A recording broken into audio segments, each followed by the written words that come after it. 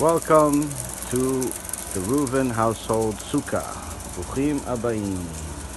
Got some fancy art. This is modern something art. We got some signs, but don't worry, it gets fancier. Ta-da! You didn't expect that with that wood, did you? So we got some air conditioning units, we got some electric highlights, beautiful kedusha all over the walls. Who wouldn't want to live here? So we have some HaBRIT, we got some mitzvot, we got some tzaddikim, we got Yerushalayim HaKdusha all over the place. Got some flowers, some fruits, some fancy lights, some special art. Sunny is here. He comes with the sukkah, same price. Got some more kever Rachel.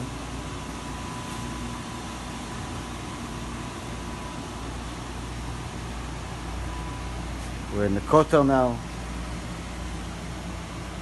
Birkat Kohanim at the kotel. Got tzaddikim.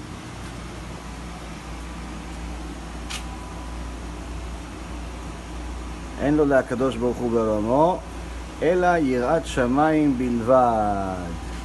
This is what tzadikei Ashkenaz would say. This is what they taught our previous generation. Yirat Shamayim is the only thing that HaKadosh Baruch Hu wants. Not all this mumbo jumbo that people sell you these days. And this we have one of the Gedolei Adorot, Rabbi Ovadia, looking at us. Says, I agree with tzadikei Ashkenaz. He's looking at them. I say, Rabbi Ovadia, what do you think? He says, Baruch HaShem, of course. You also believe that Sfaradim also believe that. No different, no machloket there.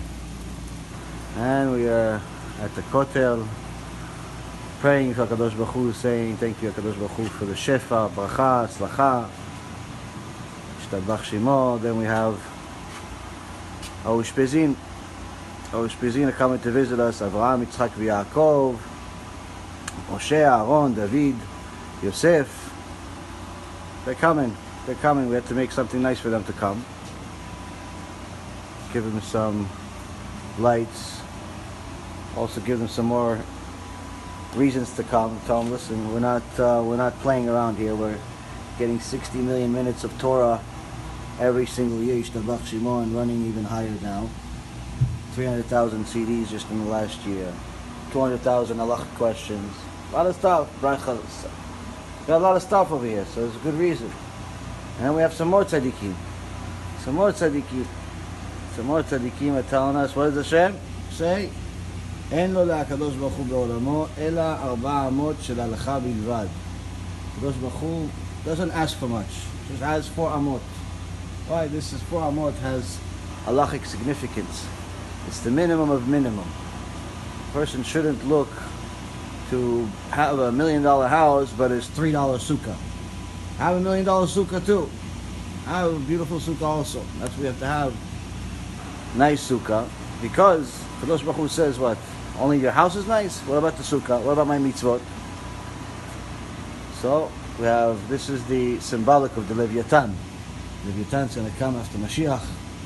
All the tzaddikim are going to eat from the Leviathan. Yishtabach Shimo. Kadosh Baruch Hu will allow us to enjoy the Leviathan. That's his pet, says in Sefer Ayov. Some more mitzvot for the kids, for the adults, the big kids, the small kids. Some more ushpezin, our tzaddikim, Avraham, Yitzchak, Yaakov, David, Shlomo, David, Yosef, Moshe Aaron. Love bracha, some special art on the walls, Art Deco. That's what we have. We have, come on, look at this Sefer Torah. Who wouldn't want the Sefer Torah out here?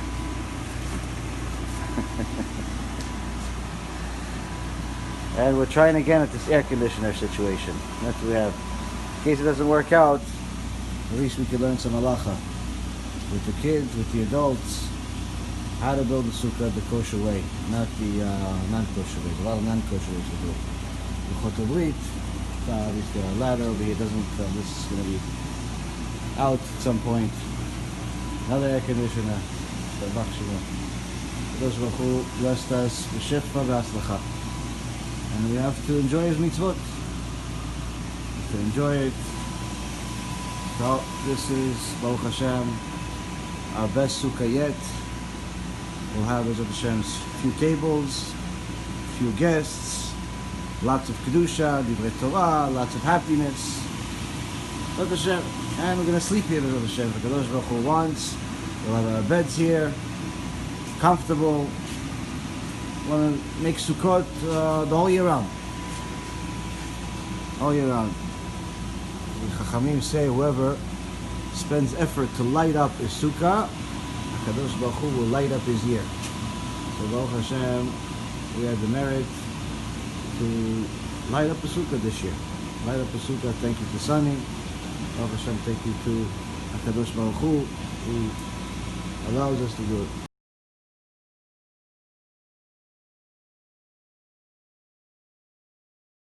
בשם השם נעשה ונצליח, שיעור תורה, ברוכים הבאים to our sukkah. This is BeEzrat Hashem a Moadim L'Simcha, our 4th annual HoShana Rabah all-nighter. So hopefully you guys are rested up and going to stay awake. Hopefully I stay awake. And if you don't stay awake, then I'll scare you and back into awake. Bezrat Hashem, you know, the shiur tonight will be dedicated for my dear Rabbanit, for her רפואה שלמה, הצלחה רבה, חיים ארוכים, שלמים, מלאים תורה, מצוות, גמילות חסדים, לבנה בת שרה. Bezrat Hashem, HaKadosh Baruch Hu will bless her with Bekol Mikol Kol. Also to my dear Rav Efraim ben Shulamit and his Rabbanit Sarah Bat Anat. Also to Shaul ben Farzane, Yitro ben Avraham, David ben Esriya, Doris Bat Jora, Oshri ben Doris, Gabi ben Doris, Elad ben Doris, and also for a refuah shlema for Jonas ben Sherry Haley, and a who would you say you want to do the first one? Chachavel Levi ben Malka. Repeat it again. Chachavel Levi ben Malka. Chachavel Levi bat Malka. Ben Malka. Refuah shlema for Orit bat Ilana, Batya bat Sarah, Serach bat Batya, Michal bat Yael, Talia bat Sarah, Yitro ben Avraham, Stefan ben Katarina. And also a special Hatzlacha Rabah for Marsha bat Julie, and also the little baby Ayla bat Marsha. May Hashem save her from her kidnapper, Yimach Shimo v'zichro, and bring her back home, Bezrat Hashem. We're still waiting for the little 1.5-year-old baby to come back home, Bezrat Hashem. So, Baruch Hashem, we have 1.5 million things to talk about. Nothing prepared really. I have a couple of things that I printed out. Perhaps maybe we can mention them. But what we'll do to try to make it more, as we usually do, all night shiur for you to just listen the whole night. It's a stretch. So we'll talk a little bit, and then hopefully you guys have some questions, and we'll talk a little bit more, and then you have some more questions. The more questions you ask, the better the shiur is going to be. In essence, try to make the shiur full of questions. But as I know you guys, Baruch Hashem, all too well, usually I try to have to spark you up a little bit to get you guys ready for the questions. Now, if in regards to the temperature in the sukkah, this is the best I can do. There's 4 air conditioners in here. There's nothing else I can do. It's a little hot, but you can take off your jackets, and Bezrat Hashem, the Torah will heat it up a little bit more, but Bezrat Hashem will go all night, for the Kedusha. The question is, why do we even do this? Why do this? The pshat is, Lemancha HaShem. Lemancha HaShem. For the sake of HaKadosh Baruch Hu. For the sake of HaKadosh Baruch Hu's name. Everything you're supposed to do, everything you do is supposed to be for the sake of HaKadosh Baruch Hu. What is it? HaKadosh Baruch Hu need you? No, He doesn't need you. He doesn't need me, He doesn't need you. But when you love somebody, you want to dedicate something special for Him, and you want to do something that's beyond the norm. Now, I don't know if anybody else has done it. Apparently, to my knowledge, no one else has. But to have a 7, 8, 9 hour shiur straight is not a normal thing, and requires a very special amount of siyata dishmaya for us to survive, to talk for that long, to be awake that long, and so on. And for any of you guys that are still here in the morning, we'll be praying in the morning, and B'ezrat HaShem do the HoShana here in the Sukkah, and B'ezrat HaShem sanctify Kadosh Baruch Hu's name even more. The question is, why do we want to do a big Kiddush Hashem? Why not just do a half-hour shiur like everybody else? You know, you have organizations, they send you the flyers, and you see, Baruch Hashem, they have 20, 30, 40, 50 rabbis. Each one takes a half-hour slot. Chalas, finish, go home. Although there's nothing wrong with that, it's perfectly fine. Baruch Hashem, in the last 4 years that we've been doing this all-night shiur, we had a special siyat dishmaya to do it, and it seems like it's a big Kiddush Hashem. Because number one, to have a shiur all night is a big thing. Number two, to have such a long shiur is a big thing. Number three, for it to have so many viewers actually interested to listen to every single minute of it is a very good thing, because you show how beautiful the Torah is. How beautiful the Torah is, that it literally can never end. And really the only limitation is the speaker. The speaker is limited. Torah is not limited. And because if somebody goes on a stage, TED Talk or something like that, and, or has his own private event, gets paid $100,000, $200,000, $500,000, $1 million in some cases, usually they give him a spot 15 minutes, half hour, hour max, even if they're paying him. So how come we do so much? Because we showed that the Torah, Rabotai Karim, has no end. And whatever we say tonight, or anything we've ever said before, all few thousand shiurim that we've done, is still not even scratching the surface of what the Torah has to offer. So when a person sees that there's so much beauty and wisdom in the Torah, he or she sees, this is what I'm missing. I need more of this. And B'ezrat HaShem, this will encourage them to start learning every day, because that's the fuel.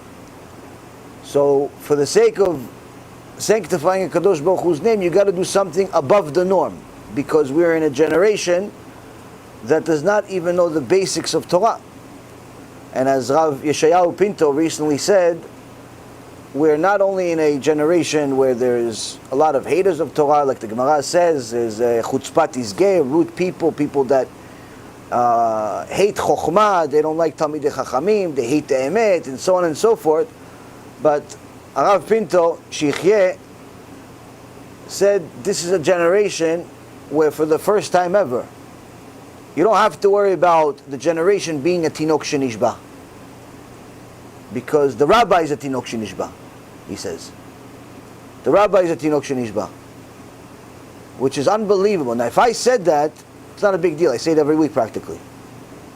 But although not in those beautiful words that he used, I wish I would have thought of that idea. But when he says, he's not, he doesn't say things like that very often. So when he says something like that, after doing, kiruv and helping a lot of people for 25 years already, he comes out and he says we're in a generation where the average rabbi doesn't know the basics of halakha, the basics of midrash, the basics of chumash, the basics of gemara, the basics of anything related to ashkafa, he says. Nothing. They don't know any basics. And yet they're teaching people calling themselves rabbi because maybe they passed the test, maybe they didn't. But every Joe Schmo can call themselves rabbi. He says it's a generation of tinok shenishba. How do you know? You look at the students. The average Jew does not even know what HoShana Rabbah is. The average Jew does not even know why we have Sukkot. What did we just do for Yom Kippur and Rosh Hashanah? The average Jew doesn't know. Yeah, but you say, yeah, but the Jew, he doesn't go to Knesset, that's why. No, no, no, even if he goes to Knesset. If he goes to Knesset, yes or no? And the reality is, Rabotai Karim, is that we have a lackings in the foundation, and we're all lacking. So sometimes it looks like the Torah is lacking. Because people say, oh, listen, nobody, few people are religious in comparison to the whole. So surely the Torah is boring and maybe it's not relevant to today anymore. That's why nobody is reading it. Wrong. First of all, it's the bestseller. No book has ever sold more. Second of all, there's quite a few people that are learning Torah daily and making sacrifices to learn Torah. And third of all, Torah is not lacking. Your knowledge is lacking. And if your rabbi did not wake you up to love the Torah, you may want to think about getting a new rabbi. Why? Because that's his job. That's his job. Now, one of the sugiyot, the complicated issues that I wanted to discuss tonight, is something I've mentioned in the past, but I want to delve into it slightly more because of a new recent chidush shtabach shemo I had during the Chag, and to try to give us an idea of what do the Chachamim mean when they say, and how can we apply it to today, when they say that someone that shows mercy to the wicked will ultimately be vicious to the righteous. Because you would think if someone's merciful, even to somebody that's a bad guy, a bad girl, surely they should be merciful and good to good people. It's a good nature. No, you say, because that's what people teach today. They say, no, you should love everyone. HaShem loves everyone, even though it's not true. But, pretend. Now,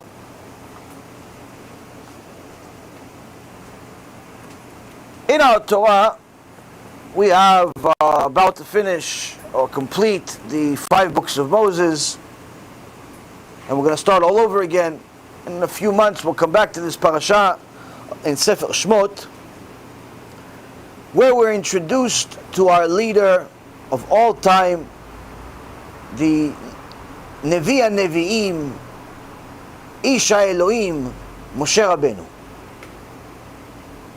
Moshe Rabbeinu, we have no concept or inclination of understanding is Gdula, is Kedusha. We have no concept, no understanding of how extraordinary he is and was. So much so that the Chachamim explain that nobody, even the Torah says several times, HaKadosh Baruch Hu himself testifies, he's the man of God, he's the only one that ever spoke to me face to face, meaning he's the only one that spoke to HaKadosh Baruch Hu freely. Everybody else had to wait for their prophecy to come to them, either during their sleep, in a dream, or an epilepsy, or some type of meditation. Whereas Moshe Rabbeinu could be walking around in the street talking to HaKadosh Baruch Hu, like you and I are talking right now. This is also why HaKadosh Baruch Hu asked Moshe Rabbeinu to leave his wife, Tzipora. He's the only person in history that HaKadosh Baruch Hu told him that he asked him to leave his wife. Because the poor boo, bringing kids to the world, marriage, everything is kedusha, it's mitzvot. But HaKadosh Baruch Hu says, listen, I can't wait for you to go to dip in a mikveh every time you're with your wife before I talk to you. I got to talk to you anytime I want. U'chavruta. HaKadosh Baruch Hu and Moshe Rabbeinu chavruta. Can't wait. I want to talk to you right now. Can't wait for you. Go, mikveh, no, right away. So Moshe Rabbeinu was asked by HaKadosh Baruch Hu to leave his wife. Moshe Rabbeinu is the Nevi HaNevi'im, the prophet of all prophets. Anyone that tells you that their rabbi, their idol, their anything is higher than Moshe Rabbeinu, automatically you delete everything that they've said before and after. Why? It's kfirah by Torah. Kfirah by Torah. And now you're going to ask, wait a minute, hold on a second. If you're going to say the Rambam Paskins La'alacha, 13 principles of faith, that there's nobody like Moshe Rabbeinu, he's the prophet of all prophets, then how could Miriam HaNevi'ah, his sister, she asked the question plainly. Well, who's Moshe think he is? Leaving his wife. Said with the whole with Aaron. She had a conversation with Aaron. What is Miriam a kedosha? She's koferet. Chas v'shalom. So what's the answer? Chabib explained simple. Until that point, it wasn't paskin halacha. It wasn't paskin halacha that Moshe Rabbeinu is the prophet of all prophets. It wasn't paskin halacha. When was the paskin halacha? Right after that conversation. Right after she said what she said, HaKadosh Baruch Hu came to Miriam and told her, oh, Moshe is not like you. You're a prophet, he's a prophet, but he's not a prophet like you. He is the prophet of all prophets. No one's ever going to be like Moshe Rabbeinu. He's the only one that speaks to me face to face. At that moment, that's when it became halacha. So anyone that said it from that moment on is a kofel. But until that moment, you could say whatever you want. Not kfirah. Question. She still got punished for it because it was considered lashon hara, even though she meant well. Point being is, Moshe Rabbeinu is a big deal. Such a big deal, Chachamim explained to us that even Mashiach Tzidkenu, which we wait for, is going to be almost like Moshe Rabbeinu. His prophecy is almost going to be like Moshe Rabbeinu. Almost. Not quite. Even Mashiach, waiting for him since the creation of the world. Almost 6,000 years. Waiting for this one tzaddik to come, and he's almost going to be like Moshe Rabbeinu. Almost. But he's going to be greater in Chokhmah than Shlomo HaMelech. Shlomo HaMelech, Chacham Mikol Adam. Chachamim explained something that's impossible to understand. They said that Shlomo HaMelech was gifted a Chokhmah that's one level below God. What does that mean? I have no idea. What does that mean, one level below God? I don't know what that means. So now, how do you relate this to your life? If somebody comes to you and says, I'm Mashiach, my rabbi is Mashiach, he died, he's alive, he died again, whatever, all these mumbo-jumbo heroes. He's alive, he's dead, he's Pikachu, anything. Say, listen, hold on a second. There are qualifications to be Mashiach. Is he a prophet? Almost like Moshe Rabbeinu. Can he give me a prophecy? He's going to tell, yeah, he said that some woman is going to be healthy and she became healthy. That's not prophecy, Habibi. That's not prophecy. Oh, but he said that there's going to be a war. That's not prophecy. It's not prophecy. Okay, forget it. Let's go to something easier. Something easier. Easier to imagine prophecy, because you don't understand what prophecy is. We'll go to something else. Chokhmah, he has to be more than Shlomo HaMelech. Is he smarter than Shlomo HaMelech? Oh yeah, he's a genius, he knows the whole shots by heart. That's not Chokhmah more than Shlomo HaMelech. I'm sorry. It's not. No, Chokhmah more than Shlomo HaMelech is. Shlomo HaMelech, after HaKadosh Baruch Hu put the disc in his head, became the smartest man of all time. All of a sudden, he goes side, and as Rabbi Ovadia said, I saw him say it, he said, he hears the tweeting of the bird. Oh, tweeting. But what's the difference between us and him? We hear now, what does he hear? He hears a conversation between a bird and his wife. Bird and his wife, they're having a conversation. No, you go over there. Okay, I'll come back. What, did you do this? Did you do that? He understands what the tweets are. He understands the language of the animals and the birds. Your rabbi, your Mashiach Sheker. He understands the language of the birds. He understands the language of the dogs. He understands the language of anything. He understands people b'chlal. He understands all languages of all mankind, of all creatures, of all anything. He can bring the demons and show it to you like this. Let me show you. Let me explain to you. Someone that wasn't even qualified to be like Shlomo HaMelech, what he was capable of doing. Maybe we'll understand. The Arizal was someone hard to understand, but maybe we'll understand a little bit. He had Ruach HaKodesh and Chokhmah beyond our understanding. His dedication to Torah was insurmountable, and really the only reason why we understand much of the mystical teachings of the Torah is because he enlightened us with clarity of what the Zohar is and this and that. One time, one of the Talmidim came to him and said, Rabbi, I don't understand. I'm studying. I don't understand nothing. How come? Gemara Masechet Megillah says, you study, you're going to understand eventually. Maybe not right away, maybe after an hour, 2 hours, 5 hours, 5 weeks, a year. Eventually you're going to get to it. He says, no, Rabbi, I read, nothing. Nothing. Now, as a side note, the Gemara Masechet Pesachim says, if you're learning Torah, but you do quietly, you know, like you're saying a secret, like no one hears you, including yourself, quietly, Gemara says, you're going to forget your Torah. You're going to forget your Torah. You know how many times I made that mistake? Ooh, how sorry I am. I was tired to speak up, so I forgot. Well, you want to study? I'm just reading. Well, I just want to read to myself, right? Why do I have to so loud, right? Gemara says, you study to yourself, you're going to forget. Forget your Torah. What's the point of studying then? What's the point of studying? Rabbi Shimon Bar Yochai says, you forget Torah, what they're going to do to you in Shemaim?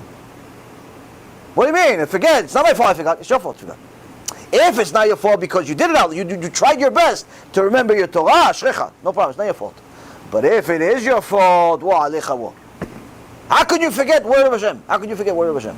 Were you crazy? They came to Rav Wasserman, they told him, Kvod Rav, how do you remember everything? How do you remember everything you learn? Rav Wasserman says, what are you talking about? He goes, Kvod Rav, you remember everything, you have the best memory in the world. He says, I don't have a good memory, B'chal. He goes, so how do you remember everything? He says, I remember because I'm too scared of what the Chachamim say, of what's going to happen to me if I forget. That's why I remember. That's why I remember. It's not because I have a memory. I don't have a good memory. I have a terrible memory, he says. But I'm scared to death of forgetting the Torah. That's why I remember.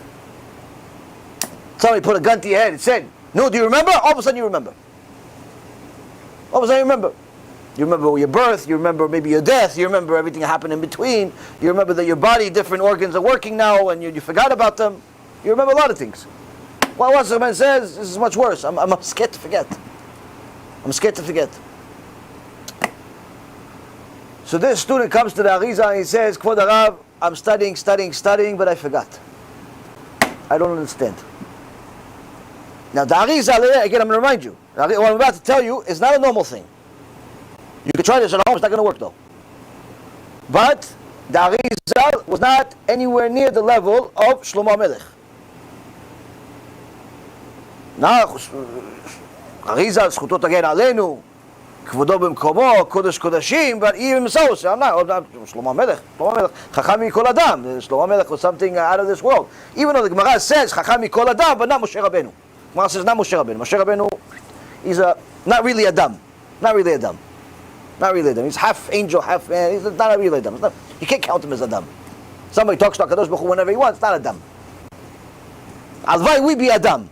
And so anyway, so the Arizal is puzzled. He says, why are you asking such a question? You know why. It's because you were a Goya. It's because it's Haridi. What Goya? What are you talking about? Kvod Rav, Chas v'Shalom, ma pitom. I was never a Goya. No, Kvod Rav, I'm learning. The Arizal says you were a Goya. No. He says, Kvod Rav, I keep Shabbat. I learn in Kollel. I'm also a Goya. He says, here, give me your hand. He gives him his hand. The Arizal takes his hand, goes like this, puts the Goya on the table. The klipa of the Goya, the image of the Goya on the table. He goes, here, this is her. The guy starts crying hysterical. Why? Because the Gemara says, when a Jew is with a Goya, she's glued like a dog. What does it mean, glued to him like a dog? There's several meanings. Number one, he has to be reincarnated like a dog.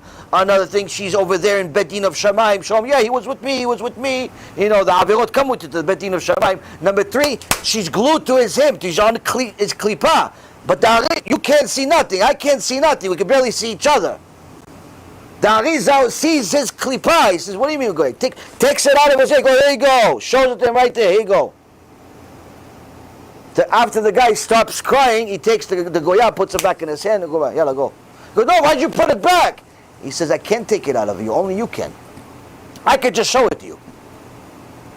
I could show you what you have on your klipa. Here you go, here's the goya. Who are you lying to? Who are you lying to? I'm going to try this after this shiur. Maybe 8 hours will give me some merits. And the Arizal Rabotai Karim was not as smart as Shlomo HaMelech. Shlomo HaMelech was able to talk to any creature. He was able to bring creatures from different parts of the world that other normal people never saw. He had a special eagle that was able to show him all types of parts of the world, including the spiritual world. Mashiach will be greater in wisdom than him. You ask your rabbi, you're a little fake Mashiach over there. No, your rabbi has an eagle. Your rabbi can talk to birds and cats and demons. Your rabbi knows all the secrets of the Tum'ah, Tara. What does your rabbi know? Nothing he doesn't know. What does he know? He knows what he tells you because he learned it 15 minutes ago. What does he know? What does he know? Mashiach. You know what Mashiach is going to be? Ridiculousness of people. It's very important to know, as soon as somebody thinks, even squeaks the words that somebody is Mashiach, automatically you have to pretty much distance yourself from this person because they're not a stable person. If anything, they need to be instituted. Why? It's a level of gava, it's a level of pride that's not normal, because that's in essence what it is. So for all of these poor people that think that their rabbi that's alive or that's dead is Mashiach, they simply don't know what it is. Now Moshe Rabbeinu is greater than the Mashiach. Greater than the Mashiach. You ask some of these people, who do you think is better, your rabbi or Moshe Rabbeinu? They'll tell you, no, my rabbi. These are shotim. These are sick people. Drunk. Now, why do we say all this? Let's now go to Moshe Rabbeinu. We're introduced to Moshe Rabbeinu. When we're introduced to Moshe Rabbeinu? Parashat Shmot, right? The truth is, we're introduced to Moshe Rabbeinu Parashat Bereshit. Because the same Arizal says that Moshe Rabbeinu was the Gilgul of Hevel. Hevel, Cain ve'Hevel. Cain killed Hevel. And Hevel had to be reincarnated. Come back later on. He was a perfect neshama, never made a sin. Eventually came back as Moshe Rabbeinu. And Cain had to come back as a reincarnation to fix his mistake. And he came back as two different people. One, he was the Yitro, and the other one, he was the Egyptian that Moshe Rabbeinu killed. Why those specific people? The Arizal explains, he had to be the Egyptian, midah keneged midah, measure for measure. He killed Hevel, he had to be killed himself. Why did he have to be Yitro then? Yitro, one of the biggest tzaddikim in history. Including this one too, but the other one, the one in the Torah. Why? Why? Because Cain, why did he kill Hevel? He killed Hevel over a girl. He wasn't happy that Hevel was born with two twin sisters and he was able to marry both of them, because at the time, for the sake of populating the world, you're allowed to be with family, the sisters. So Hevel was born with two twin sisters, both were his wives, and Cain was born with a twin sister. He was married to her, and he wasn't happy that he only has one wife. He wanted two, this sauté. So he wasn't happy, he wanted two. So he ended up killing him and getting all of them. So because you killed him over a girl, you have to come back and reincarnate and give him a girl. So Yitro, what did Yitro do? Yitro, how do we meet Yitro? Yitro gave his daughter Tzipora to Moshe Rabbeinu. So that's how you fixed his neshama. What a lot of people don't know is that Moshe Rabbeinu didn't go straight from Hevel all the way to Moshe. There was a detour in the middle. It was a stop. What was the stop? Noach. Noach was the Gilgul of Moshe Rabbeinu. Moshe Rabbeinu was the Gilgul of Noach. How do we know? Now, I heard this originally 5 years ago from a Talmid Chacham, Rabbi Mansour. a shiur of his. He's biki and a lot of midrashim, Talmid Chacham. And I love this chidush so much I remembered it. And he says that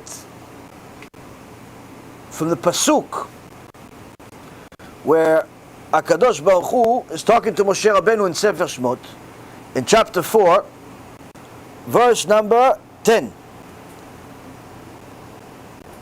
Moshe Rabbeinu replies to Hashem, "Please, my Lord, I am not a man of words, not since yesterday, nor since the day before yesterday, nor since you first spoke to your servant. For I am heavy of mouth and heavy of speech." Kadosh Baruch Hu is speaking to Moshe Rabbeinu through the burning bush that's not being consumed. He's telling him, "I'm God." Okay, you're going to free Am Yisrael. Well, that's okay. He doesn't want to do it. Why doesn't he want to do it? He says, "I don't have the merits. Who am I? B'chlad?" All dialogue. Chachamim say, Moshe Rabbeinu argued with Kadosh Baruch Hu for a week. I don't know how you could do it for a week, but Moshe Rabbeinu. And Moshe Rabbeinu says one of the reasons why he doesn't want to go free Am Yisrael, he doesn't think he's the person. He says, because I'm not a man of words. Not since yesterday, nor since the day before yesterday, nor since the day you first spoke to your servant.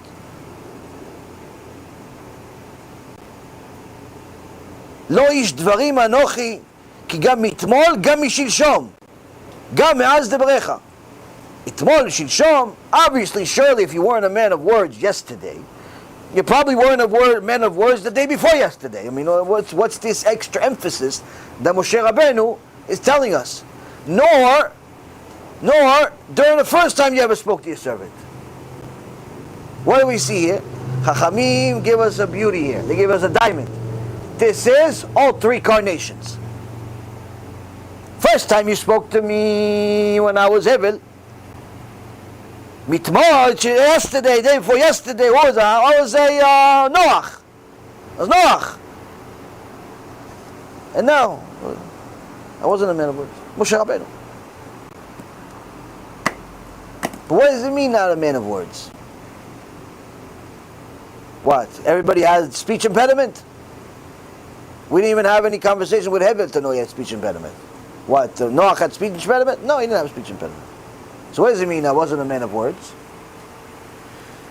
Moshe Rabbeinu says to HaKadosh Baruch Hu, in order to get Am Yisrael to leave Egypt, I have to talk to them, I have to rebuke them, I have to tell them the truth. You already know me, I failed at this in my previous carnation.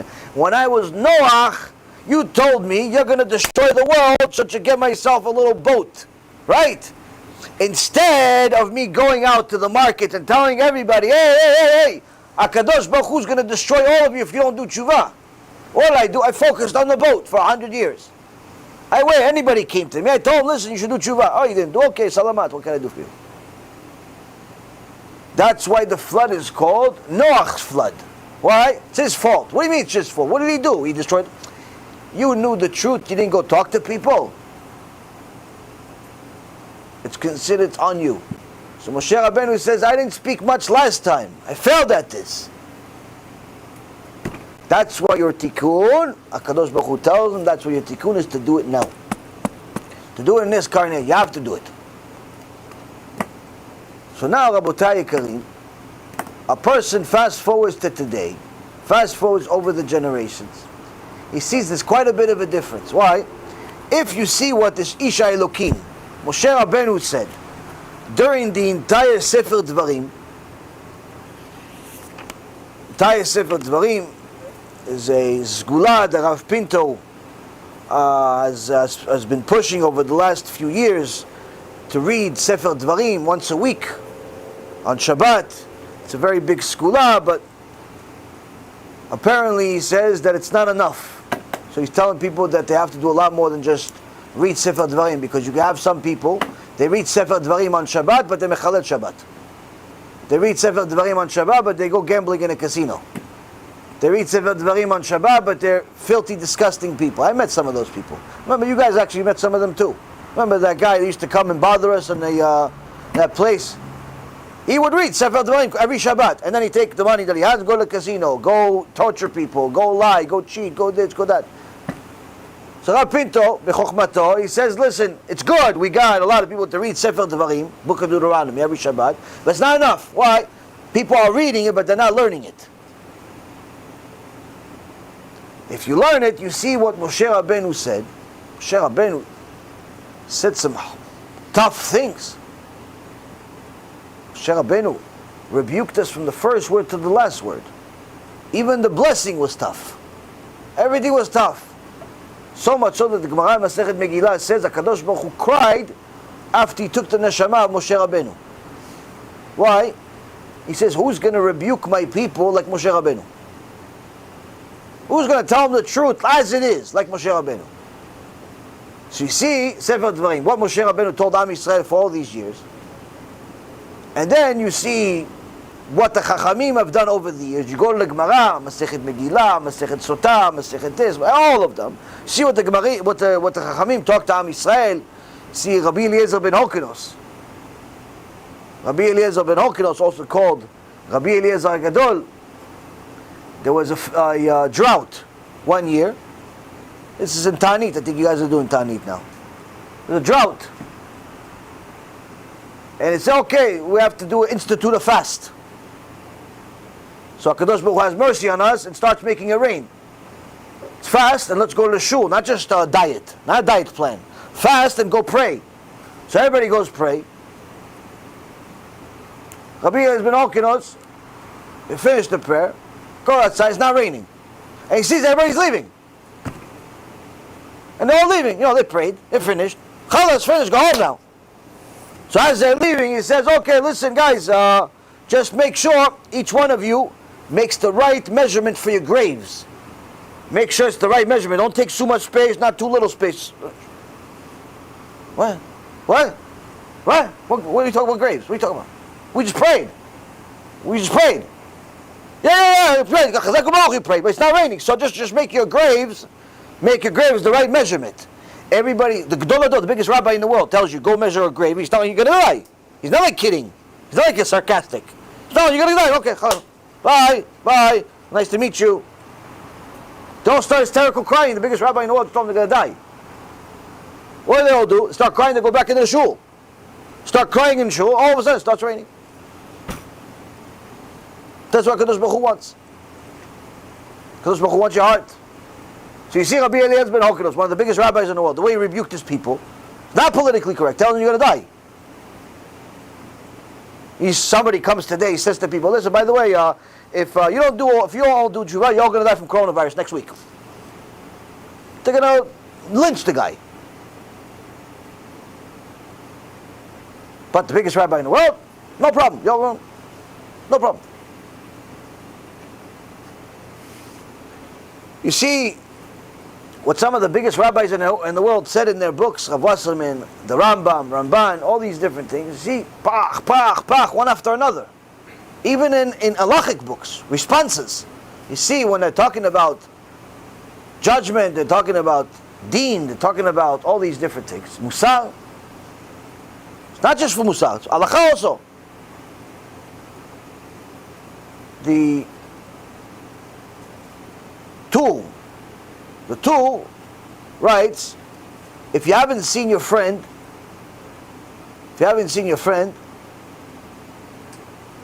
in a year, you have to do a special blessing. Why do you do a special blessing? Like you miss him? No, not because you miss him. You didn't see your friend for a year, you like your friend, you see him for the first time, but you know he went to a vacation, he went to, he went to Hawaii, he went to the Kotel, he went to Yeshiva for a year, he went somewhere, you didn't see him for a year. You see him, you have to do a special blessing. Why? Why do you have to do a special blessing? This is because since you haven't seen him in a year, surely a Rosh HaShanah has been during that time. Judgment Day has happened during that time. And the fact that he's still alive is a miracle. You should do a special blessing. Judgment Day happened during that time you didn't see him, a year. It's a miracle he's still alive. This is an halachic book, it's not a Musa book. Halacha. So you see the Gedolim, how they talk? Different language than the people of today. Different language. Moshe Rabbeinu, everybody says Moshe Rabbeinu is the best, but they don't talk like Moshe Rabbeinu. Say the Gemara is the best, but they don't talk like the Gemara. I have some people that I know that learn Gemara. One guy told me he's 5 Masechtot from finishing the Shas. But the first time he ever heard about Geinom is for me. So how is that possible? Which Shas are you learning? Was the kindergarten Shas? Was it as pictures in it? What kind of Shas is this? Was it a Shas of history book? What is the Shas? Where do you think I get the information from? Where do you think I have like a special books? Never heard about Geinom. So would you skip all half the Gemara? What'd you do? Every Gemara talks about it. No, but the rabbi said this. No. I don't know. Pick a different rabbi. What can I tell you? So how come? How come there's all these differences? The truth is, Rabotai, is our ego is so big in this generation. It's so huge in this generation. We think that we are more merciful than HaKadosh Baruch Hu. Why? We want to be nice to everybody. So we say, no, everybody's Tinok Shenishba. Everybody's Tinok Shenishba, everybody's a captured baby. Why? We have from the Gemara, in Masechet Avodah Zarah, they say that during those times, the Christians, Yimach Shemam v'Zichram, used to steal Jewish kids. Take Jewish kid, steal them, kidnap them, and raise them as Christians. So the kid will grow up not knowing that he's a Jew. So the Chachamim ask, is he judged like a Jew? I mean, he doesn't know he has to keep Shabbat. He doesn't know he has to keep kosher. The Chachamim said, no, surely he's a captured baby. So then later on, Chachamim, especially at the time of the Rambam writes that the Karaites are not Tinokot Shenishbu. They know, but they choose otherwise. But there are some people that are Tinok Shenishba, but then people completely destroy what the Rambam says, meaning they take his words out of context. Say, no, the Rambam says that anybody that's secular is Tinok Shenishba. Completely false. Go look at the Rambam, you see completely false. Nonsense. But then they fast forward, and they say this.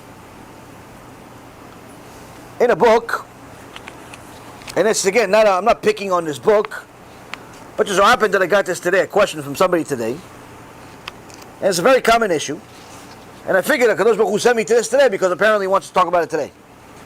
There's no other reason for him to send it today. He's got this 500 times already. Why today?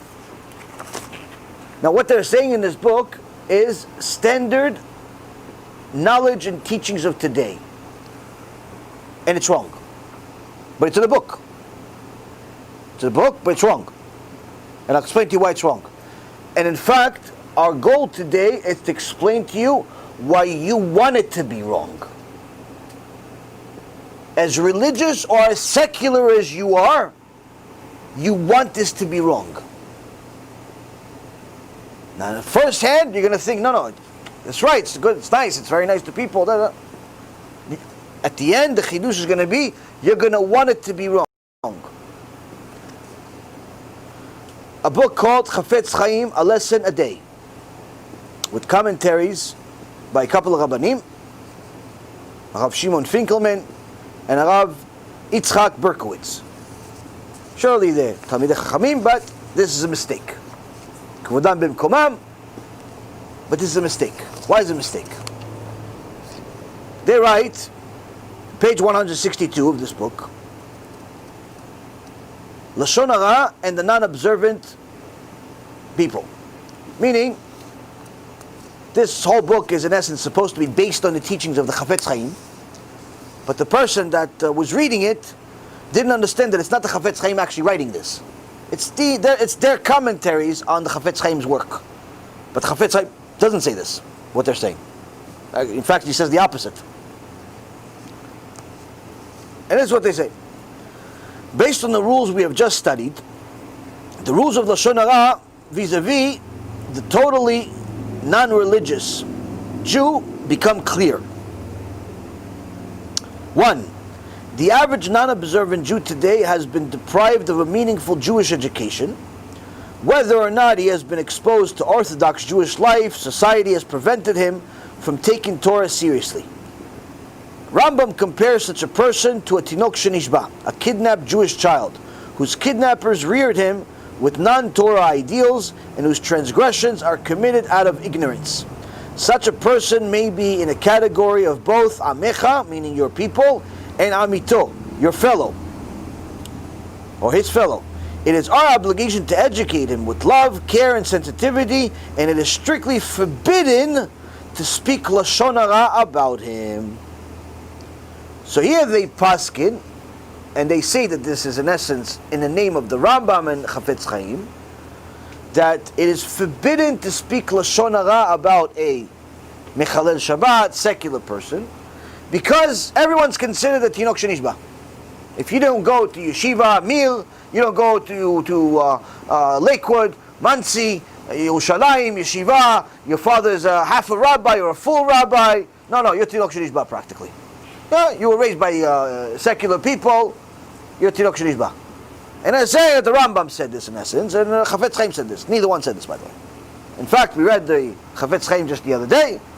Chafetz Chaim says everything that he's talking about in regards to lashon hara is only about someone that's considered amitecha, and he gives a definition. What does amitecha means? Your nation in mitzvot, meaning he is just like you by keeping mitzvot like you. You keep Shabbat, he keeps Shabbat. Okay, if he keeps Shabbat, you keep Shabbat, not allowed to say lashon hara about it. But if he doesn't keep Shabbat, he's not part of your people. Allowed to do whatever you want with him. Not allowed to talk to, you're allowed to talk lashon hara about him. Chafetz Chaim says you're allowed to talk lashon hara, but they say no. They say no. Second thing they say on this page, a non-observant Jew who did receive a meaningful Jewish education, has been taught Torah values and knows what he is doing is wrong, but claims that observance is too difficult, is a rebel due to temptation. He is considered part of Amecha, your people, which means that lashon hara may be spoken of him only if it is for a constructive purpose. Someone that knows about Torah, but is mechalel Shabbat anyway. They're saying, no, it's too difficult for him, so he's still part of your nation. So you're only allowed to say lashon hara about him if it's for a constructive purpose. Wrong. Rabbi Yaron says to speak lashon hara about somebody, this is a mitzvah from the Torah. Why? He is considered a soneh HaShem. He's considered like he hates HaShem. Especially since he knows. Consider like he hates HaShem. So it's wrong. Now, the average person says, why are you so extreme? Why don't you just give them a free ride? What do you care? What do you care so much? Why don't you just make everybody secular? It's tinok shenishba. What do you care so much that everybody's tinok shenishba? What's the matter? How about this? After you understand this, you're going to want everybody not to be a tinok shenishba. First off, what is a tinok shenishba? Tinok shenishba, we just explained, is a captured baby. Now, the tinok shenishba that people talk about today, your average local heretic, thinks that a tinok shenishba is a free ticket to heaven. This is wrong. A tinok shenishba is an halachic term of how you treat a person in this world, not in the next world.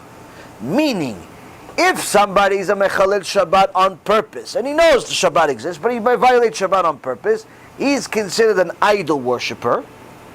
According to the Rambam, Ilchot Shabbat, chapter 15, halacha number 30, last halacha. He's considered an idol worshipper. And if he touches your wine, you're not allowed to drink it. Why? It's considered as if an idol worshiper touched your wine, you have to throw it in the garbage. You can't sell it, you can't do nothing with it. You got to throw it in the garbage. Because an idol worshiper, as you see from Gemara Masechet Avodah Zarah, it says idol worshippers used to serve their idols, even to this day, with wine. So you don't know if he just picked it up to give you a drink, or in the same process he did a blessing for Yoshke or something. You don't know, so you're not allowed to drink this wine, you have to throw it in the garbage. If a mechalel Shabbat Jew touches your wine, I'm not saying drinks your wine, just touches your wine, picks up the bottle like this, touches, you have to throw it in the garbage. But that's only if it's a yain lo mevushal, uncooked wine. If it's cooked wine like the Geffen, grape juice, that's nothing. You can do that, you can drink it, you can do whatever you want with it. Doesn't mean it's not real wine. But it's good quality wine, that's uncooked, he touches it, not allowed. You have a wedding, you need 2 witnesses. If he's one of the witnesses, your wedding is not valid. Shchita, slaughtering. You want to slaughter a cow. He's an expert slaughterer, but he's a Mechalel Shabbat. He slaughters the cow in the best possible way in the world. He slaughters it, it's tarif. Not allowed to eat it. Tarif. Shulchan Aruch Paskins like this, everything that I'm saying, Rambam and so on and so forth. Chavadya. You want to lend the money? Average Jew, keep Shabbat. You lend the money, you're allowed to charge him interest. Mechalel Shabbat, Rabbi, right? Charge him interest. Now you should. He said charge him interest. Mechalel Shabbat. Why is this idol worshiper? Don't say hate him, just charge him interest. That's so much Mechalel Shabbat b'Pharisya. Now, Tinok Shenishba, let's say somebody doesn't know nothing. He just found out he's a Jew last week or something. He grew up thinking he's a Christian, like some of the people that I meet here and there, and finds out he's a Jew. So he doesn't know nothing, he doesn't know what he doesn't know even. A person like this, there's not that many of them, but a person like this, is Tinok Shenishba for real. Him, if he touches the wine, he violates Shabbat, the guy. But he doesn't really know what Shabbat is. But if he touches the wine, you're allowed to drink it. You're allowed to drink it. That's what a Tinok Shenishba means. Meaning it's how you treat him in this world.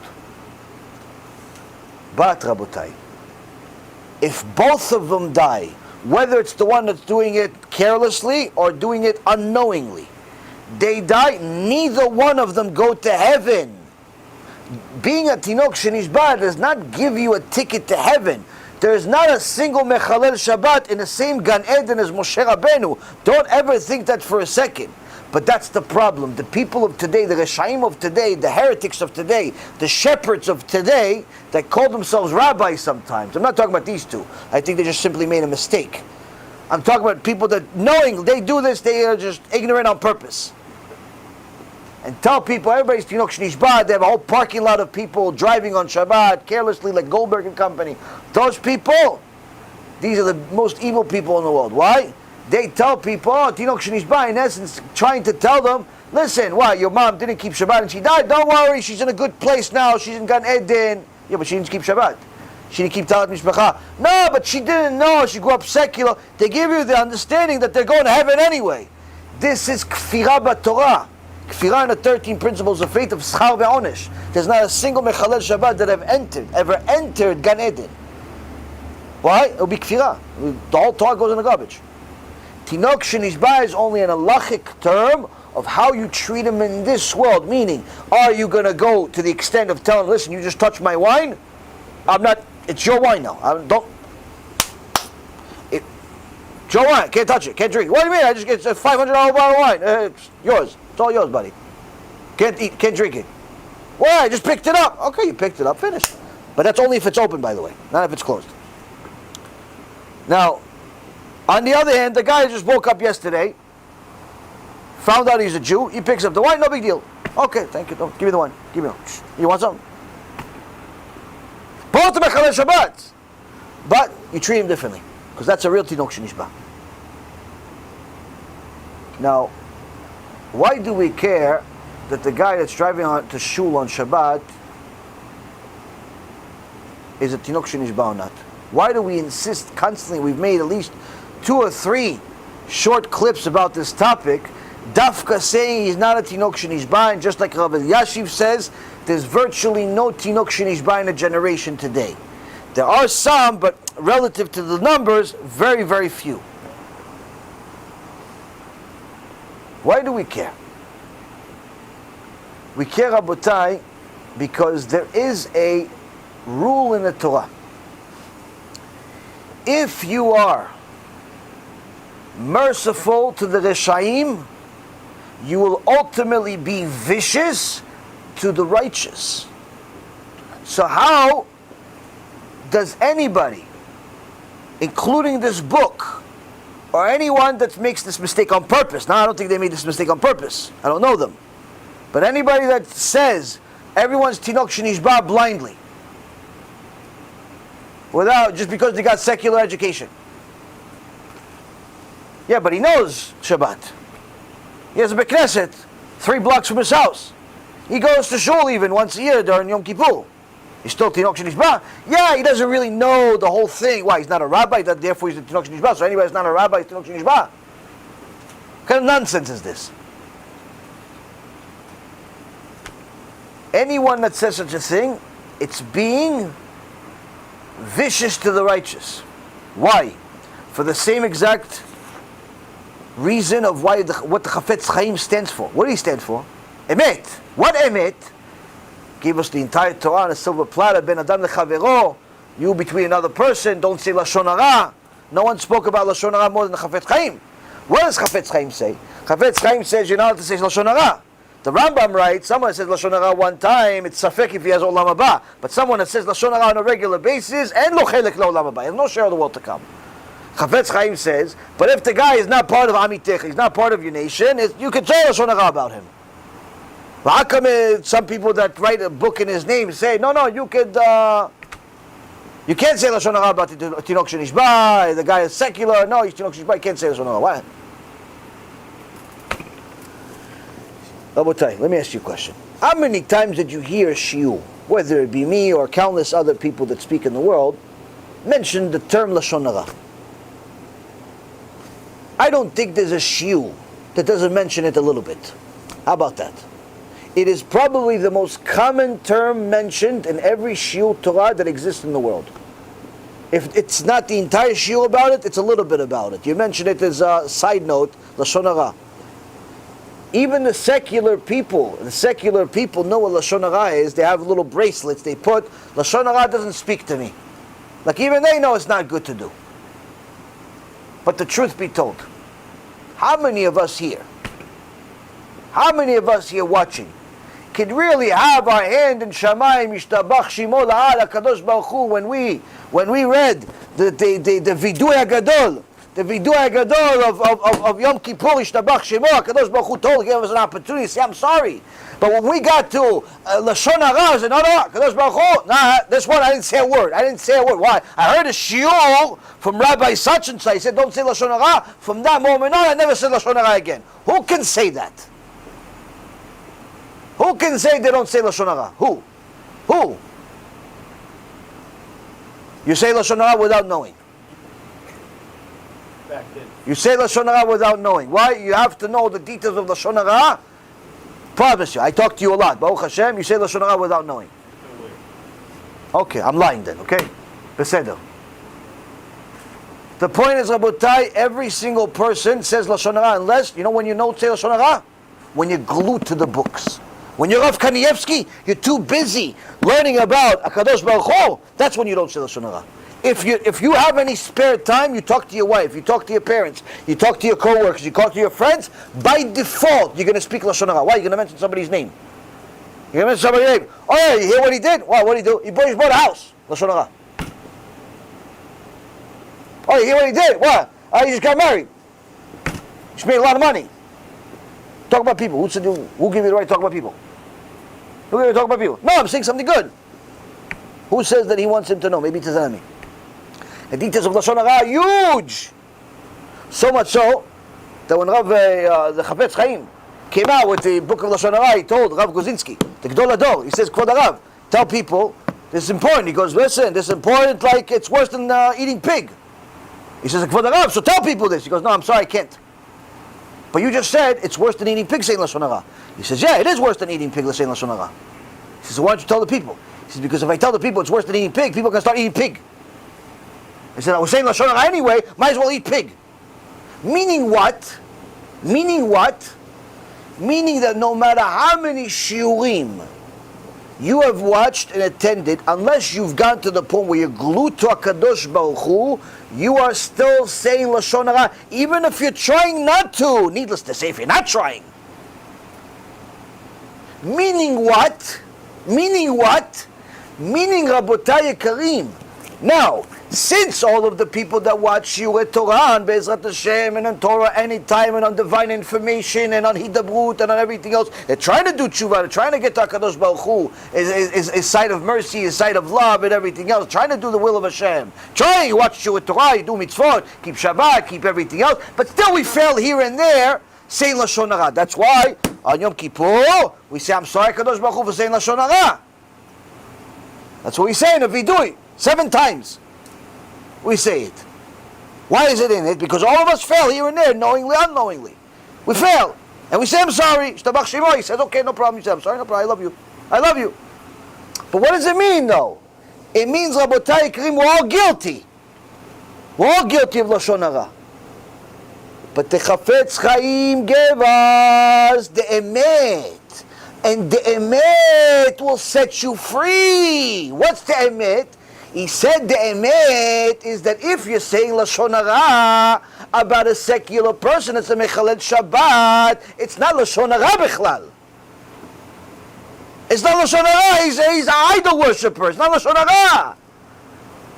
It's not recommended to say Lashon Hara about him because it's a bad trait, it's not a good thing to do, morally, but it's not a sin. Why? He's an idol worshipper.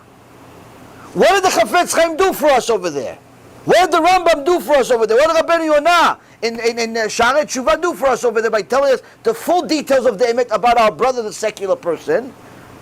He set us free. Why? Most of the Lashon Hara is about who? The majority of people. What's the majority of people? Secular people. Majority of people are secular people. You say Lashon Hara about him, you show up to Yom Kippur, you're a criminal. Why? According to these people, say it's Lashon Hara. No, Chafetz Chaim says not Lashon Hara. So you show up clean. So what happens here? By telling us that you're not allowed to say Lashon Hara about a secular person, what did they do here? They were merciful to the secular person. Say, no, he's part of your nation.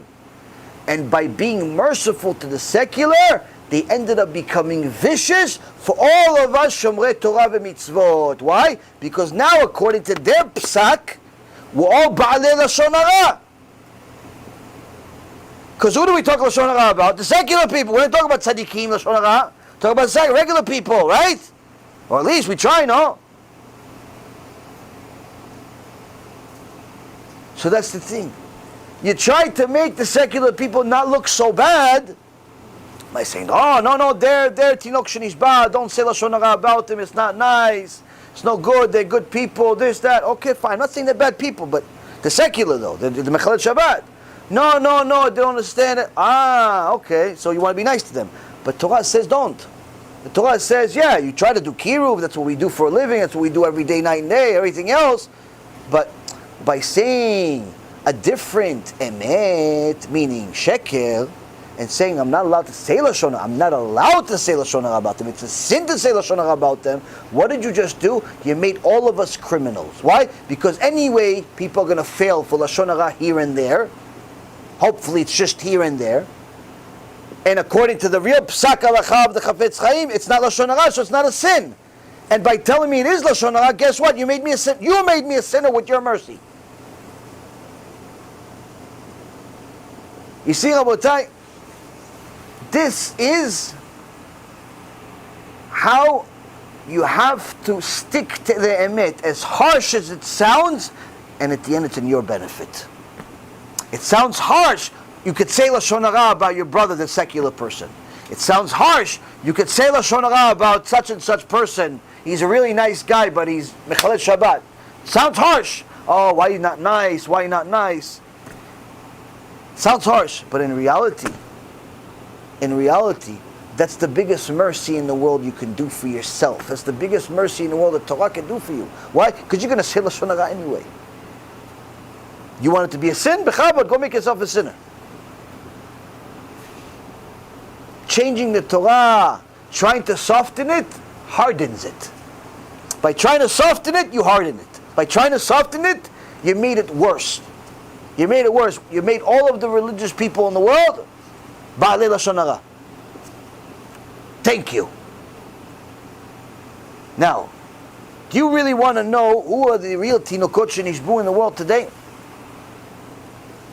I heard this from Rav Mizrahi Shichye. and it's 100% emet.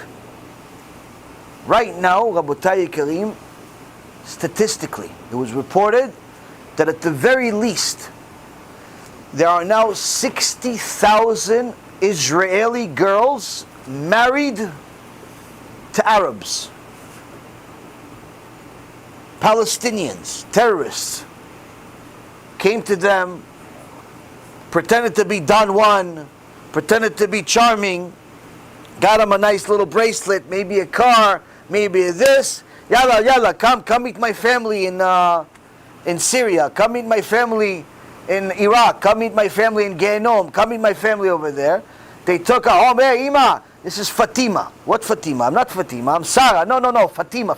Tell my mama Fatima, she's going to kill you though. From now on, you're Fatima. They took her home, they married the girl. After that, Hashem Yishma, what happened to this girl? Many times they raped them, tortured them, and do all types of horrible things to them. But guess what though? Right now, average Jewish girl, 60,000 girls that they know about. There's probably many that they don't know about. They have 10, 15 kids. Because the Arabs don't believe in any type of limitation in having children and so on. Hence the reason why they're growing like fleas. Average girl's given 15 kids, 10 kids. What does that mean? Halachically, when the mother is Jewish, all 10 little Arab Mustafas are Jewish. All little 10 kids are Jewish. But they grow up in Arab world and they get insulted, Yahud, ya kalb.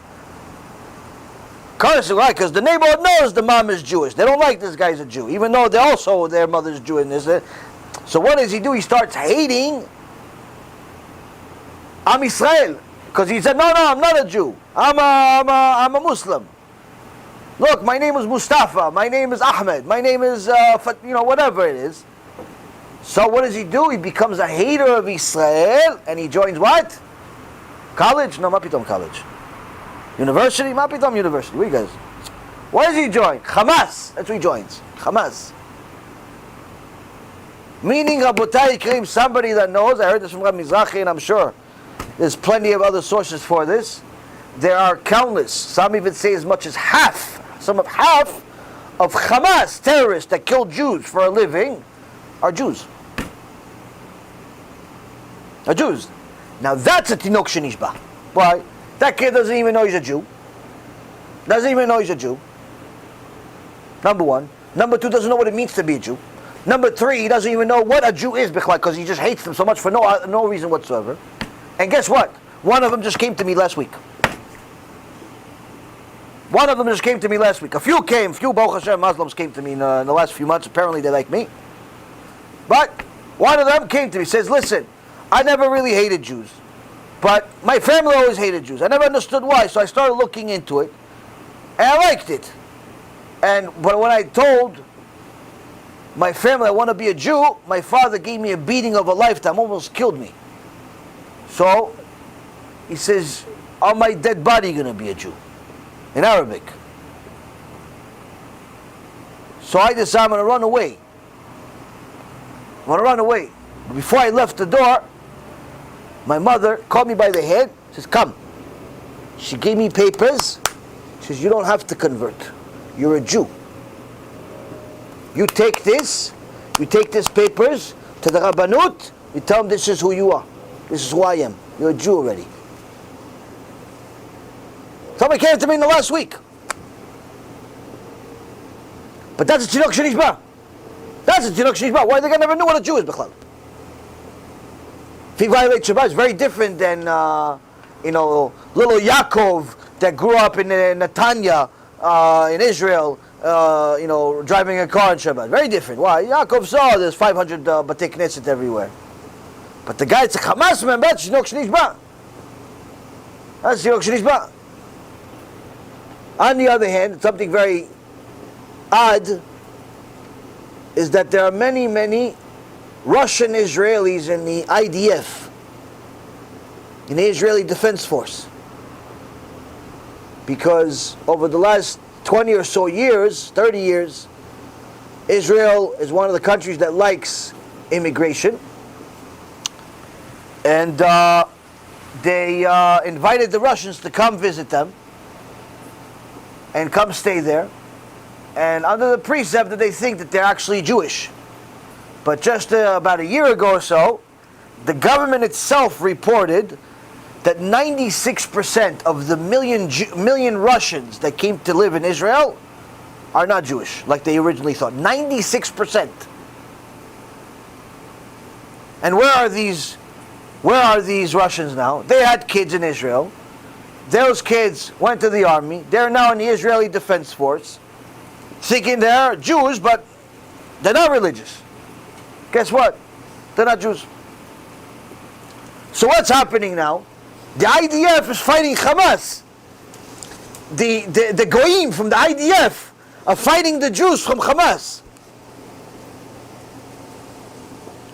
Another thing, Rabotai, you have the Pashtuns. The Pashtuns is somewhere in the neighborhood of 16 to 30 million of them in Afghanistan. People went to see who they are, what they are. They see that they keep many of the biblical laws. They have tzitzit. They do the shchita like the Jews. They do brit milah. They keep tarat mishpacha, which the Jews are the only ones that keep tarat mishpacha. Family purity. Go to mikveh and so on. Keep a lot of the biblical laws. Pashtun, 16 to 30 million of them. But they don't have the oral Torah, so they're missing a lot of things. Those are tinokot shenishbu.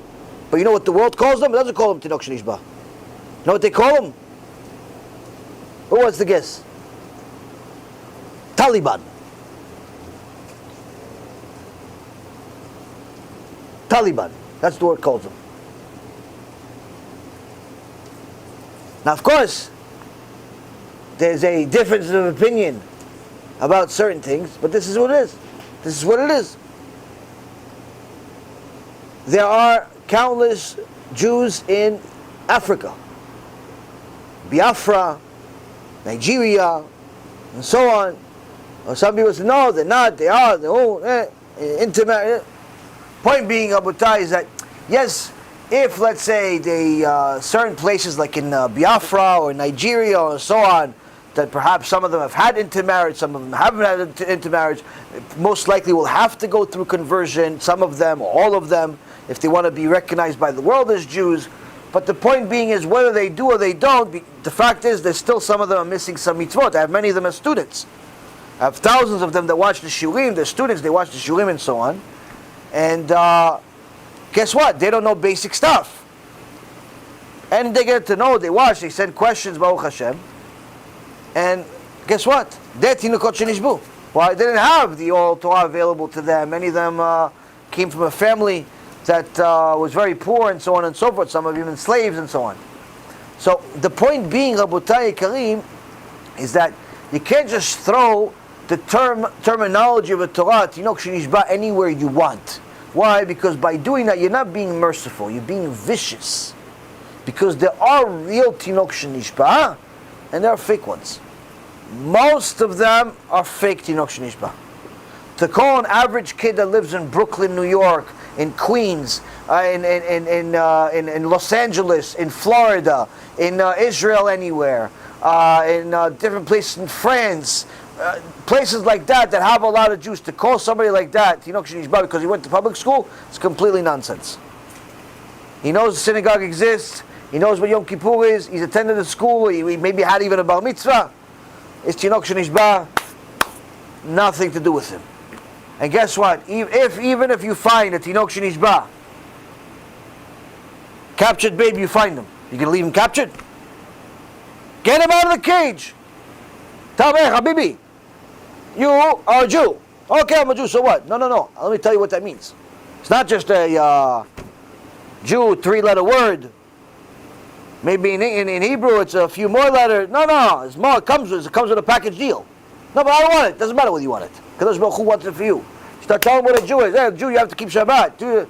That's it. Get him out of the cage. Why? Because if he dies a Mechalel Shabbat, he's not going to heaven. And guess what? Neither are you. Neither are you. No, but I keep Shabbat. Yeah, you keep Shabbat, but in Shamayim they say you're mechalel Shabbat. Why? You made a tinok shenishba, but you kept your mouth shut.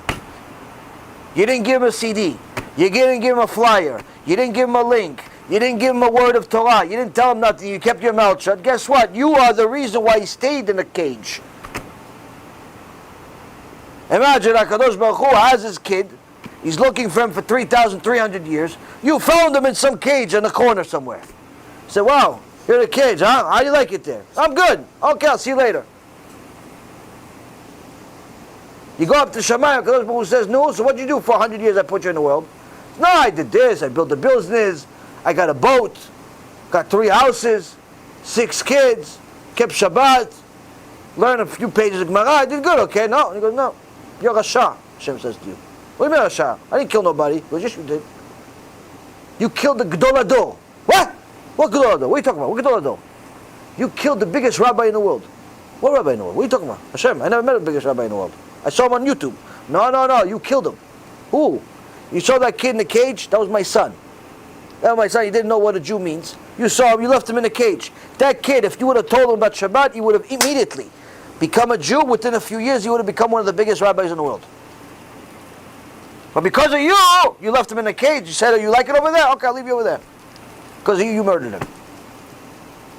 And what do you think? You're going to go to Gan Eden and my son's going to go to Gehinnom? No chance. No chance. That's what happens, Rabotai. When people try to play with the Torah, even the basics become blurry. So, with that being said, there is a lot more to talk about, but let's start with some questions, BeEzrat Hashem. See what you guys have brought. Who wants to start with a question? Still nothing? I'm going to give you a little more insights. Oh, Ina, weird. I noticed that sometimes when I write my thoughts get jumbled up. What's your best advice for making sure that a Dvar Torah flows in a logical sequence? What's the best advice of how to have a Dvar Torah having in sequence? Well, I mean, you have to have, everything has to have a practical aspect of it. Meaning, you have to use whatever thought you have, a way that you could relate it to your day-to-day life. How can I use this in my day-to-day life? Okay, so I found out that Moshe Rabbeinu is Gilgul of Noach. Great, it's a nice midrash, it's fantastic. What could I use? What could I do?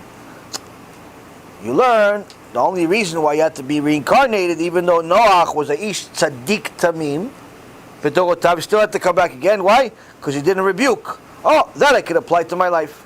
So any thought that you have that's a chidush in the Torah, try to find a part of it that you could apply to your day-to-day life. A lesson learned, a real lesson learned that you could apply to your life.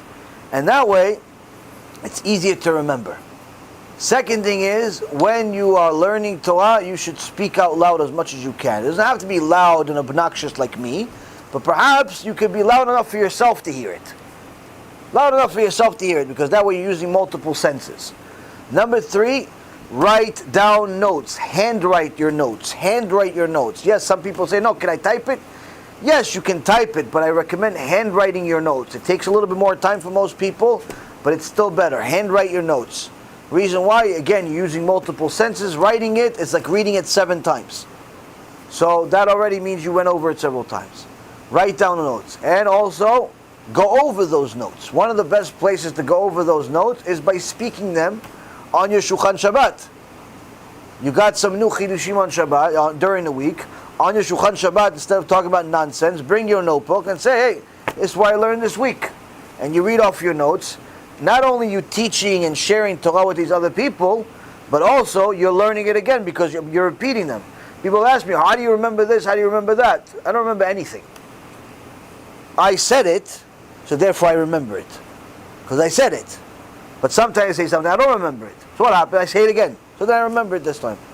But that's the thing. When you say it, the more time you say it, the more you're going to remember it. And eventually it becomes part of your long and short-term memory. There's 2 parts of your memory. There's long and short-term memory. You want everything, or as much as you possibly can, to fit in your short-term memory, not just in your long-term memory that requires you to have much effort to get the disk out. You want it to be in your short-term memory. The only way you can do that is by, committing it to memory by speaking it often. And the last suggestion I would tell you is try to develop the idea. Try to develop the idea further from time to time. Like if you find something that's relevant to it, go back to your notebook, wherever you wrote it, and add it to the original idea. Like the stuff that I said to you guys about Lashon Hara today, originally that thought started, several years ago. Today we added a few new thoughts to it, and therefore you got a whole new chidush and a new package. It's the same product with a few little twists in. So add these different things, and don't just say, oh no, this is a chidush, this is a chidush. No, if they're connected, connect them. Connect the dots. Connect the dots. Next question. Yes? When does one get the label of apostate of the mitzvah? How long does someone have to cancel something out for? And if it's canceling out because he's not planning to ever do it, he's just like, this is not for me. But if he's planning to do it, isn't that sinning and repenting? So when does a person become a kofel in regards to, he just says, okay, this mitzvah is not for me. To my knowledge, the Rambam, when he writes someone that's a kofel in regards to just one particular mitzvah, he doesn't give, in TeShuva, he doesn't give it how many times you did it. Meaning, it's first one. The second you say, this mitzvah is not for me, you become a kofel by that mitzvah. Not kofel according to everything, but that one. There are certain mitzvot that if you're kofel by that one, it's like you violated the entire Torah. So it's best to simply say, never say anything that this is not for me, and try to do your best with everything. If you fail, you try again. You fail, you try again, but never actively decide, I'm not going to do it. I'm not going to do it. Why? Because then you become a very special and dangerous case. You don't want to be in a situation where you die in that moment and you have that on your account. If you die where you tried to do it and you failed, it's a completely different circumstance than if you didn't try because I don't feel like it. Because when you say, I'm not going to do it, I don't feel like it, that's in essence making yourself into a god. In essence, like you're deciding what you're going to do, what you're not going to do, as if God has no say. So that's a very serious problem. So yes, HaKadosh Baruch Hu knows that we will fail with certain mitzvot. HaKadosh Baruch Hu knows that we will sometimes pray a shachrit that's not worth a penny, a shachrit that only has a Shema Yisrael and Amidah Bekoshi, barely, instead of the whole shachrit. He knows that sometimes we're going to do that for a week straight, or even a month straight, or 6 months straight. But as long as you know, okay, this is not the ideal situation, but this is what I'm doing right now. Okay, you're not a kofel, even though it's a rabbinical mitzvah, but nonetheless, you're not a kofel by the sages, because you know that you should be doing more, you're just failing. You're failing. That's very different than saying, no. I'm going to decide what the shidduch is going to be. I'm from now on just going to pray whatever I want. That's a very serious problem. It's a very high level of arrogance. HaKadosh Baruch Hu hates arrogant people, and HaKadosh Baruch Hu will give such people a lot more heavy rebuke and punishment in order to break them, in order to break their klipa. And that's actually what the Gaon Mivilna writes in his Igeret Agra, that if the children, when they're little, are already cursing, he told his wife, hit them. Why? Because if they're already cursing at such a young age, that means there's a klipa, like a leather jacket on them. And the only way to break this klipa is by, the only way to get this out is by breaking it, meaning hit them. So, point being is that there are certain things that a person does that are going to create a klipa, a shell on top of his neshama, which will make him or her repulse the emet, repulse the truth. So, if a person fails, it doesn't create as much of a problem as if he simply decides otherwise, decides I'm not going to do it. Now again, neither one is good. I'm not suggesting that you just fail in everything whenever you feel like it. What I'm saying is, never ever decide I'm just not going to do it. Because you know what? Even if certain mitzvot that you don't like, sometimes they're so easy you might as well do them. Instead, like sometimes, not every mitzvah, especially in the beginning, you want to do, but sometimes some of these mitzvot, maybe you don't feel like doing it every day, but sometimes it's such an easy mitzvah that, once in a while you'll do it. But if you say to yourself, no, this is not for me, guess what? Even during that once in a while, you're not going to do it. Just for the principle, you're not going to do it. Because, I'm going to start doing this now. No. You already have it mentally that you're not going to do it. So you're not even going to do it once in a while. So that's a wrong mentality. So never ever get to a point of saying, I'm not going to do it. Try your best each and every time. And simply, get better over time. But never get to a point where you are actively and consciously mored b'malchut. You're going against the kinghood, going against Hashem actively and consciously. You have to simply do the best you possibly can every single day, get better, pray to Hashem to soften your hard heart, pray to Hashem to open your mind, pray to HaKadosh Baruch Hu to have mercy on you and allow you to study enough, allow you to see the insight, the beauty of this mitzvah. Pray to HaKadosh Baruch Hu. Listen, the truth is that sometimes if you don't pray to Hashem, nothing's going to happen. You could want to learn Torah as much as you want, but every time you open the book, you fall asleep. What's the cure? You have to break this klipa. You have to break this klipa that you have by forcing yourself, trying harder, breaking your head, whatever you got to do. Whatever you got to do to go through it. You're going to go through these stages. I know some serious Talmidei Chachamim that have gone through this, and I'm not talking about just Talmidei Chachamim that I know personally, some Talmidei Chachamim that wrote huge books. Chachamim, Rishonim, 800 years ago.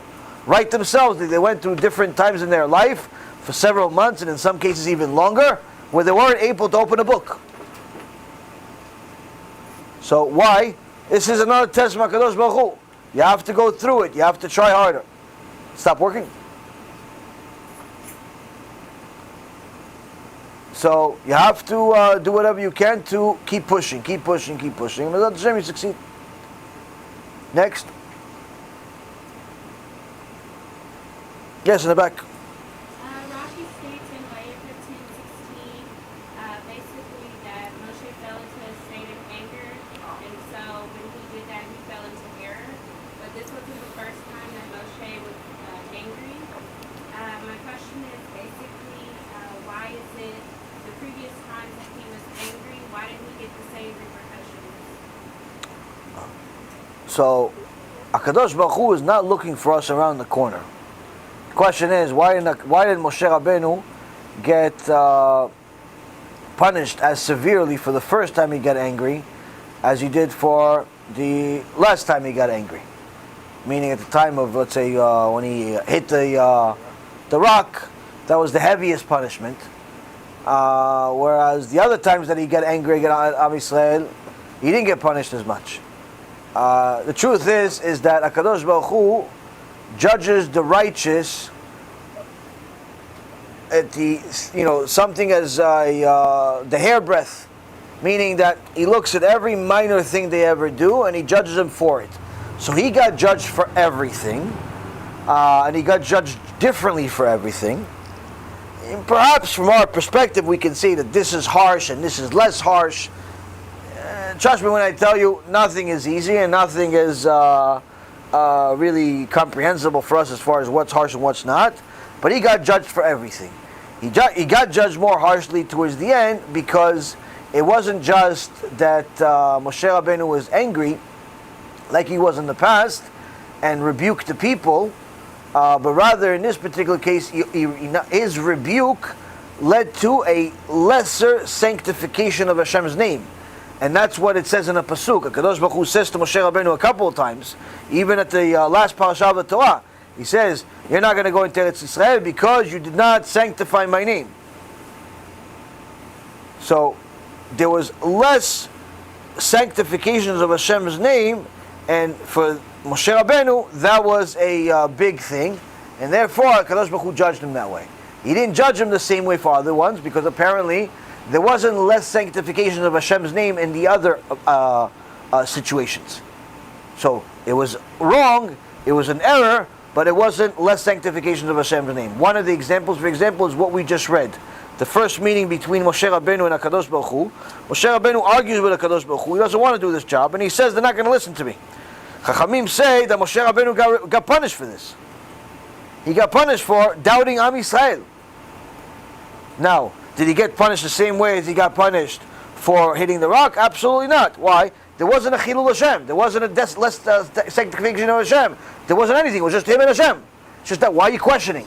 So, That's the thing. There was this particular sin, again, in Moshe Rabbeinu's level, and if it wasn't written in the Torah, we wouldn't be able to even call it a sin. This particular situation was had fruit. It was a tree that had fruit, had outcomes. Whereas the other things that he didn't have as much outcomes as this particular one. I think I read that he stopped the miracle that was going to happen by hitting the rock. The miracle was supposed to be when he spoke it. They praise Hashem for it. Okay, so that originally what he was supposed to do, he was supposed to speak to the rock, and Moshe Rabbeinu spoke to the wrong rock. He spoke to the wrong rock, and the rock didn't answer. And some even say that the Satan was moving the rock to different places. So anyway, he spoke to the wrong rock, and the rock didn't respond. And Am Yisrael was very, very annoying. And Moshe Rabbeinu figured that let me hit the rock because that worked in the past, and that's what I did last time, and that worked.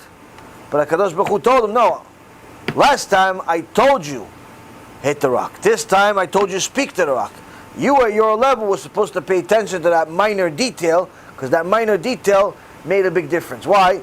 The first time you hit the rock, it was a miracle. But if you hit it a second time, then you're just going to think it's a trick. Why? You did it before. It's not such a big deal. You already did it before. Like if I already gave you a chidush and you like it the first time. But if I say it next week again, you like it, but you like it a little less. Why? Because you heard it before. You heard it before. Right?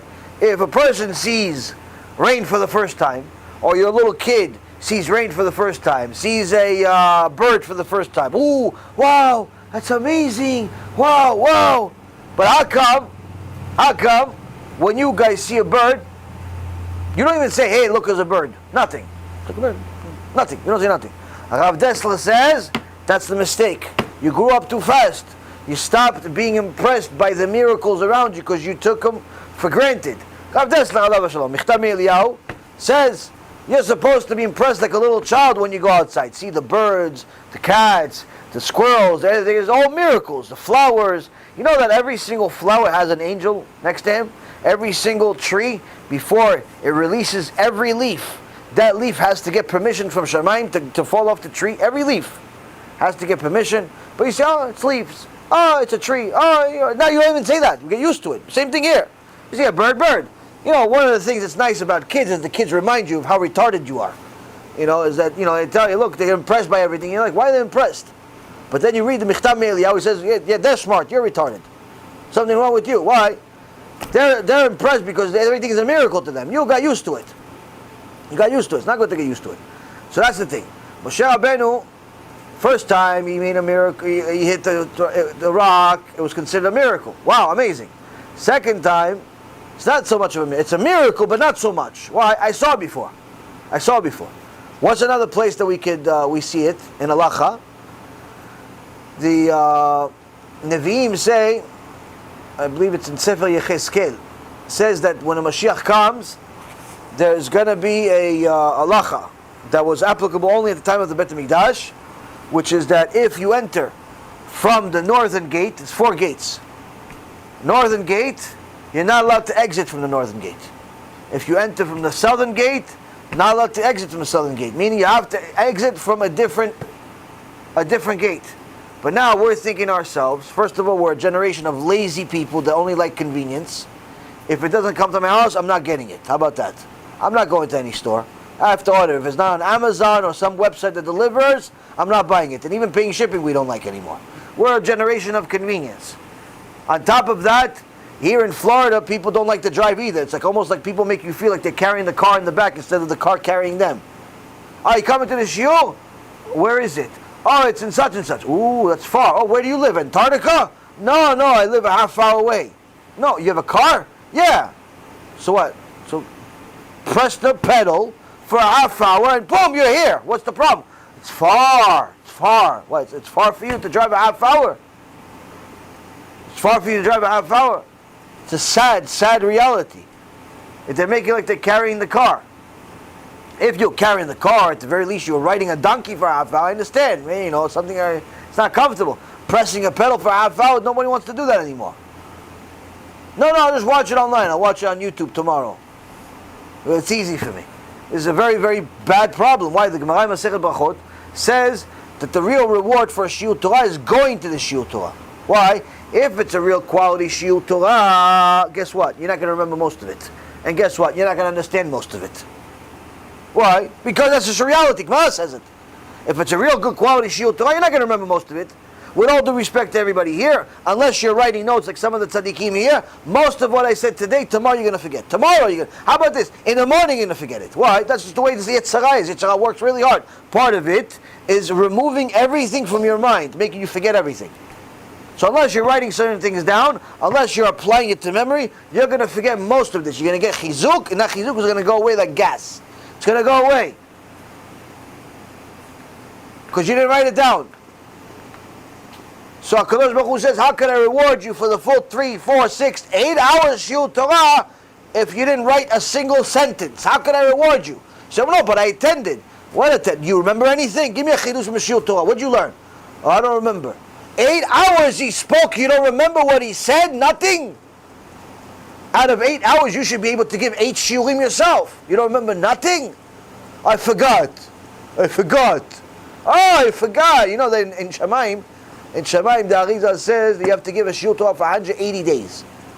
That I forgot, it's not going to work up in Shemaim. You tell them I forgot in Shemaim, they're going to make you remember. 180 days Shiur Torah, meaning 8 hours is just the down payment. Not even. Maybe all 4 years combined. So anyway, a person forgets. Charta, can't get rewarded for that. So the Gemara says, so what we're going to reward him for? Schar alicha.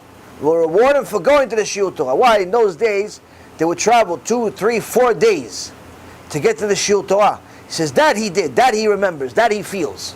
He remembers how long it was, and which route he took, and how hot it was, and how cold it was. He remembers. So that we'll reward him for. So for that, he gets the full reward. So that's the thing. When a person doesn't want to put effort into the Torah, wants everything to come to them convenient, it's very, very bad, because you have to be a moser nefesh, a sacrificer, self-sacrificer for the sake of Torah. You're not willing to sacrifice, it's not a very good thing. So when it comes to the mitzvot itself, HaKadosh Baruch Hu wants us to push ourselves. And that includes shiurei Torah, that includes everything. And sometimes we're in a generation of lazy people that don't want to do things, and they lose out on a lot just because they don't want to push themselves. So this is not the hardest thing in the world, but it's also not the easiest, simply because it's against our nature. We're all naturally a little bit lazy. We're all naturally a little bit sleepy. We're all naturally a little bit, we don't feel like doing anything. Procrastinators and so on. That's what you got to go against your nature. You have to push yourself. No, I'm not coming. Why not? You know what? I'll get back to you. Wait, you just said you're not coming. Now you're saying I'll get back to me. Yeah, no, I want to come. No, so what's happened? I don't know. What do you mean you don't know? Somebody's telling you not to come? No. Then why don't you know? I don't know. Like, you feel like you're talking to special ed all day. You feel like you're talking to people that are special education. I don't know. Did you watch it? No. But you asked the question about the shiur. You asked me to do the shiur for you, right? You asked the question, I told you, I made a whole shiur about it last night. Yeah. So did you watch it? No. Why not? I don't know. Can't you just give me the answer? What, you want a 3-hour shiur and a silver platter? So that's the thing, Abutai. You have to remember your Torah. You have to put some more effort behind it. You have to write down notes. You have to apply things to commit them to memory. You have to put some more effort behind it, or else you're wasting it. You're wasting your life. And it's much easier, even for the people that are online, that watch the shiurim online. Why? Because you can stop and start whenever you feel like it. I told you guys, anytime that I have a shiur with Rabbi Efraim, 90% of the time it's me and him. So I'm learning the shiur with him. That's the first time. Until this day, it's the same thing. That's the first time. Then we upload it to the channel. I listen to it again. But the second time I listen to it, it takes me 2, 3, 4, 5, 6, sometimes even 10 times the amount of time of the shiur to listen to that shiur. Meaning, if it's an hour shiur, it may take me 3 hours, 4 hours, 8 hours sometimes to listen to that shiur. Why? because I'm writing notes and applying my brain to it, just like you would learn Gemara. This is the reason why many times, people, are surprised. Oh, how do you remember what shiur you remembered from Rabbi Mansour 5 years ago? How do you remember what shiur you remembered from Rabbi Pinto 6, 7, 8, 9 years ago? How do you remember that? I don't remember it. I just committed it to my brain because I wrote it down and I said it, and it just became part of me. It just became part of me. But the problem is that people watch shiurim like they watch a le'avdil, a movie. They watch sports. It's very superficial. It's first take, and it's a waste. It's a complete waste. And that's the thing. So unless that shiur has something that's awe-inspiring to the point where it's going to change you that moment, you just wasted 2-3 hours of your life. Many times people make the mistake. In my opinion, it's a mistake where they watch the shiurim in high speed. Like there's a feature online on YouTube and on I think other websites. You can watch the shiur at 1.5, 2 times the speed, like just to get through it. Instead of it being 2 hours, you want to watch the whole thing in 1 hour. Now, if your brain is really fast and you could write down the information that way, chavod, go do it. But if you're just going through it and you didn't write any notes, it was better off you didn't watch it. You're wasting your time. You're wasting your time. Why? You're not going to apply anything to memory. You're not going to remember anything. So you can watch 500 shiurim and still know nothing. Still be a complete am haaretz. And that's what happens a lot of times. People watch shiurim 5, 10 years and still don't know nothing. Still don't know nothing. No, but I watch shiur Torah. Yeah, you watch shiur Torah, but you don't remember anything. There's nothing in your brain. So we have to push ourselves a little bit more. If both boys and girls, you have to push yourself. You have to push yourself a little bit more, and stop looking for the convenience of everything in the world today. It's not a good thing. It's not a good thing. In today's world, people are looking for too much convenience, too much things that are spoon feeding, and they don't want to toil for anything. And that's not a good nature. That's not a good thing for anything, because when a person goes up to Shemayim, Hashem is going to judge you based on how you treated the Torah versus everything else. Now, you're going to say, wait a minute, no, I never studied in school anyway. He's not going to ask you about school. You know what he's going to ask you about? Money. Money. How did you study for money? To go close that deal. How many hours did you prepare those files and do research on the industry in order to close that $1 million deal? How many times did you repeat your speech in order to get approved for that job? How many times did you call that same guy and in order to close him? How much effort did you put into money? So money shows that you know how to invest time. Shows that you know how to commit yourself, how to study. It shows. How come you didn't do the same thing with my Torah?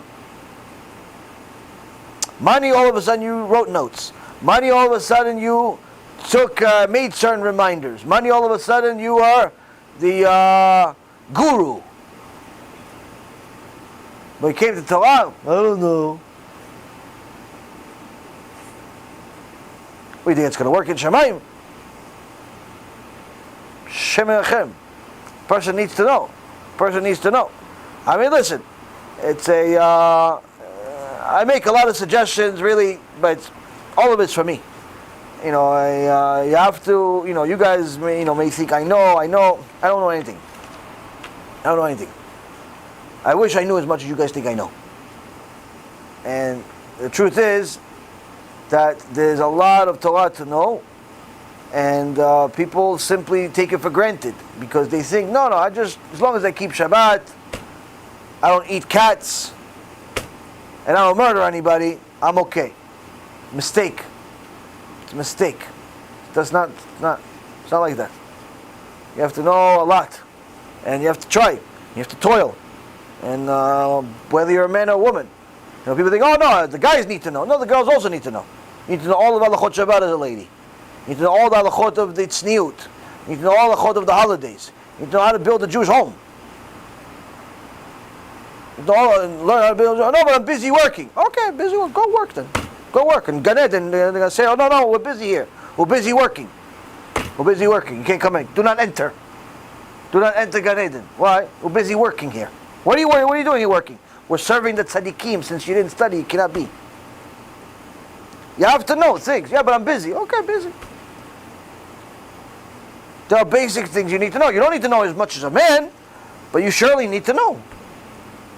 You surely need to know. You know one of the main things that a woman needs to know? Who wants to volunteer and answer? No? What's what I would say, in my opinion, according to my knowledge, number one thing you need to know. No? Sutton. Tarat Mishpacha. Interesting. No. No, again, my opinion. This is not Torah. I got the next guest though. Okay, hold on. Give everybody else a chance. My opinion is how to be a good mother and a good wife. Good mother and good wife. What makes a good mother and a good wife? You asking me? Okay. Being motherly? What does that mean? Making cookies? No, I mean, like that like emotion, like that emotion. So when I cry, you cry? Type of thing? No, knowing when to say what and when. You're very close. You're very close, but you're very far. Yeah. Hold on, son. Hold on. Give other people a chance. And the ladies in the back, yeah. Yeah. Modesty. According to the Torah, you're a big deal. You're 100% right, but you're right, but I'm telling you my opinion. I'm not telling you this. My opinion, what you need to know. And my opinion obviously is based on Torah also, and I'll prove it to you, but I knew you're going to say modesty. I knew you're going to say Tarat Mishpacha. I'm not going to ask you a question that I know you answer. I'm telling you different. You're saying modesty. You're saying Tarat Mishpacha. You're saying motherly. And I'm only saying that he's close and not you. I'm closest. Very close. I have the answer. No, Mike Weaver. Go ahead. Kashrut. Interesting, but no. No? Knowing what not to do. Knowing what not to do. You're as close as him. But no. Shabbat candles. Huh? Shabbat candles. Shabbat candles? How is Shabbat candles close to motherly? No, because it says that if they don't know how to, like they can go to Get punished for it. Yeah, but how is that close? I'm telling you that motherly and knowing what not to do, knowing what to say or what not to do is close. How is lighting candles close? It's not the same field. You're right. It's very. Gemara says a woman that doesn't know when to light, it's lenient when it comes to lighting candles, goes to Gehinnom. Why? Because you light candle 1 minute too late, she goes to Bechal Shabbat. No, so go ahead in the back. Huh? No, you're very close. But why? What does it mean, raising the children? Educating what? What does that mean? Huh? Practical terms. Please speak to me in practical. Hold on, let them say. What? Torah Midot. No? Very close. You're like 2% away. Number one thing for a woman to know. Again, my opinion, but I'll give you a Torah source for it. How to convince the husband and the kids to keep the Torah and the mitzvot.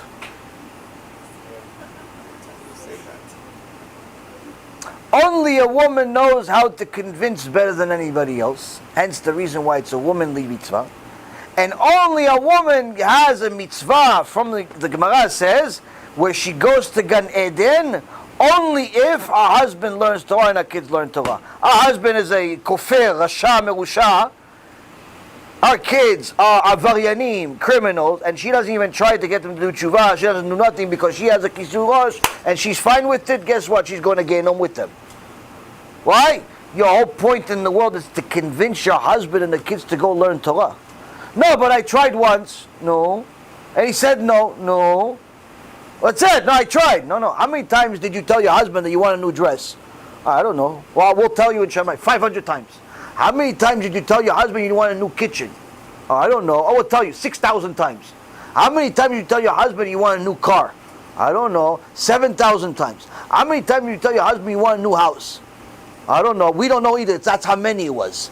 How many times did you tell your husband you want a ring? How many times did you tell your husband to come home on time? How many times did you tell your husband to remember the anniversary? Everything else you tried 1.5 million times. But to get him to go to Shiur Torah, You tried once, you tried twice, failed. You have to push your husband and your kids to be tzaddikim. That's the most important. Why? Because the Gemara says, a woman, where does she go? There's a machloket. Rabbis fight. Why are they fighting? It's like, why is a woman going to Gan Eden? For what? What does she do? What does she do? She's not Talmida Chachama. She's not Buria. She's not learning Gemara. She's not paskening halacha. If she's only if she's reformed, she's paskening halacha. Why is a woman going to Gan Eden for? Chachamim say she goes to Gan Eden if she makes sure that her husband and her kids are going to learn Torah. That she goes to Gan Eden. That she goes to Gan Eden. So yeah, of course, surely that means that she's modest, and surely that means that she keeps Shabbat, and surely that means that she keeps Kashrut, and surely that means that she lights the candles on time, and surely you're all right with the mitzvot that you're suggesting, but we need the whole package. Whole package is, what's my goal? What's my goal as a lady in this world, a Jewish woman in the world? Get my husband and my kids to go learn Torah. Now, what if I'm a single lady? What is a single woman to do? To go find somebody who wants to marry me, but also do all the things that he needs to do. Go learn Torah. Yeah, but what about making a living? Make a living. No one says be homeless. Make a living, but learning Torah, priority in the house. Priority number one, before money, before anything else. That's what you go to Gan Eden for. And a woman that knows that, and knows also how to use her womanly skills, her sixth sense, how to convince her husband to do it, that's a woman's going to go to Gan Eden. But if she says, I don't know, then guess what? Our husband says, I don't know also. When they ask her in Shammai, what Torah did you learn? I don't know. Oh, let's bring your wife. What did he learn? What did he do? I don't know. Oh, okay. Where are we going to go? Gan Eden? Okay, no, I don't know. That's what's going to answer you. We'll see. We'll see when you get there. And then all of a sudden you see a hot place. All right, you said not get no. We said we don't know. You don't know. We don't know. Now you're here. Now we know. Now we know. You have to get your husband to go learn Torah. You have to go find a husband that wants to learn Torah, that makes a priority. Sure, he needs to make a living. You need to make a living. Everybody needs to eat. No problem. That doesn't mean that doesn't cancel the Torah. Doesn't cancel the Torah. You have to find a way to do it. You have to learn every day. Every day, every person needs to learn. And trust me when I tell you, there's a few really successful people that I know still make time to learn Torah in the morning and at night. I know one guy, he wakes up something like 4 o'clock in the morning, starts his day at 4 o'clock in the morning, learns for 3 hours. Learns 3 hours straight, prays, goes to work, finishes, I don't know, maybe like 6 o'clock, something like that. Comes home, hangs out with the wife for a little bit. 8, 9, 10 o'clock, learns for another hour or so, and gets some rest. Guess what? This person, at this point, he probably makes, I'd say, at least $500,000, maybe $1 million a year. He works for some hedge fund. Works for some hedge fund in New York. Young guy, my age. Young guy, my age, makes $1 million plus a year. How? Learning Torah, that's how he makes. No, you just say he works for a hedge fund. Yeah, he works for a hedge fund, but he makes the money because of Torah. Not because of the hedge fund.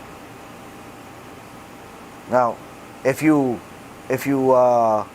ask, oh wow, this kid probably has a father that's a rabbi, a mother that's a rabbanit, probably grew up in yeshiva, everything the opposite. Completely opposite. Secular school, secular life, father is in jail, mother HaShem Yachem. But, Baruch Hashem, he has beautiful kosher home, kosher kids, all in yeshiva. His wife has kisui rosh. Baruch Hashem. And he makes money. Makes money. Learns Torah though. Why? Because you can make Torah. Now no one can tell me that their job is more time pressing than a hedge fund. Whatever job you have, no job in the world is more time pressing than running a hedge fund. Why? Because you need to be awake at certain times, alert certain times, certain days, certain days. It's a very time sensitive job. So, if he could learn 4 hours a day, you could learn 4 hours a day. Now, surely, you can't start at 4 hours from zero. You start somewhere. I started with 15 minutes a day. Later on, it got to a little higher than that. But point being is, you have to start somewhere. Every day. Every day. I have a question here. Hold on. Question. No, not question. Oh, the shiur will also be for a refuah shlema for Moshe Israel ben Leah. Zat Hashem HaKadosh Baruch Hu megim refuah shlema, refuat hanefesh, refuat aguf. Chavot, next. Somebody didn't ask a question, no? At which point do someone who's a leader use kindness instead of refuah? We know Moshe Rabbeinu Hashem loved Moshe because he was rebuking the people. He wasn't like the story said before about Rabbi Eliezer, and he was one of those people that would make the people scared of for them to do TeShuva. But at the same point, I remember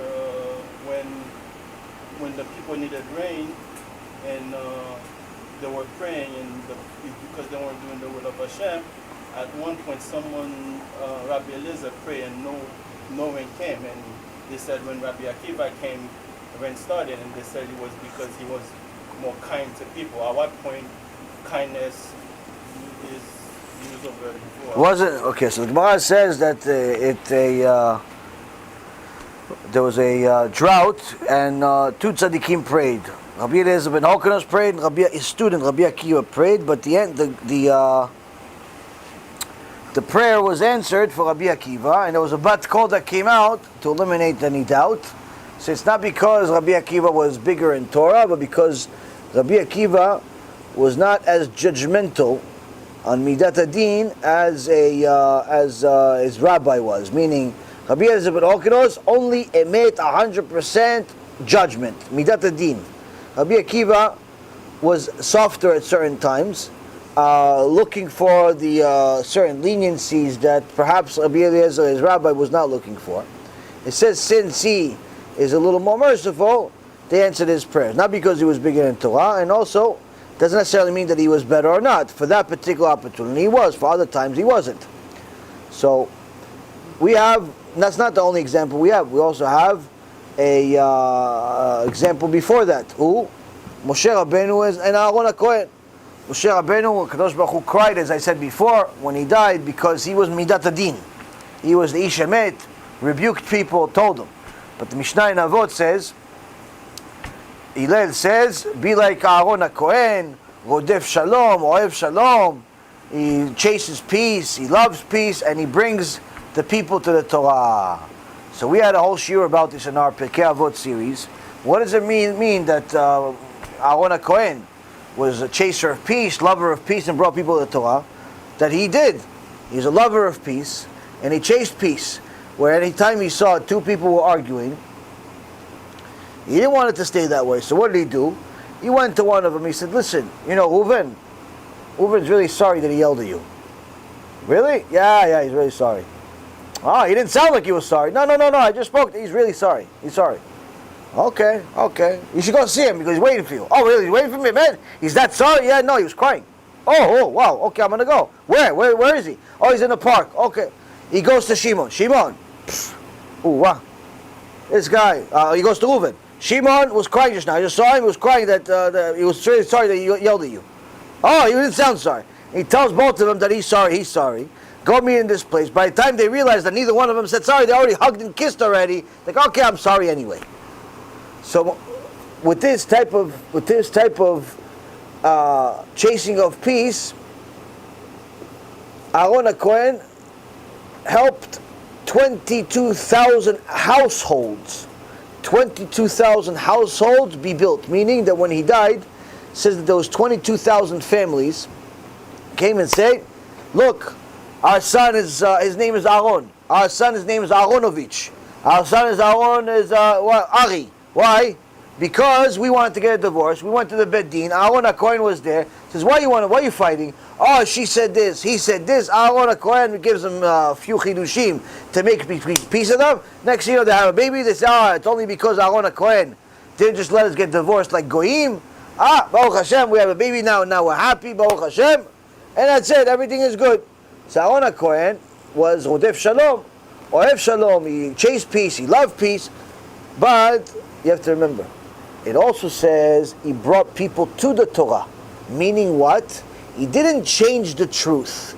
He didn't soften it and make it less than what it was and say everybody's tinok shenishba. He brought people to the Torah, not the Torah to people. Why? Because you never bring the Torah down to the lowly level of people. You only bring people up to the Torah.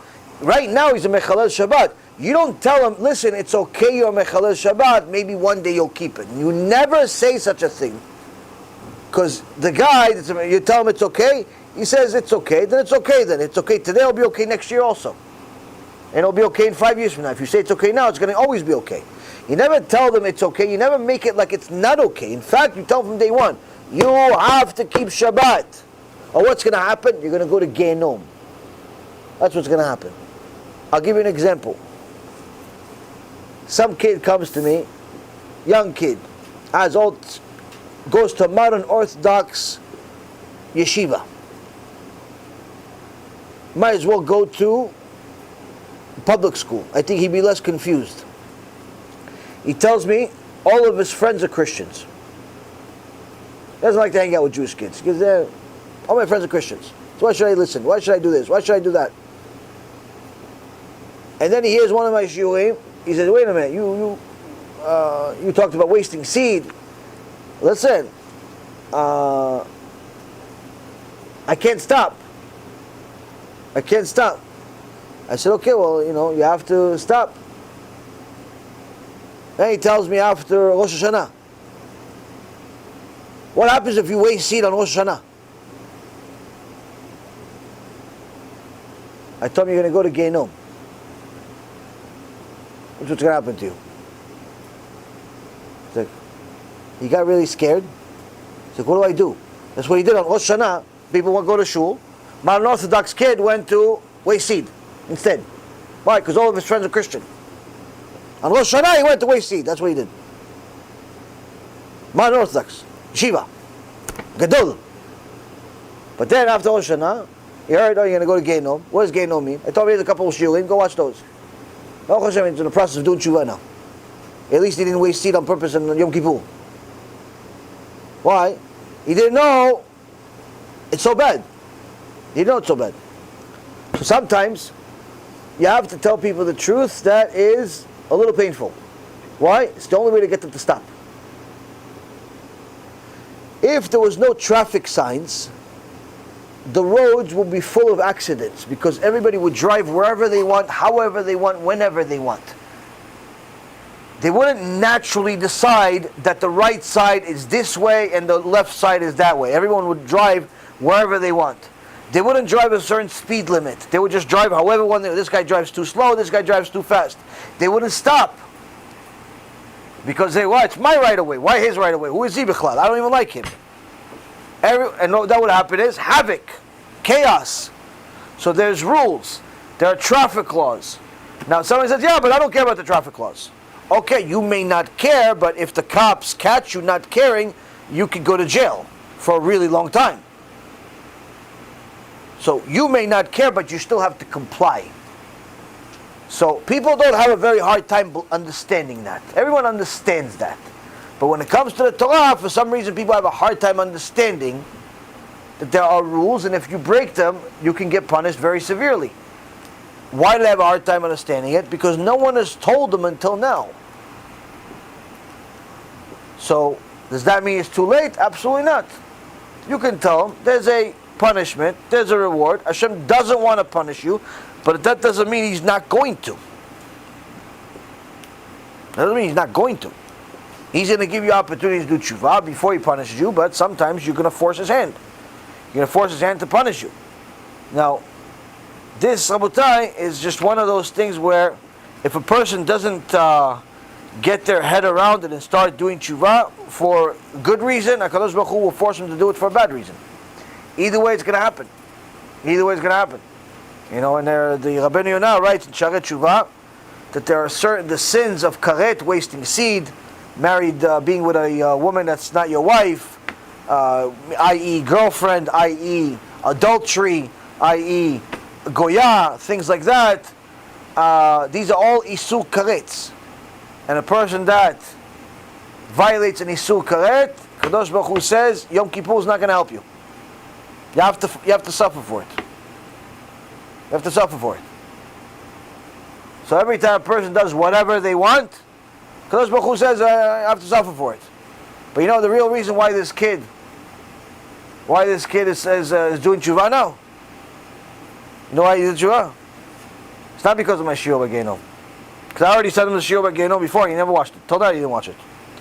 I sent him the shiur about wasting seed beforehand, he didn't want to listen. And he was kind of busting my chops about after Yom Kippur that wasting seed. And I told him you're going to go to Gehinom. And he didn't really care. Next day he got coronavirus.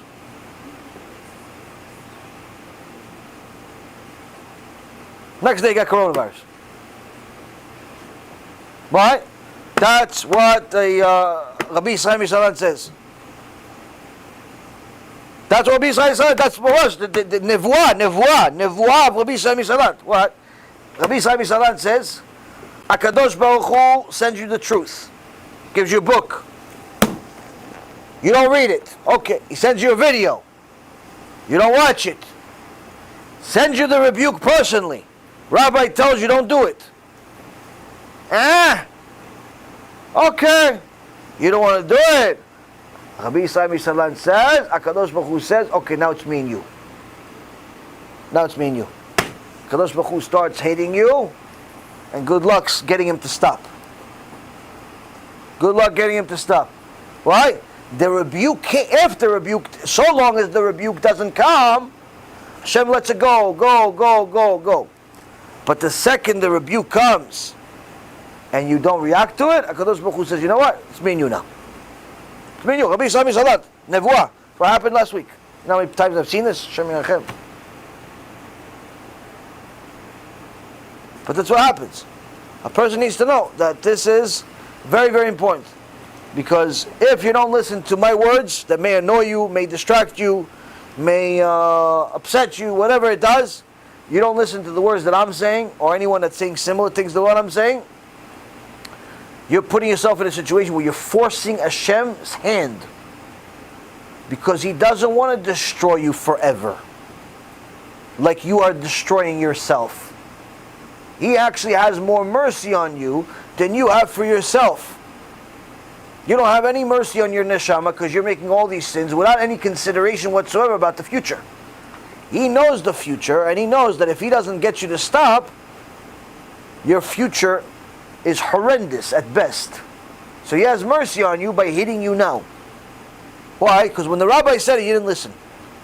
Which means that listening to the words that we say from the Chachamim may sound like the hard way, but it's really the easy way.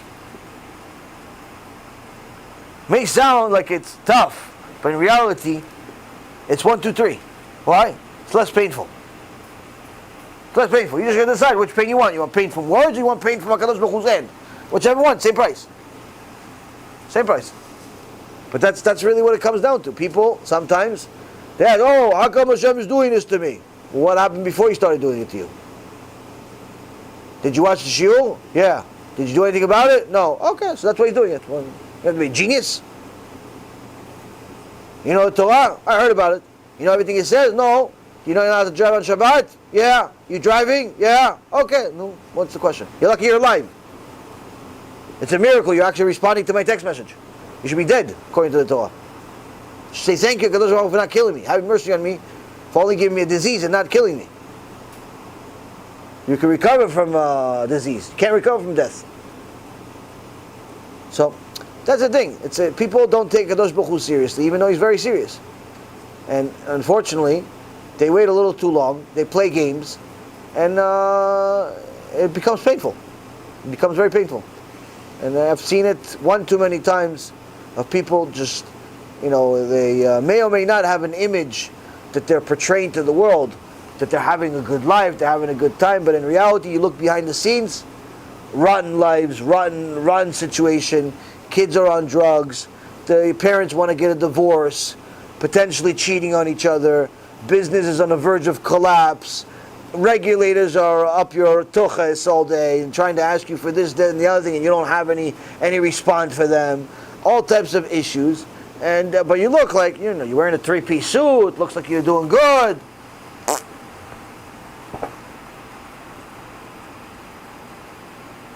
A guy that doesn't wake up with a smile ear to ear, can't wait to live life, doesn't know what life is. Now, how are you going to wake up? So, oh no, I love my job.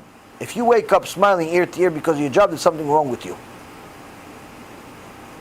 Something's wrong with you. Why? Because that job is not going to be around forever. One day you won't be able to do it. So, are you going to kill yourself then? That's actually what happens to a lot of people. As soon as they retire, they die. One of the worst killers in history is retirement. They retire from work, they die. Why? Because they're used to working. That's their life. That's their life. That's what they know. As soon as they stop working, they go, oh no, I'm going to take it easy, I'm going to relax, go see a few islands. Okay, so you do that for a month, 2 months, 3 months, 6 months. You come back home after you spend enough money. Okay, I got to keep the rest of the money so I can live on it. Okay, what do you do now? Nothing. What do you mean nothing? Nothing. What about tomorrow? Same nothing. And the next day, maybe a little nothing with some coffee. How about the day after that? Coffee, nothing, plus TV maybe? Oh, you got TV? Yeah, my son gave it to me. Oh, okay, so you have nothing, TV, and that's going to help you do a lot of nothing. Yeah. 6 months later, so what are you doing now? Oh, a little bit of nothing, Facebook, nothing, maybe a little TV, nothing, and coffee, but sometimes tea and nothing. Before you know it, a year later, the guy's dead. Why? A bunch of nothing reasons. No point to life. No point to life. Person without Torah has no point to live. No point. Why? Because your career is eventually going to stop. Your business is going to eventually stop. Your kids are going to eventually move out and have their own life. If you don't have Torah, you don't have connection to the source, you don't have connection to HaKadosh Baruch Hu, you have no reason to live. Purposeless life. So a person needs to know that Torah is to give him life, not death. What life? Life in this world and the next. Next question.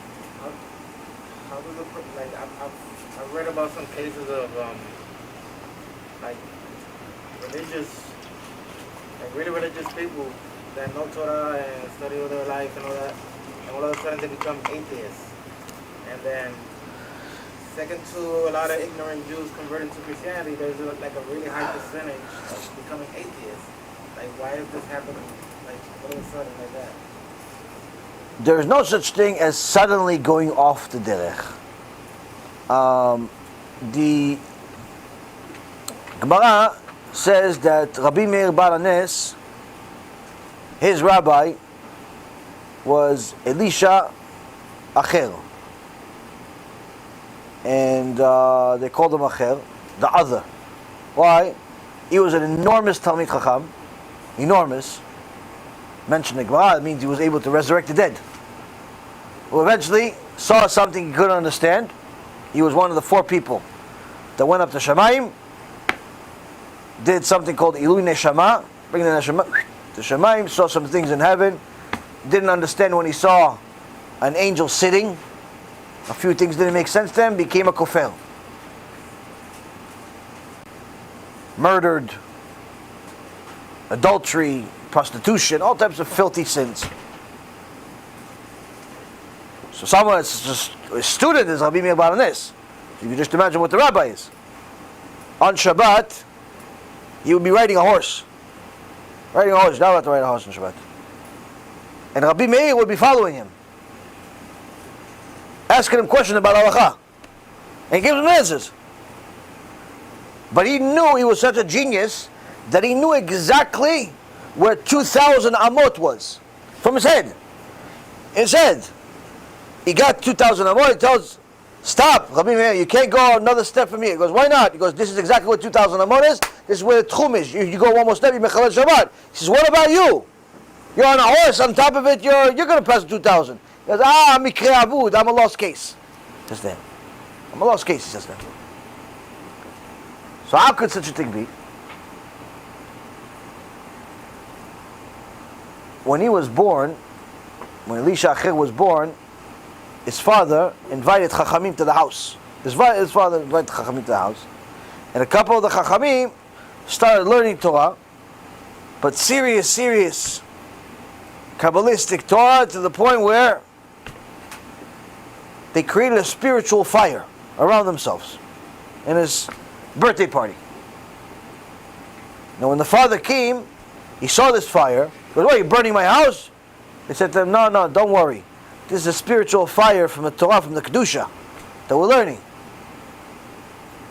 And his father said, if that's what the Torah gives, I'll dedicate my son to Torah. The Chachamim say, that's one of the reasons. Meaning, the Torah that Elisha Acher studied wasn't lishma. Wasn't for the sake of Torah. It was for the sake of getting your reward again.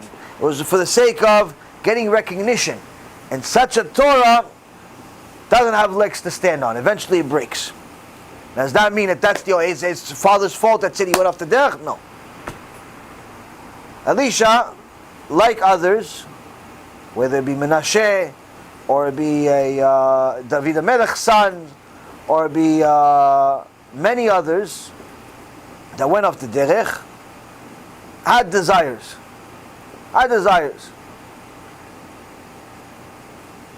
And because they did not control their desires, they fell.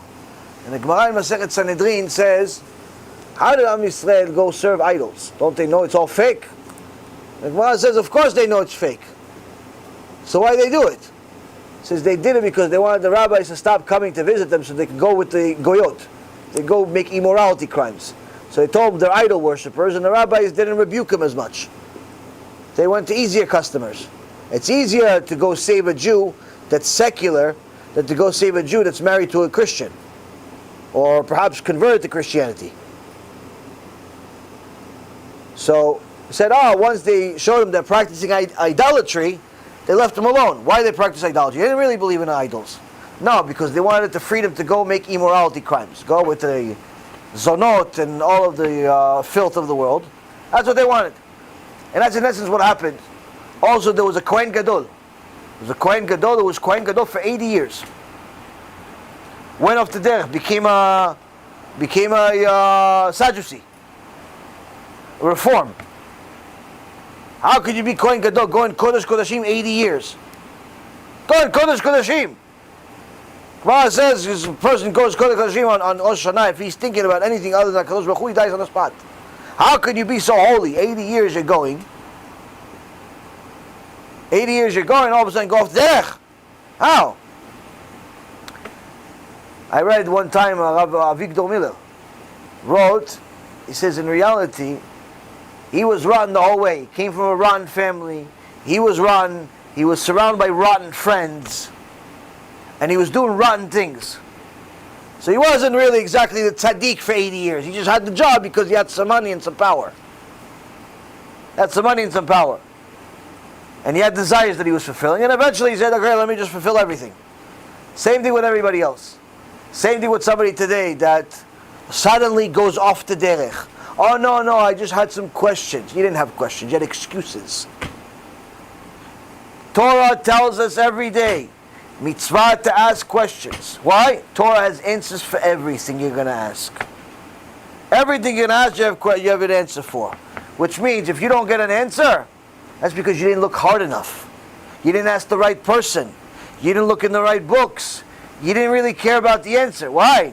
You wanted to ask a question that the average rabbi or person doesn't know the answer to in order to justify fulfilling your desire to go with the goya, fulfilling your desire to go and do whatever you want. But saying, no, it's the Torah's fault. Babkis. You have a question, Torah has answers. No, but I didn't accept the answer. It's because you didn't read it hard enough. That's because your desire is blinding you. It's blinding you. You're so addicted to something, it's blinding you. And unfortunately, Rabotai, people get blinded every day in business, in religion, in a lot of things.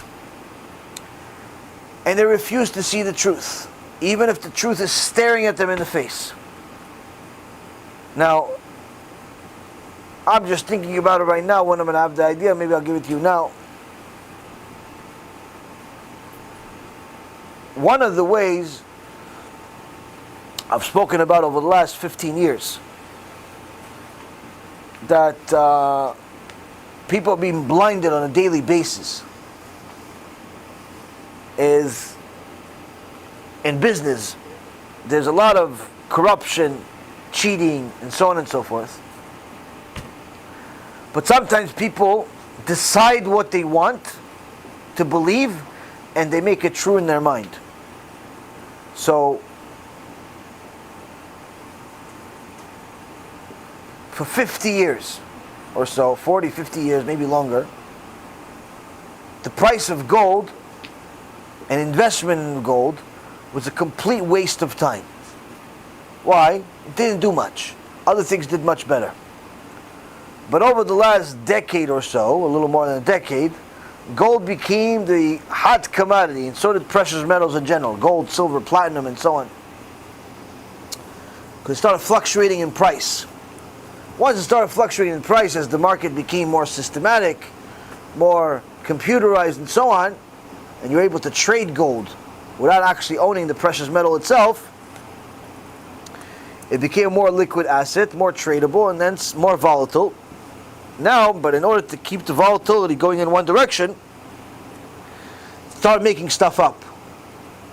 Such as, we need gold in order to, satisfy the economy, back up the economy.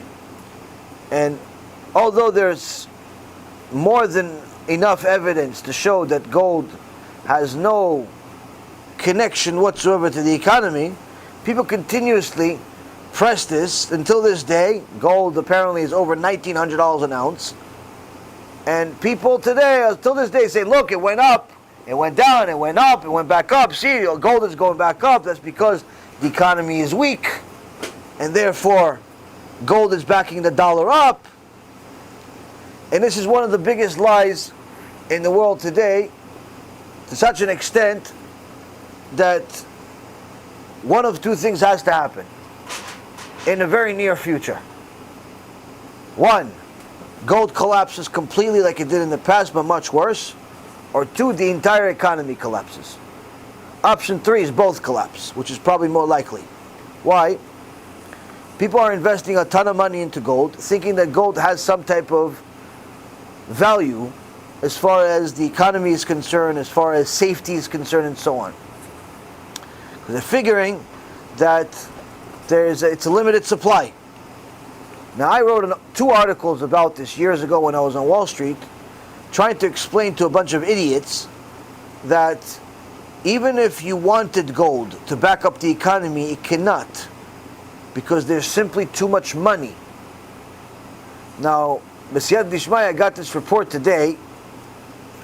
It was published, and it's very interesting. Gives you a visual perspective of the U.S. money supply versus precious metal production during the COVID-19 era. Why? Because right now there's less working, there's less this, so figuring the market's crazy right now, so if that should be major impact. Gold has gone up drastically in the last several months. A lot of people think it's because economy is weak and dollar is this and dollar is that.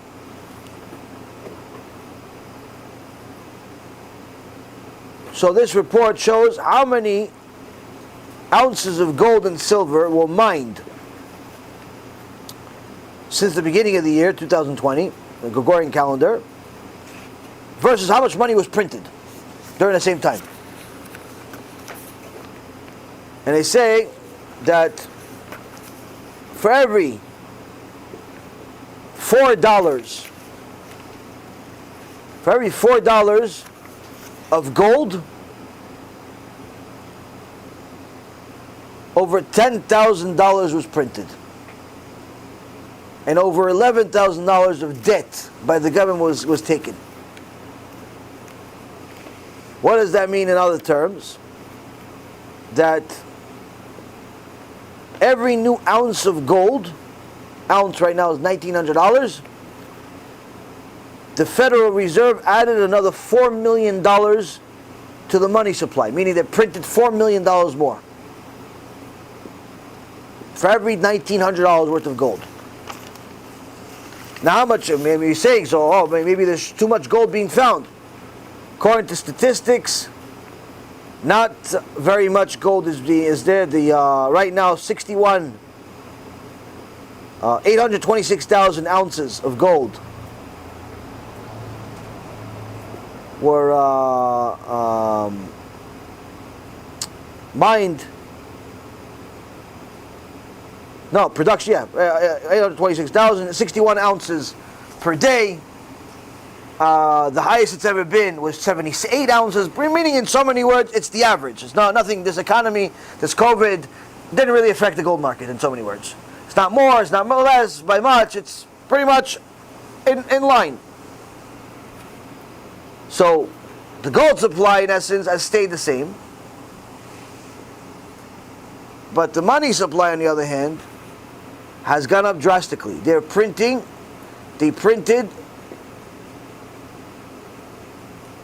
a $3.5 trillion. $3.5 trillion in comparison to $1.6 billion of gold. So you're talking about a situation where over the last 9 months the US added 400% more money to the money supply. They printed 400% more money to the money supply than it did in the entire previous year. And an obnoxious amount more than in previous years. So what does that mean? What does that mean? What do we care about the economy right now? We're going back to the stock market. What do we care about this? Meaning that right now there's a wool over people's eyes. People think that they're safe in gold, and they're safe in a lot of different things. They're safe in the stock market, they're safe in real estate, they're safe in a lot of things. But they don't realize the whole thing is an illusion. Everything right now is an illusion.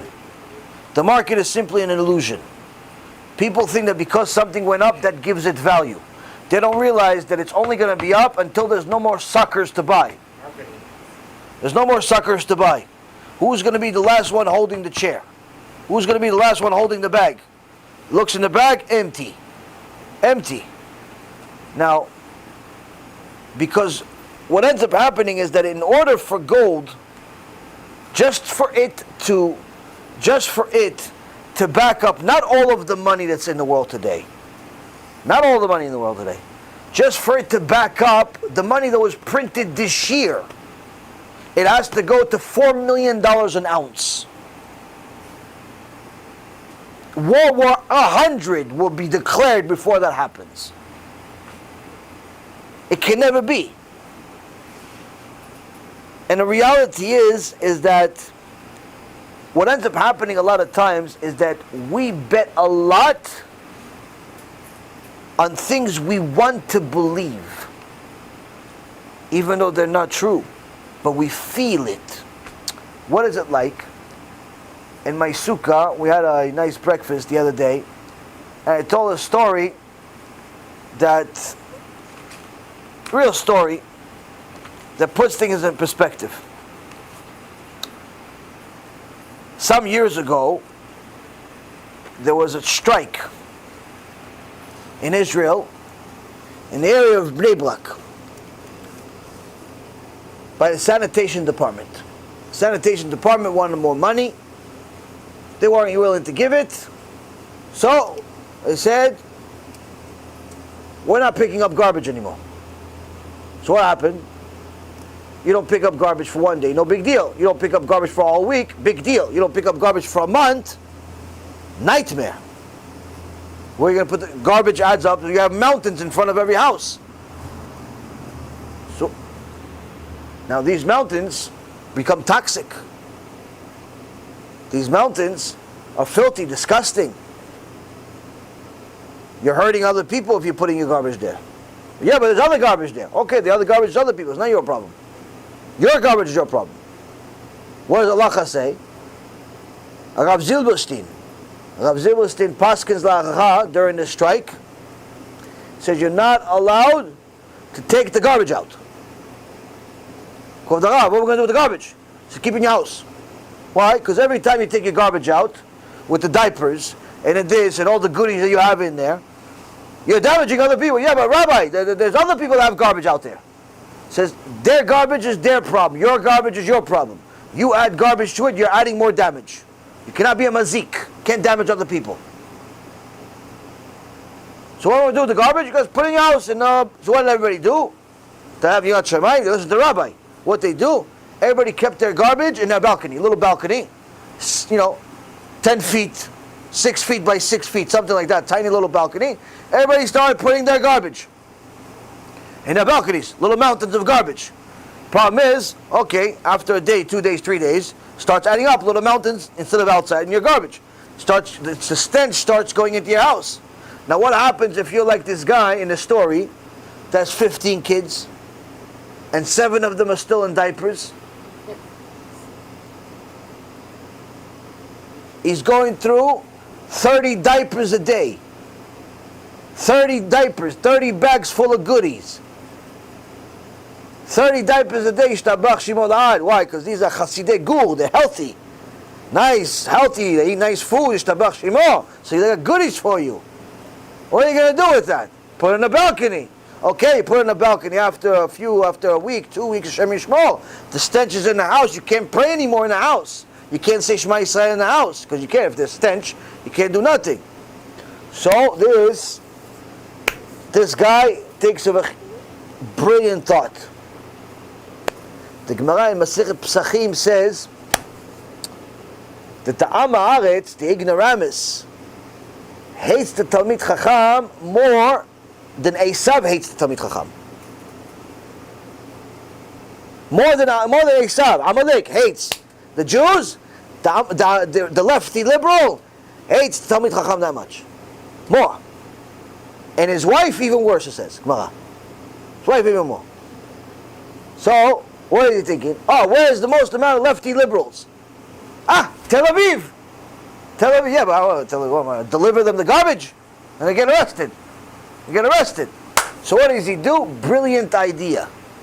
Don't try this at home though. Brilliant idea. What do? He asks his friends in the neighborhood, in the Bnei Brak over there, please, anyone that has brand name bags, please give them to me. Brand name bags. So everybody said, brand name bags, so plastic bags. They give them Nike, Adidas, Levi's, Donna Karan, all these little brands. Everybody gives them their bags, shopping bags. Doesn't cost anything. They give them the bags. So he starts putting the goodies from his kids in the bags, and he puts a nice bow on, a couple bags to make sure that the present is really secure, and you don't smell it right away. You want to keep the present. Puts the bags in there, puts a nice little bow on each one, fills up his car with all the garbage. Goes to Tel Aviv, drives to Tel Aviv, gets to the center over there, opens the pagage, the trunk, and leaves the car.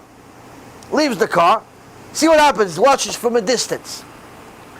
Not 10-15 minutes pass by, a car full of hooligans see that there is an opportunity, knocks. Why? They see a car, open trunk, let's go see what's in it. What? Yo, look at that. Yo, it's Nike, Adidas, I got this. Oh, they start. Within a few minutes, they get all of the goodies in their car. Yeah, they're like in the movies. They just run away with the presents. Now in the car, come on, listen guys, we just made a big hit.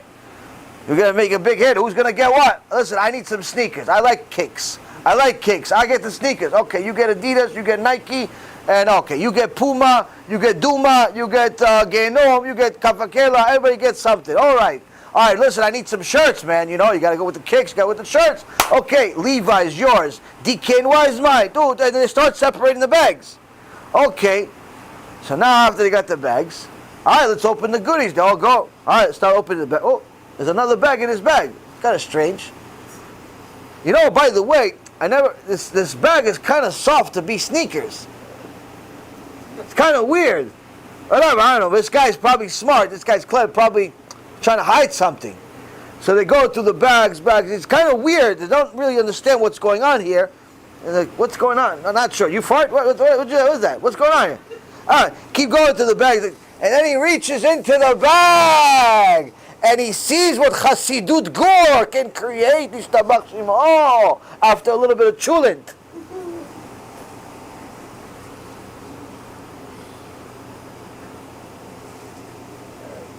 That's basic story. Now, I want to make you laugh, but I also have to teach you.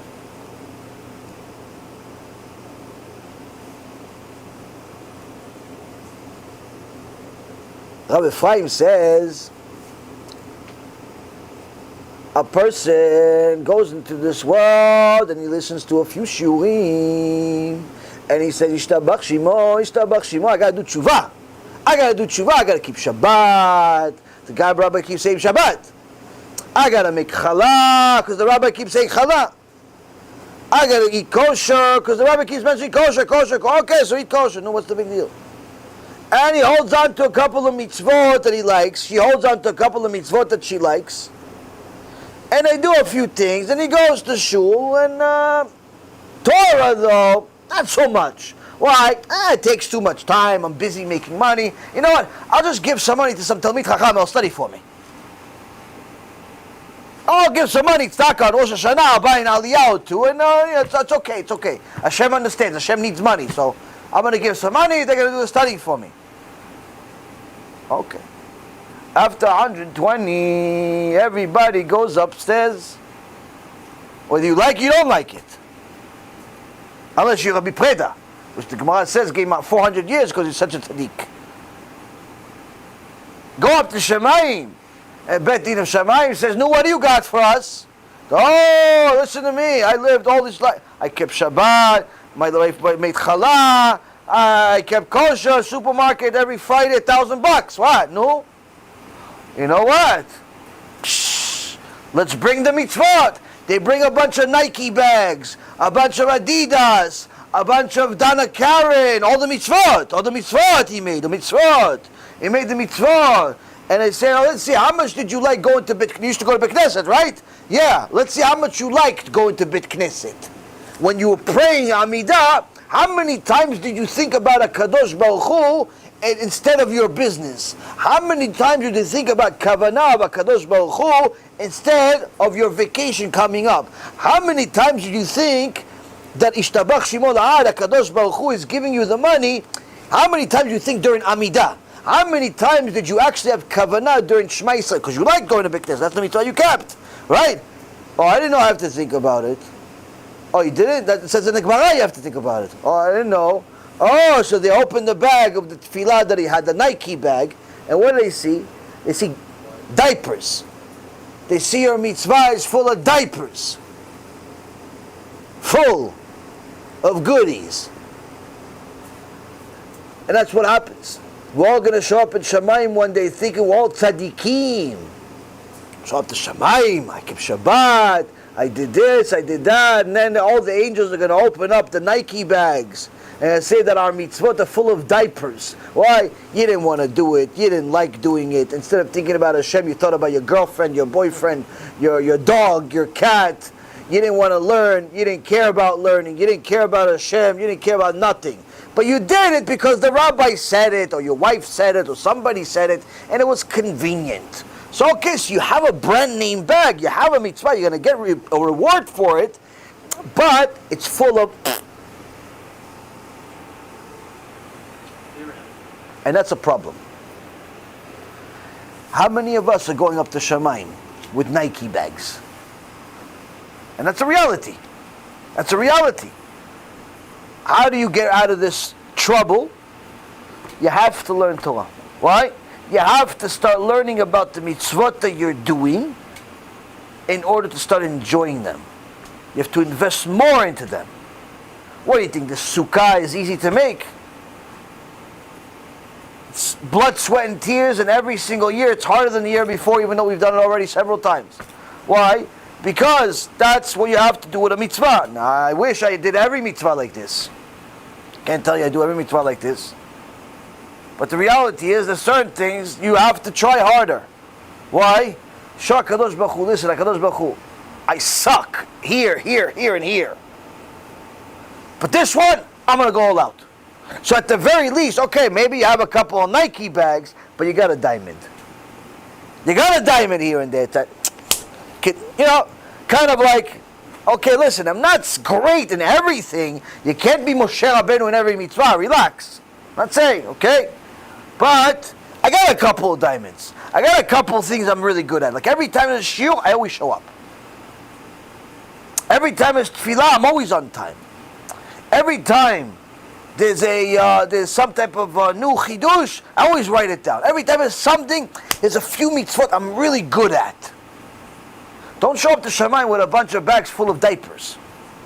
You have to take on a few mitzvot. You have to learn Torah. You have to learn about these mitzvot. You have to take them on. You got to push it. And that's the thing. It's a lot of times people are trying to just coast. Do whatever they can just to get away with it. And it's forget about being sad. It's criminal. It's criminal for you. Now, the problem is, at some point, every single person, including us, will be in a dilemma with certain mitzvot. Why? In the beginning, you first start, you're hot. You're in a process of conversion. The entire Torah is easy. Give it to me. Give it to me. The whole thing, give it to me. If I was Moshe Rabbeinu, I tell him, listen, Naaseh Nishma, 10 times. Give me the whole thing. I'm just converting. Give me the whole Torah. But you don't know the whole Torah. Give it to me. I want it anyway. I want to be a Jew. I want to be a Baal Tshuva. Baal Tshuvas, converts, all Torah. 5 years later, Rabbi, really? 7 o'clock in the morning? Can't do it like at 9? What happened? Like 5 years ago you were Moshe Rabbeinu, the whole Torah. I don't know, Rabbi. I'm tired. I don't know what's happening. I don't know. In the beginning, we're all hot. We cool off. Cool off after a while. In the beginning, how come everybody's praying so fast? Take your time and pray. 5, 10 years later, it's like, no, these people take 5 years. I already finished 10 minutes ago. What do you mean? 10 years ago, you used to say these guys are going too fast. How do you have kavanah? Now you're saying, what happened? What happened? What'd you become from? What'd you become from? What happens? You forgot to be the new guy. You know how often you have to be the new guy? Your whole life. In business, you want to succeed, you have to be the new guy all the time. Needless to say, in Torah, you want to succeed, you have to be the new guy. What's my raya? What's the proof? On the Aron HaKodesh, HaKadosh Baruch Hu has what? 2 little babies. Why 2 little babies going like this? What? What is Hashem? Like babies? Yes, he likes babies. What do you mean babies? These are symbolic of Am Yisrael. When they're the new guy, a little baby wants more information. I do. What do you mean you do? You don't even know what it is. But I want it. But you don't even know what it is. But I want it though. But you don't even know what it is yet. Yeah, but I want it. The other day we were talking for 2 seconds. My little kid, Ovadia, he goes, I want to go fundraising. I said, what's fundraising? He goes, I don't know, you're going to do it, so I want it. I'll take a fundraising. So for the last 2 days, he's been telling me, when are we going fundraising? So I ask him, what's fundraising? He goes, I don't know, but you're going to do it, so I want to do it. That's a baby. HaKadosh Baruch Hu wants babies. He doesn't want grown up from. He wants you to be a Baal Tshuva forever. He wants you to be a convert forever. He wants you to be new forever. How? Every day. You got to learn more as if the Torah is completely new to you. As soon as you start treating it like it's old socks, it becomes Nike bags full of diapers. That's what happens. That's what happens, Rabotai. In the beginning, everybody's hot. Everybody's excited. Now, in times a week, I get people tell me, Rabbi, I don't know what happened. I went to shul for the first time. I started crying. I said, what happened? Somebody died? No, I don't know. The rabbi just said it's time to pray, and I just started crying. I was so excited. I was talking to HaShem. So, wow, I missed your feeling. I missed your feeling. I used to have it too. I used to cry too. Now I have to punch myself in the face to cry. And even that doesn't work sometimes. Guy goes to shul, starts crying. I call one guy, I'm like, listen, You left me a message about this mitzvah. This is how you do it. The tfanot of the sukkah, you have to do this. He starts crying on the phone. Why are you crying? Oh no, I just learned a new mitzvah, so I'm so excited. You're 35 years old, you're crying? Yeah, it's so exciting, isn't it? Are you always this excited? I said, Istabach Shema, I missed your feeling. You just learned a mitzvah, you're crying? I want to kiss you, you're so cute. It's a baby. That's what Kadosh Baruch Hu wants. Stay like that. He doesn't want the old man that's bored of mitzvot. Frum. He wants you new. New. Excited. I love mitzvot. How can you get to that point? Learn every day. Learn every day. Now, of course, you know, I give you the secret. Yitzhak already knew it, which means he's going to interrupt. And they'll tell you, no, come on, you're going to be fanatic. No. Come on, you're already religious for 5 years already. Enough. You're already religious for 10 years. Enough. You're just doing enough. Don't listen to this guy. He's fanatic. Yitzhak is going to interfere. Try to cool you off. Why? That's midat Amalek. That's a trait of Amalek. That's what Amalek does. Tries to cool you off. So instead of listening to the shield that's on fire, he says, listen, this guy is so extreme. It's 10 o'clock at night. You don't need to listen to this guy. Listen to like somebody that's softer spoken, like, you know, like grandfather type, that kind of puts you to sleep while he's teaching you. Maybe he cuddles you a little bit. He's still talking about Moshe Rabbeinu. It's nicer Torah. Nuni. And that's where the Neshama goes. Nuni. Why? It goes from fire to Nuni. Goes to sleepy. Bye. Used to be on fire. Mitzvot, Torah, Moshe Rabbeinu. All of a sudden he goes to sleep. Nap time. Why? He wants to calmer. Why? Amalek showed up. And told him, listen, this guy's always yelling, screaming. Go to somebody that's calmer. Who did HaKadosh Baruch Hu cry about? Did HaKadosh Baruch Hu cry about some monotone speaker that's half dead? No, he cried about Moshe Rabbeinu. Why? Moshe Rabbeinu yelled at Am Yisrael.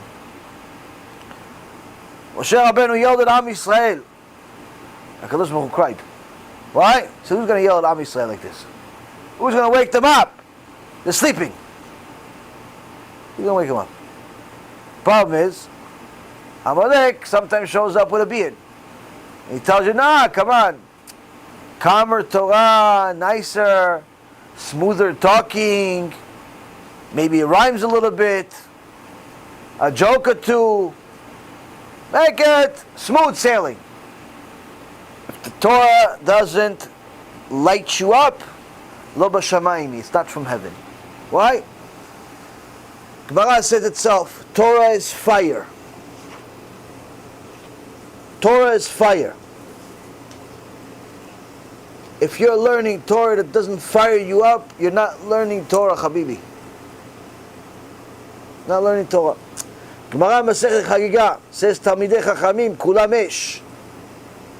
Talmidei Chachamim, a complete esh, complete fire. Last page, Gemara Masechet Chagiga. Says even Gehinom can't touch them. Why? Because the fire of Torah is part of their neshama right now. That fire of Torah is stronger than the fire of Gehinom. They can walk around Gehinom, nothing happens to them. Why? Their fire is stronger than the fire of... what fire? The fire of Torah. There's another Gemara. It says a new Talmid Chacham, young Talmid Chacham. You see him get angry? Don't judge him. Why? Since he's adding fire to his life, he's still young, he doesn't know how to control it yet. So he's a little fiery. It's okay, don't worry. Over time he'll calm down. But B'ezrat Hashem, stay fiery. Why? That's Talmid Chacham. Talmid Chachamim are full of fire. Full of fire. Person wants to calm down, person wants to be monotone and a nuni. Neshama goes numi. Neshama goes numi. You have to have Torah that fires you up a little bit. Now, of course, there are certain things that fire you up more than others. But you have to make it exciting. You have to make the mitzvot exciting. You have to make life as a Torah scholar, Torah observant Jew, Torah Rabbanit. You have to make it exciting. If you don't, Amalek is not even going to come to you. Why? You already did the job for him. That's what Amalek's job is, to cool you off. You're not going to try hard. You're going to cool off by yourself. Anybody ever do Lag Ba'omer fire? Lag Ba'omer fire. You do a little bonfire, you throw some wood in there, right? After a while, what happens? Fire goes down. How do you keep it up? Keep putting wood. More wood, more wood, more wood, more wood, more stuff. Why? You need more fuel. You don't add more Torah, you don't add more fuel to the fire that's in you. Guess what? Eventually it goes down, down, down, down. Shem Yachem, go to zero. So you have to push. Next question. I don't even know if there was a question, I just went off. No, Tadel.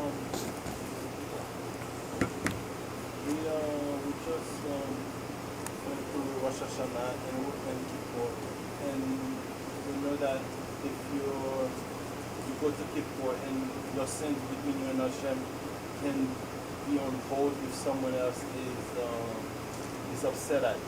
What if like someone is upset at you, not because something you did personally? Let's say you used to talk to someone and you know they're a family member, you don't hear them anymore, and they're upset at you for not hearing you for a long time or anything. So does that count as someone being upset at you, and if you don't say sorry because you're not aware of it, does that hold on your sins for people, or just that's just No, I mean if somebody is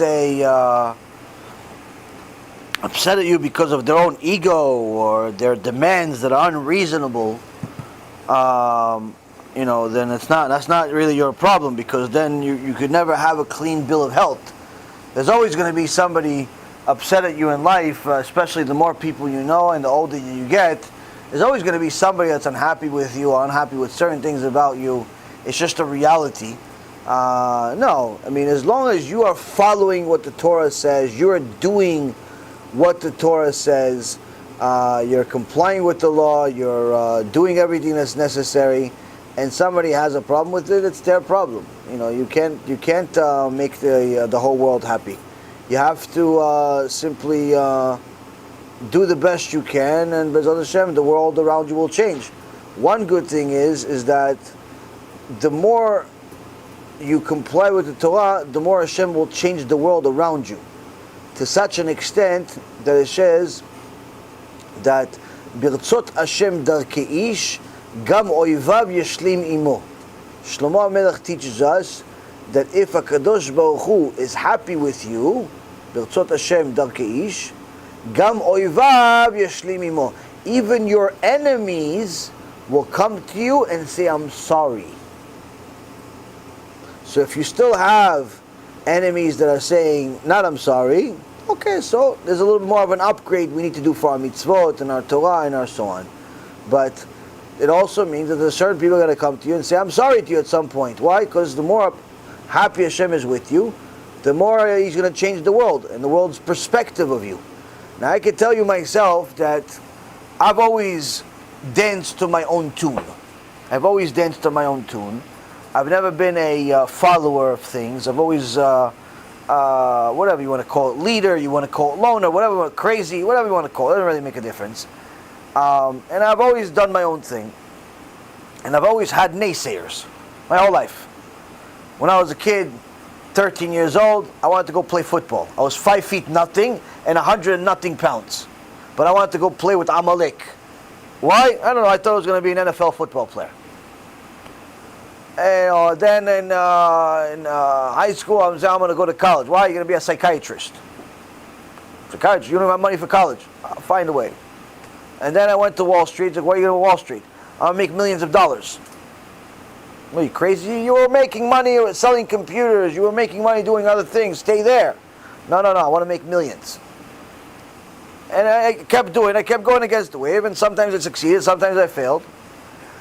And when I first became religious, or starting to learn, and little by little religious, not everybody was a fan. Not everybody was a big fan of me becoming religious. In fact, some people that were very, very important to me were very much against it. and told me, "Nah, come on, listen, you just went through some health crisis, you're going through a health crisis, you're going through a financial crisis. Focus on work, focus on rebuilding yourself, and then become religious later on in life." And, some people didn't like it, they were very important to me. Some people that weren't very much important to me made fun of me. They weren't important to me, so I didn't really care, but they made fun of me. I even had a business associate of mine that after, I was already into it for a few years, and I met him, and he's a very, very, very wealthy person.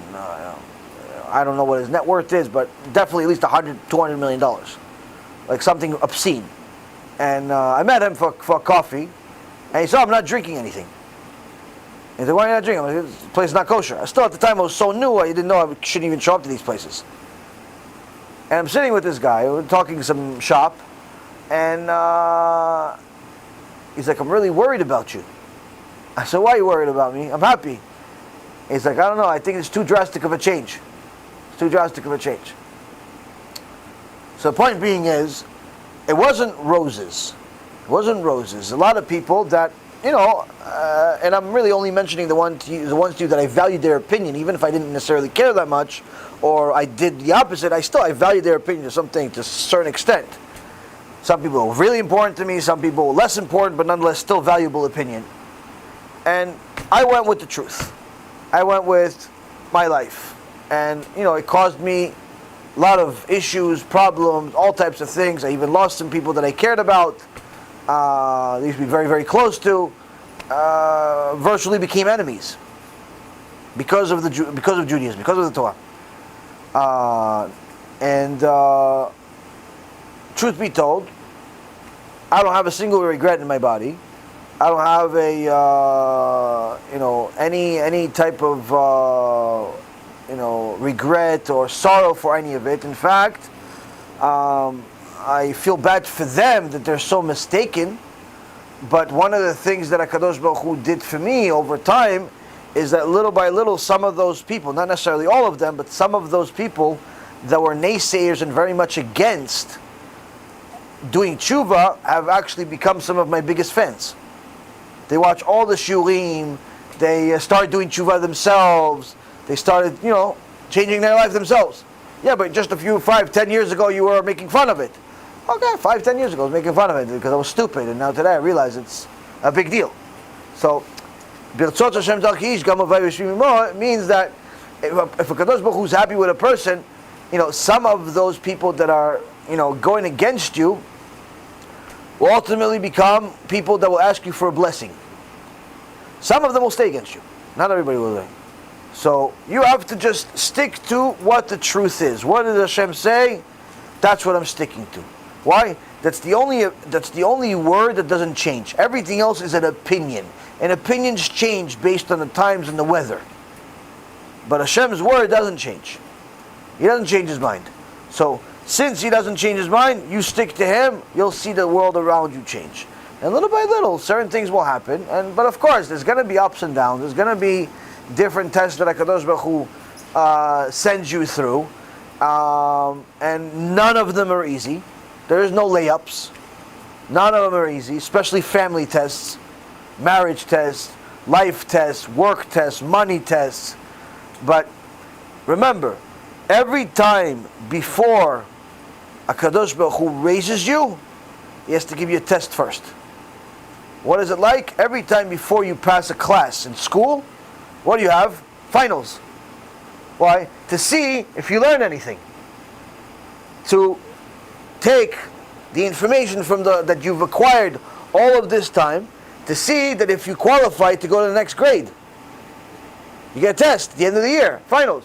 If you pass, you go to the next grade. You fail, you get left back. Same thing with HaKadosh Baruch Hu. What do you think? They invented it in school? No, HaKadosh Baruch Hu invented it. HaKadosh Baruch Hu, before he raises you to the next level, gives you a test. If you've learned, you move on to the next level. There's blessing, there's panasah, there's this, there's that, a lot of good things. But if you fail, guess what? You get left back. Meaning what? You keep getting that same test over and over again until you pass. Now, it doesn't necessarily happen every single day. Maybe another 6 months later you'll get the same test. But the point being is that there has to be a test. There has to be difficulties. And those tests sometimes have eyes and ears and noses. Those tests sometimes are people you love.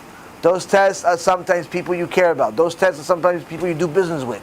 Those tests are sometimes people that you never thought in your wildest dreams you were even going to meet. Different things. So you have, the Torah gives you a perspective from HaKadosh Baruch Hu that doesn't change.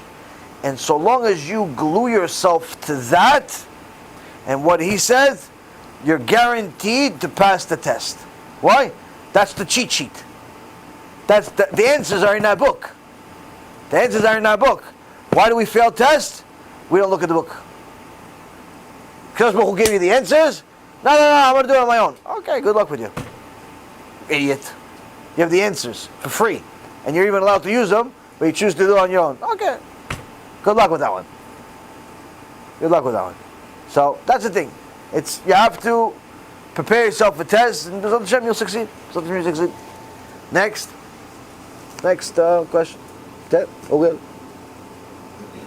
I believe a very important calculation I personally struggle with oftentimes is finding the right level of spirituality to live in. Sometimes I'm too calm and other times I'm too anxious. I can get like this after feeling so connected to HaShem. I think it's important to have emunah and realize that everything is for the ultimate good, but how can I make sure that my emotions remain as balanced as possible from here on out? So, generally speaking, emotions are one of the things that gets a person into the deepest amount of trouble. Why? As you said, they get out of control once in a while. Somebody gives you a salary, get a few $100, few $1,000, whatever it is. Okay, thank you very much. After a little while, you're not so excited about it. But one day, you're left behind in the office. Everybody left. And suddenly, you see that the boss's door is open. And you peek in just to see what happens. See the briefcase full of money, cash. Unmarked bills. No one's ever going to know you did it. And even if they know, you're already going to be in Bahamas. Got $5 million. It's going to take you 100 years to make that money. What happens? Your emotions go crazy. Take it, don't take it. Steal it, don't take it. Well, I'm not a thief, but I am a thief. But your emotions don't go crazy.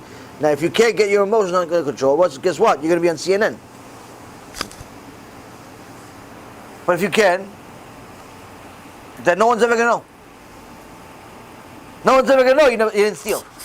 Because they don't say, oh, look, this guy, what a tzaddik, he didn't steal. No one's ever going to know. And that in itself creates an emotion. Like doing the right thing doesn't yield the same attention as doing the wrong thing. So that in itself creates an emotion. And a person needs to constantly battle that balance of emotions and how to balance them. Now, the only way for a person to truly get closer to Hashem is by learning more about Him from the perspective of Hashem and His sages, not from the perspective of your opinion of Him or your delusions of Him or your thoughts of what it could be, but rather, what do we have that's verified? What do we have that's psak halacha? Because as I told you, if today you said that there's a bigger prophet than Moshe Rabbeinu, you consider a kofel, a heretic, can't count your minyan. But Miriam, his sister, said that he's not the greatest. She didn't understand what's wrong with him. She wasn't considered a kofel. Why? It didn't become psak halacha. A second later it became psak halacha. That became the new reality. So you have to measure your thoughts and beliefs versus what's the psak halacha. Why? Because psak halacha is reality. Not your reality is not reality. Your reality is opinion. Psak halacha is reality. We always think it's the opposite. We think that psak halacha is like, somebody's opinion, but my reality is reality. That's why people have a tough time with Torah. So, you have to measure what is your opinion versus psak halacha. The more in line those two are, the more your opinion is like psak halacha, the more you're going to be able to control your emotions. Why? Because everything you do will have to have a reason that's connected to the halacha. Such as, wake up in the morning, what should I do today? What does the halacha say? Halacha says you have to pray, or else you can't start the day. You have to say thank you to HaKadosh Baruch Hu. You have to say Birkot HaShachar. You have to say Birkot Torah. Why should I say Birkot Torah? Because you have to learn Torah today. That's why. Oh, okay. All right, can I go eat? No, you can't go eat. Why? Halacha says you have to go pray first. You can't eat until you put on tefillin. Oh, I'm hungry. Okay, so pray fast. What can I tell you? Can't eat until you put on tefillin. Okay, so I guess I gotta pray then. Yeah, you gotta pray. Okay, after that, okay, should I go? Where? Where you want to go? I'm going to hang out with some friends. Who are your friends? One guy is a gangster, the other one is a thief, and the other one is a womanizer. Allah says no. Okay, that made a decision for you. Allah makes the decisions for you. Why? You don't look at things based on your emotions of do I want to go, do I not want to go, should I go, should I not go. It says allowed, not allowed. Once you look at your life from that perspective, allowed, not allowed, automatically you're removing the vast majority of emotions in the argument. Vast majority of emotions are gone. Why? HaKadosh Baruch Hu already made a decision for you. He already made a decision for you. He told you this is not allowed. So there's no point of thinking about it. You're not allowed to go on a date with this woman. Why? She's married. She's not Jewish. She whatever. Not allowed. So there's no point of thinking about, oh, but she's nice, and she's pretty, and she's just my type. There's no point of thinking about it. Why? It's not allowed. It's not allowed, that's it. It's not allowed. There's no point of thinking, oh, this guy is a really good guy, I can do business with him. There's no point. No point of doing business. Why? He's a drug dealer. You cannot do business with him. He's a drug dealer, that's it. You don't know the money is stolen, it's got blood on it. You don't know, that's it. He's finished. You can't do business with him. He's selling drugs currently. Not he used to, and then he did TeShuva. He's still a murderer right now. You cannot do business with him. Why? You'll be facilitating his murder. You'll be helping him murder. You'll be able to wash money and so on and so forth. Can't do it. Allah decides it. And so on and so forth. The more a person's decisions are in accordance with Allah, the easier it becomes to manage the emotions. But when a person is not managing his life based on Allah, because he doesn't know what to do, he just feels what's right, surely it's impossible to control your emotions, because every day you're going to feel something else. And other people around you are going to feel something else. Like, sometimes people say, listen, I feel like I'm supposed to marry this girl. Why do you feel that way? I don't know, she's just the right type. What did she say to you? Oh, I haven't talked to her yet. Wait, you haven't talked to her and you already feel you need to marry her? How is that? How can you feel such a thing? Are you a prophet? I don't know, I just have that feeling in my heart. Oh, you probably are very attracted to her. Well, yeah, she is beautiful. Okay, that's not feeling. It's lust. It's a sin. The way you have it, it's, if you're a husband, allowed. But if you're not a husband, it's a sin. Now, so a person that looks allowed, not allowed, is going to eliminate the I feel from their life, and not all of it, but a good large part of it. And that's going to make life a lot easier. A lot easier. But again, it's not such an easy thing at all times. But I'll give you an example. The Torah is very, very kind to someone that can control their emotions during difficult times. So much so that the Bartanura says that someone that gets mocked, insulted in public, and does not respond, HaKadosh Baruch Hu becomes their chavuta, becomes their study partner. Furthermore, someone that gets insulted in public, doesn't respond,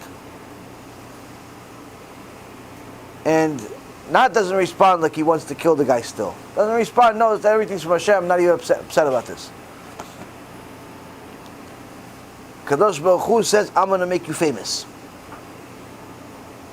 One time, is a Mekubal in Netanya. His name is Rav Amos Gweta. He's Mekubal, he's been around for a long time. One time, there was a mayor in the city, Netanya, where I was born, who decided that he wants to allow traffic, like public transportation, on Shabbat, which was forbidden until that time. So, Rav Amos came with his students, protest, and the mayor came. And he started yelling from afar, and as he got closer to Rav Amos, everyone was looking, how's going to be the face-off? Suddenly as he got closer, became paralyzed. In front of everybody, became paralyzed. Frozen. Couldn't move. Everyone was shocked. Rav Amos looks at him and says to him, you want to come back to normal? Cancel the public transportation. Cancel the Baruch Hashem. Anyway, what do you think, he become like that one day? Years ago, 50 years ago, Rav Chaim, Rav Efraim's father, Rav Chaim Kachlon, Sheikhye, saw this in his own eyes. He walks into a yeshiva, and he sees there's an avrech, simple avrech, sitting over there, and somebody else is just tearing him apart. No, what are you doing in our kollel? You're a nobody using our books, you're a loser, you're this, you're that, tearing him up to pieces. Now you guys would think, this stuff doesn't happen in kollels. It happens, unfortunately, way too often. And there's a few times that I wanted to get on a plane and visit some people at the kollel that Rabbi Efraim attends. A few times. People are strange. Sometimes they wear kippah, I don't even know why. Anyway, this guy's tearing this avrech apart, insulting him in every way possible. But there's people there. And Rav Chaim is one of the people watching this. Sees this happening. After the guy's finished, the avrech looks up at him and says, now you embarrass me in public, you'll see that you'll remain unknown, and HaKadosh Baruch Hu is going to make me famous around the world. That was the only response. And then went back to his learning, smiling, hey. Somebody says to you any word that you don't like that's not in your vocabulary of likings, all of a sudden he meets Mr. Right and Mr. Left. This guy just got torn apart. He smiles and he goes, yeah, you watch it. Kadosh Baruch Hu is going to make me famous around the world. Who is that person? Rav Amos. Rav Amos Gueta. I had the merit to meet him once. When I went to Eretz Israel, my cousin, Gabi Gueta. Tzaddik, big person. Very intimidating. Made me look like a baby. I have pictures of him and I look like a baby. Big person, Baruch Hashem. And very special person. And he's close to Rav Amos. And he took me to visit him. At the time, I didn't know who Rav Amos is. I didn't know. So I sat there in the yeshiva and Bet Midrash over there, sitting there, I don't know, for however long we were there. And I'm seeing them learning. I don't know what's the big deal. Why did he bring me here? I'm sitting there. There's a couple of guys. A couple of them look like they weren't exactly the healthiest. A couple of guys look like they... why am I here? And he's doing certain things that are a little weird. Not a little weird, very weird. What's wrong with this? Like, what is this? Later on I find out who he is and what it's about, and he makes himself weird on purpose, for all types of different reasons, embarrassing himself and so on. Now, listen, it's some of the things that happen in the world happen for specific reasons, that certain people made certain decisions, and to be a mikubal, a tzaddik, someone that could literally manipulate things in nature, someone that HaKadosh Baruch Hu loves and he's willing to change nature for, someone that is able to impact many people and help them and so on, that can't happen if you're a firecracker. You're just a unlit candle for a long time, and then one day you explode. It has to be controlled at all times. How? Halacha. Allowed? Not allowed. Allowed to be angry? No. Okay, no. Allowed to be angry? Yes. Oh, when am I allowed to be angry? When somebody's going against Hashem. But that's the thing. You see what's allowed, what's not allowed. More a person sees, works their life based on what's allowed, what's not allowed, less emotions are manipulating his life. You still have emotions, but you know how to control them better. Next question.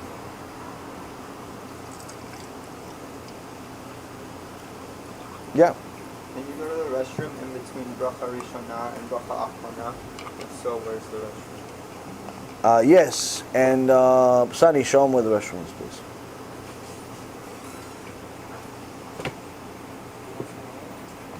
Yeah, please. Yeah, fill it up here. They have something over here. I'll give it. Whatever, drink. Oh, yeah, give me. Huh? No, he'll give me one from the house. Keep this for everybody. Okay.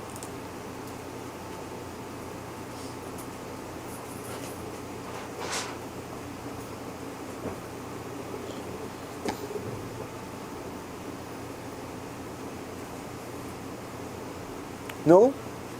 Oh, Hina.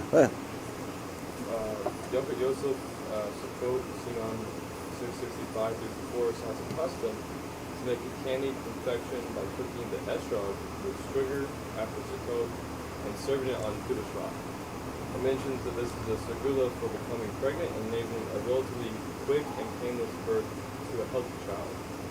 So, kind of a practical question is, how does one make this esrog dish, and how does one preserve it from spoiling until Kudosh rock? So, first question should be, does it work? As a segula to keep your etrog and turn it into jelly. There was a woman that we knew lived in Boca Raton. She used to ask everybody for their etrogim. And because she was like a chef, and then at the end of the Sukkot, she'd get everybody's etrogim, and she'd make jelly out of it. And it's a very common thing.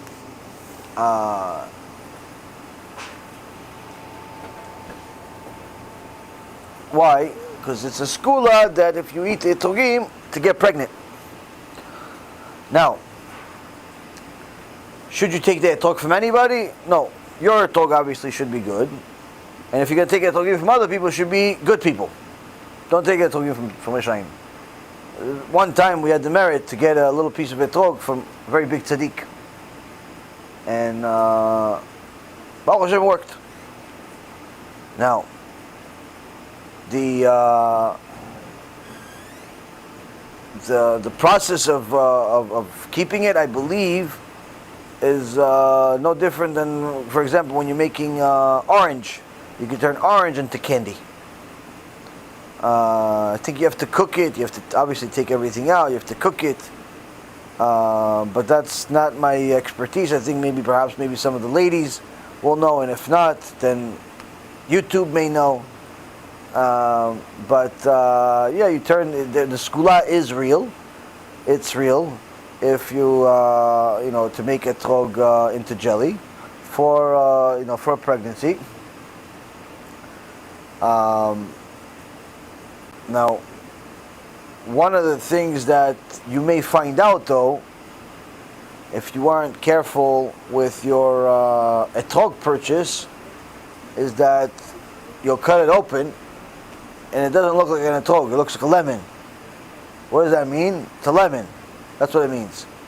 Because an etrog tree is a weak tree, very spoiled tree. It requires constant support. So in order to make it strong, the farmers made it with a lemon tree that's stronger. So what ends up happening is many of the etrogim are lemons. I remember last year, we opened etrogim. We had some etrogim. We got some Eretz Yisrael. Baruch Hashem, everything was good. But we had some local etrogim that we get from with the lulav. Oh, every single one of them was a lemon. Every single one of them, without exception.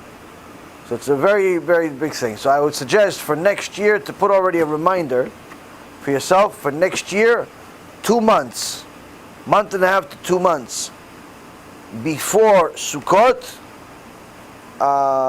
start working on ordering a etrog from someone that knows what they're talking about. I mean, I do it for myself personally. If you guys want me to help you with it also, I can. I get some extras here and there, and I can give it to you guys, no problem. But I can tell you one thing: they're expensive. They're not cheap. The shipping, the this, the that. But at least you have an etrog. But either way, the point is that it's not a difficult mitzvah. And you'll see, BeEzrat Hashem, if anyone that's going to be here in the morning, you'll see my etrog. See my little baby.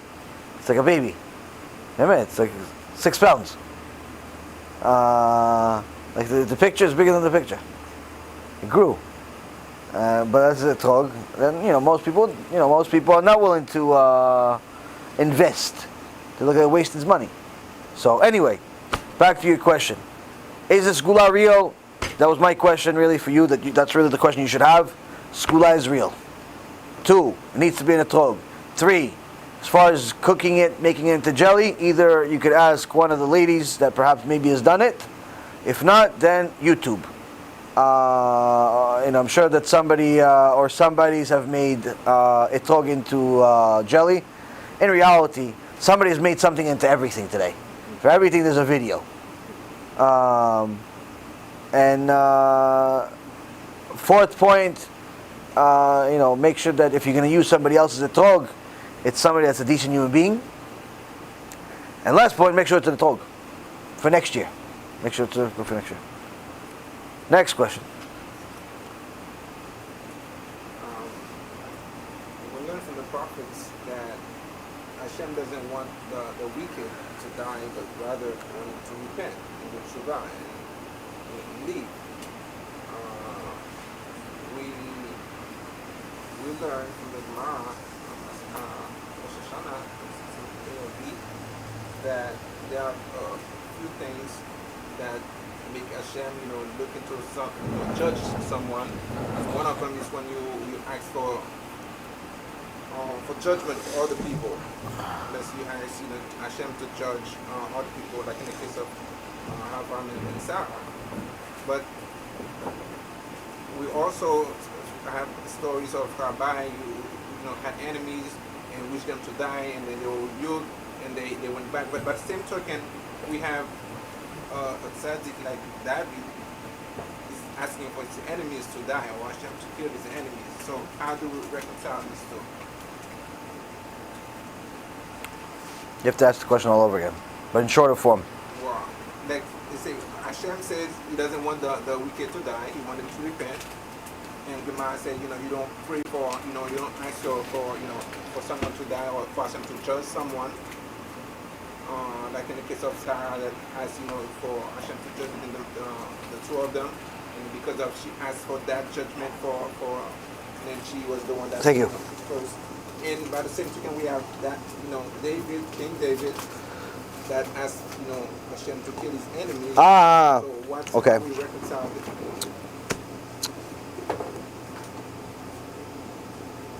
To pray for a random person to die because you don't like them or they're bothering you and so on, because they're sinners, like for example the Gemara in Masechet Brachot, as Rabbi Meir was bothered by some hooligans in his neighborhood, and he wanted to pray for them to die, and his wife Puria came to him and said, "No, don't you know that Hashem doesn't want the wicked to die? You should pray for them to do TeShuva." And he did, and they did TeShuva. So, proves your first point that really Hashem wants you to pray for these people. But then on the other hand, David HaMelech, Kodesh Kodashim, his whole essence was prayer to HaKadosh Baruch Hu, crying to HaKadosh Baruch Hu. prayed for certain people to be destroyed. And there's certain Tehillim that you could read for the sake of beating people in battle and arguments and things like that. That there are special sgula to do that. What's the thing? David HaMelech, the Gemara says, Alacha kiget David HaMelech. Anywhere he went, Alacha is like him. And that created a lot of enemies. Why? Because that means that whatever David HaMelech is thinking, that's a Kadosh Baruch Hu's thinking. So, big people, smart people, from the Sanhedrin even, were very jealous of that. Why? They're toiling, they're breaking their head in this, but Alacha is like a David. So you had a lot of haters.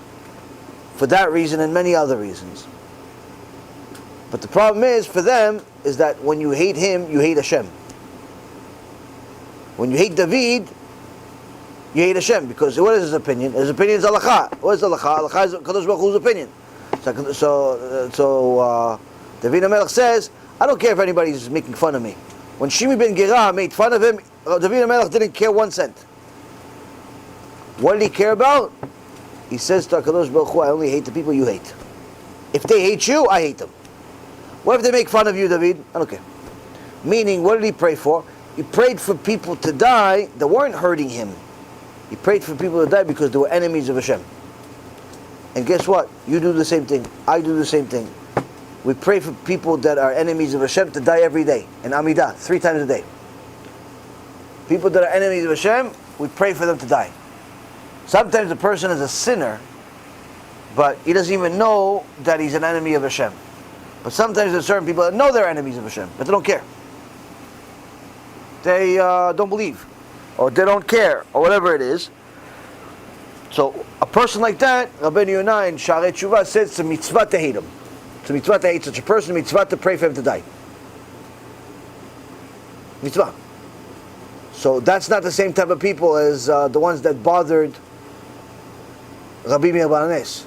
They were just busting his chops and causing trouble, but they weren't necessarily enemies of Hashem. Therefore, it makes sense to pray for them to do tshuva. Whereas the people that were enemies of David HaMelech were enemies against the Alacha. They were enemies against Hashem. And for them, it's a mitzvah to pray for them to die. Next question. Mike, you had a question before. Yeah, so it kind of goes with that. Actually, why did Abraham pray so strongly that Sodom and Gomorrah not be destroyed? Because they're Rachayim, murdering people.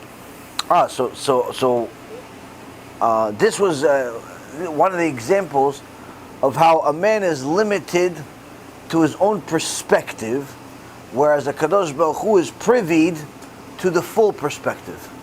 Now, when we get a flat tire on the way to an appointment, what is the first thing we say? God, why are you doing this to me? Why are you doing this to me? I'm on the way to an appointment. I'm supposed to sign a deal. That deal is supposed to give me money. That money is supposed to pay the mortgage, pay the down payment for the house, pay for education, pay for food, pay for this. Well, you want me to starve, Hashem? You want me to starve? What do you want from me, Hashem? You know, we got upset because we got a flat tire. You're going to be late to the appointment. HaKadosh Baruch Hu is laughing. He says, you silly little goose. You don't realize I made you have a flat tire because there's going to be an accident 5 miles up the road, that if you don't get a flat tire, you'll be part of that accident. There's not going to be you, or there's not going to be a mortgage, there's not going to be nothing. Saving your life. Or perhaps that guy that you're supposed to get an appointment with and sign a deal with, he's a very litigious person. You sign a deal with him, he's going to sue you in 6 months for no reason, and you'll lose. Because he's got better lawyers than you. Or 1.5 million other reasons. So why do we complain to HaKadosh Baruch Hu? Because we only see one perspective. HaKadosh Baruch Hu sees the whole thing. Avraham he was a genius, and he rationalized, how could anybody go against Hashem? Needless to say, an entire city. Surely there must be 50 righteous people there. Okay, it's a big city, most of them are wicked, no problem, sure, that happens. Avraham was not ignorant of wickedness. He grew up in a household that was full of idolatry. So he's aware of that. But he said, surely, there has to be at least 50 people keep Shabbat. There's 10 million people there, surely 50 people keep Shabbat. 50 religious people. 50 Hasidim, 50 Chabadniks, 50 Breslivers, 50 Reuvens, 50 something. No. But what if there's 45? You're just going to kill everybody just for the 5 is missing? And he negotiated with Hashem because he was under the assumption that maybe there could be somebody righteous and it's worth it to save everybody else just for the sake of those few. He was limited from his perspective to his human opinion. And Hashem took him to school by telling him, surely all of this was reviewed, all of this was taken into consideration, and there's not even 10 righteous people there. Not even 10. So, this was one of the learning lessons. Avraham Avinu did not become Avraham Avinu until later on. I mean, he was Avraham, but he didn't get to his full potential until later on, until after the Akedah and the major experiences that he went through, after he went through the 10 tests. So, but to get to those 10 tests, you're going to have questions along the way. You have questions along the way. Next. Go ahead, Sutton. Your question? No, I didn't have Oh, you have a question. You got a question? Go ahead. You raised your hand. Eric, You have a question? No, go ahead. so you know we're commanded to love the conference. Love the conference. Without the Shem. How are you supposed to be with someone that's in the process of How are you supposed to? To what level are you supposed to Ah, it's a very good question. How are you supposed to treat someone that's in the process of conversion? Now, this is going to hurt some people, but it's good to know. The reason why it's going to hurt some people is because of emotions.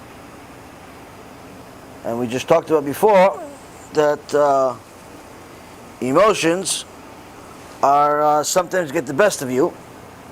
Now,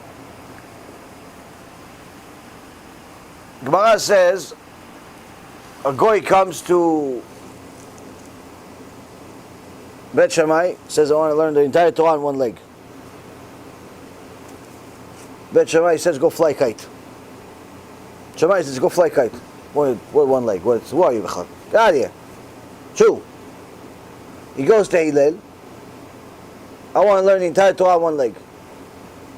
Hillel says, okay, it starts off with, don't do the whole Torah principle. Don't do to your friend what you wouldn't want done to yourself. So that's where everybody thinks, oh yes, see, so you and your friend is much more important than you and God. No, that's not what it means. What Hillel is trying to teach him is that the entire Torah, how could this be the entire Torah? Don't do to your friend what you don't want done to yourself. How could it be? Surely if you know how to treat your friend, your brain that you have in your head will also tell you don't treat Hashem that way either. Don't do to Hashem what you don't want done to yourself. But the point being is that conversion, you'll see it several times in the Gemara, where there actually are some Chachamim that were, very, very much pro-conversion to the extent where they would help converts much more than people help today. And conversion was a much shorter process back then than it is today. But because of the sins that we've made over the years and over the centuries, the amount of problems that we've had from fake converts has led to the point where there's a lot of politics in conversion today. There's a lot of headaches in it, and there's a lot of falsehood in it, and there's a lot of waiting in it, and also money. So a person that wants to convert normally today has to already take into account that they're not going to be a Jew for at least 1, 2, 3, 4, 5 years, maybe longer, maybe less.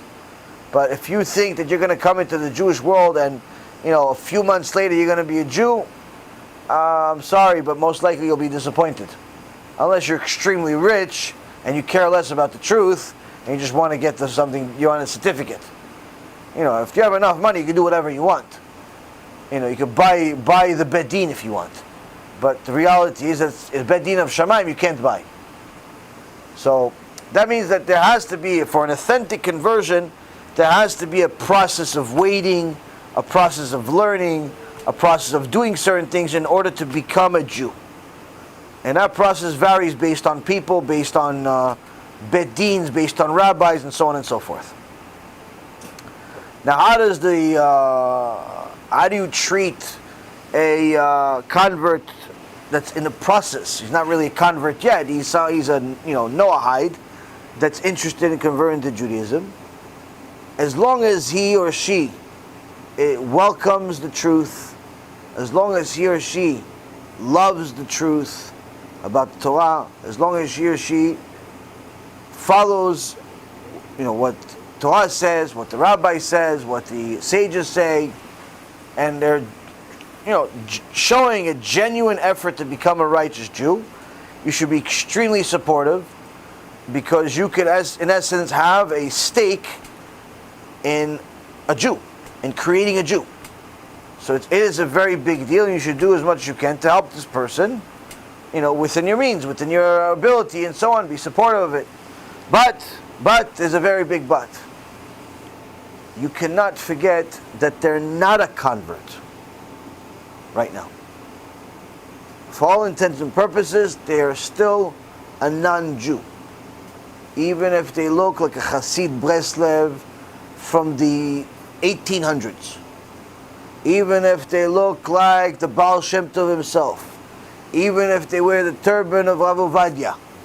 Even if they have a tattoo on their head that says Moses. Doesn't make a difference. Until they dip into a mikveh, they're not a Jew. And that's important to know when it comes to certain things halachically. You go to a shul, this person wants to pray also. His prayer is practice, your prayer is real. So, push comes to shove, you have to know that the difference between the two, practice and real. 2, you have to let the rabbi know of the keilah. My friend over here, not Jewish. Why? Don't count him in minyan.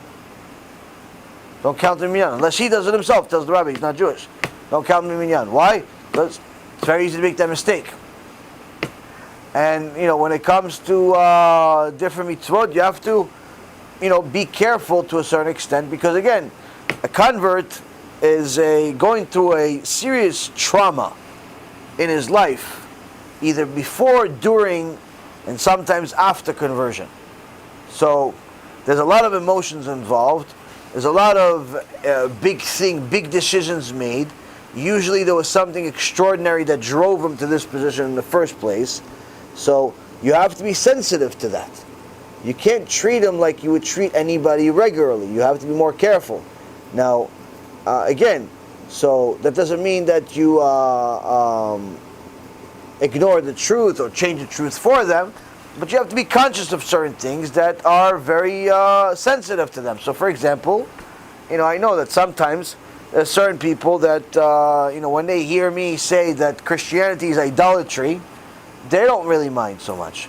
But when I say that Christians that believe in this idolatry are going to Gehenna, they get offended a little bit. Why? Because they know I'm talking about their parents.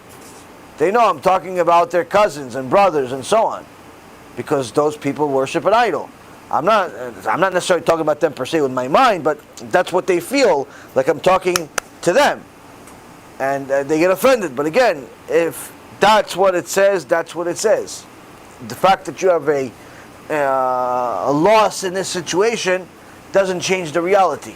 Doesn't change the reality. So you have to be a little sensitive with certain things, which I'll give you guys a side note. That's part of the reason of why I didn't invite everybody that comes to the shiur tonight, for 2 reasons. Number one, I don't know everybody the same way. Everybody that's here, I know you guys pretty well for a long time. So I don't have to think about it very much. But other people that are relatively newer, I don't know them well enough. I don't know them for long enough. I don't necessarily want the whole world knowing my houses. Plain and simple. But I also am conscious of people's feelings. I'm also conscious of the fact that they're going to watch the shiur. And I also want them to know that it's not that I didn't invite them because I don't like them, because also there was lack of space.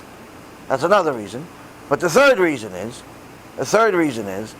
that, again, aside from not knowing them, aside from lack of space, the third reason, what? I don't know if they're going to complete their conversion yet. Like, I don't have that stamp in my mind to say, this guy's ready to convert yet. Why? I just met you a month ago, 2 months ago, 3 months ago. So, I don't know if you're going to convert yet. Yeah, you like it now. I don't know, but maybe Fatima shows up again at your door and says, honey, I love you. You know, you go back to Fatima. So what are we going to do? You know, so that's the thing. I don't want to be part of your confusion. I have to, you know, keep you at bay to remind you that there's, you know, you're not in yet.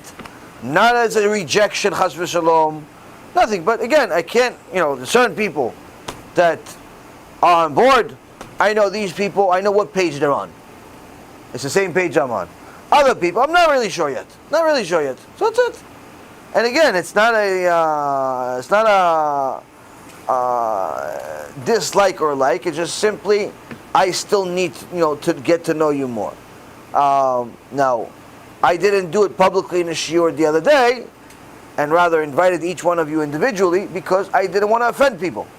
So even though I don't know you that well, and I don't know you, you know, and I'm not this and all these different reasons, doesn't mean I'm going to just disregard your feelings. And hey, by the way, everybody come to the shiur except you. I don't like, you know, I don't know you that well, so you can't come. But everybody else, I didn't do that. Why? I'm not an animal. So I just told you guys it's going to be shiur, it's going to be live, and then, you know, I don't know, today or yesterday I told you guys, you know, come to my house if you got this invitation. You know, so still conscious of people's feelings to a certain extent, and that's it. That's the reality. Thank you, Tzaddik. Appreciate it. Conscious, you have to be conscious of their feelings, even if they're not Jewish yet, even if you're not really sure. Why? Because they're people. They're still Hashem's creations.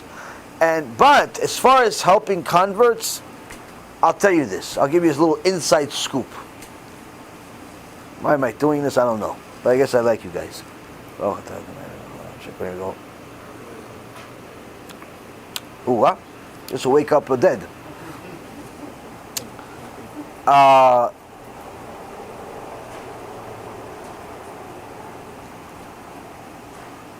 deal with a lot of people that want to convert. Right now, there are over 140 families that we're working with to help them convert. It's a lot of people.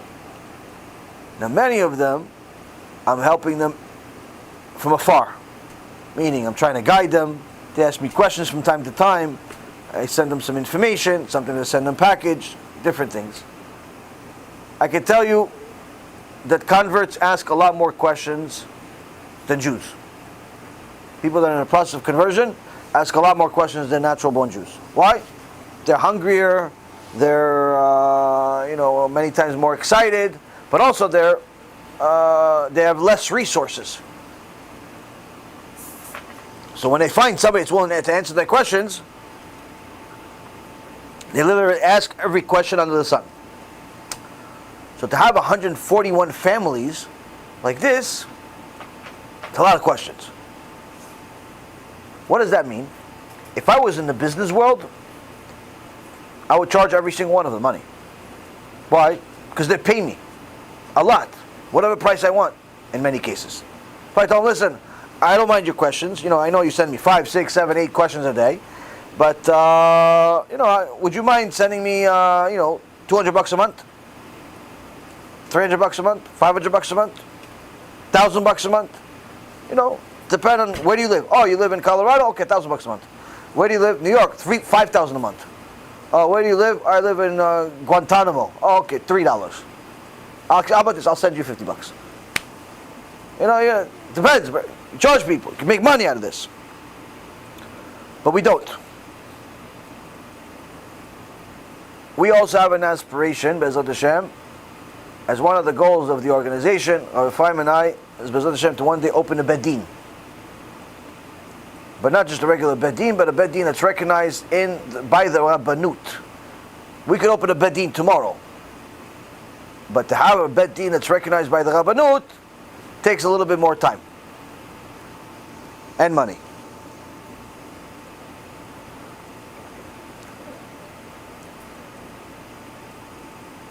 When we had this conversation, I said,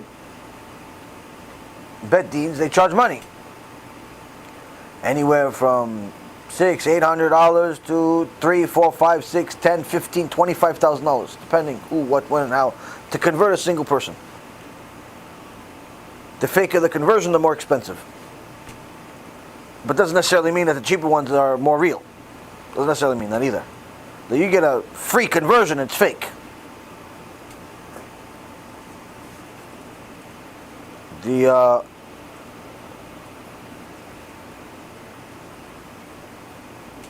So I asked, how much we're going to charge conversions? Do for free. Like right now, charge. Most likely, not charge. Other than to simply cover costs. Why? If there's any cost or whatever, other cover costs. Why? You can charge, allowed to charge, should charge, business-wise. Most likely not. Don't charge for what we do now, which is a lot more difficult work than bedins. I bring somebody to a bedin, they're like a cooked dish.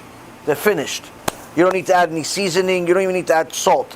The guy is tzaddik. Already I'm bringing to a bedin on a silver platter. The bedin doesn't have to do nothing. Easiest converts in the world is people that come through me because it takes a long time to get there, and by the time they get there, they're cooked already, they're finished, they're tzaddikim, they're more religious than the bedin sometimes. What's the problem? So, most of the work is done beforehand. And we don't charge. Why? Because I learned something from Rabbi Efraim. HaKadosh Baruch Hu has 8 billion people in the world. Out of those 8 billion people, we know of about 15 to 20 million of them that are known to be Jews. There's probably much more that we don't know about, but nonetheless, the 20 million or so that are Jews. Out of those 20 million Jews, probably around 4 million or so observe Shabbat.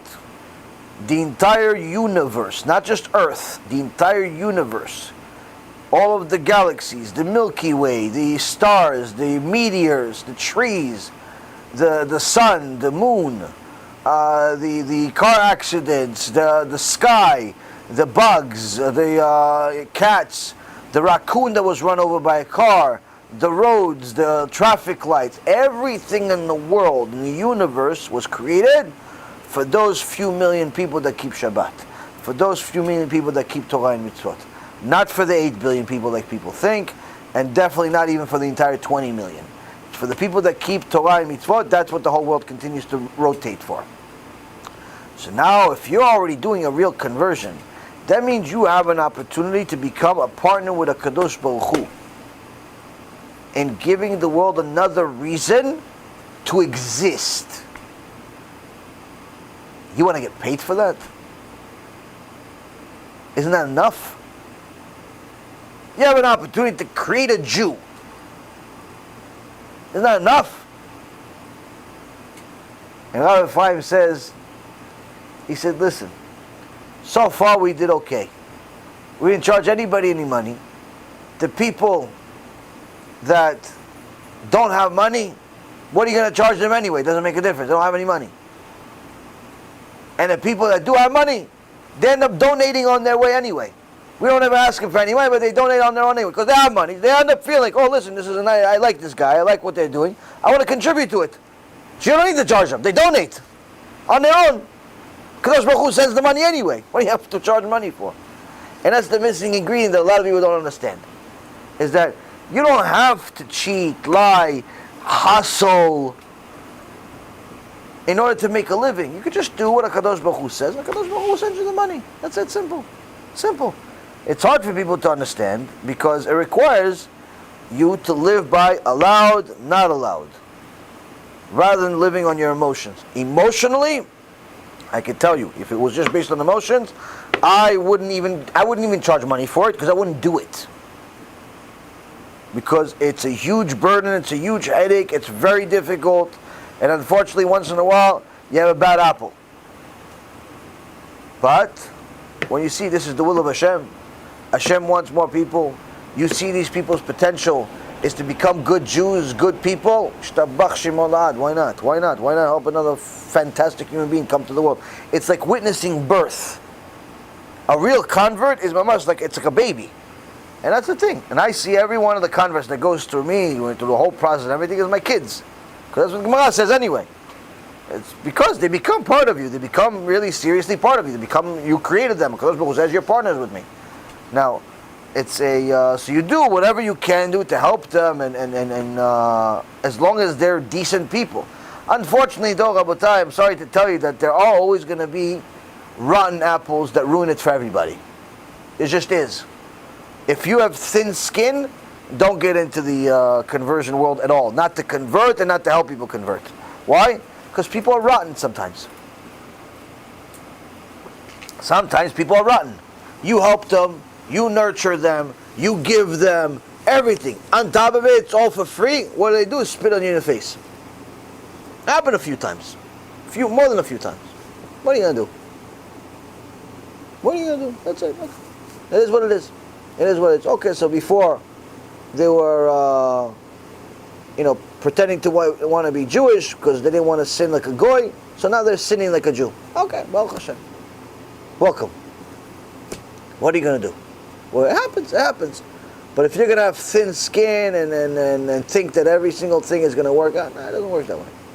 You got to understand that as painful as it is for you, HaKadosh Baruch Hu is in more pain. Why? It's his kid. It's his kid. So, if you have an opportunity to help somebody come to the world and be a good kid, you don't need to get paid for it. You're already going to get paid for it by being partners. You're already going to get paid for it. You don't need to get paid for it. Of course, you're entitled to make a living and so on, but honestly, I don't know. I learned Emunah from Rabbi Efraim, and it doesn't make any sense at all, but it works. It doesn't make any sense at all. The more details you know about my life, the less sense it makes. Ask Sonny. He doesn't understand. He stopped asking questions. He gives up. Doesn't make any sense. Because who runs the world? That's it.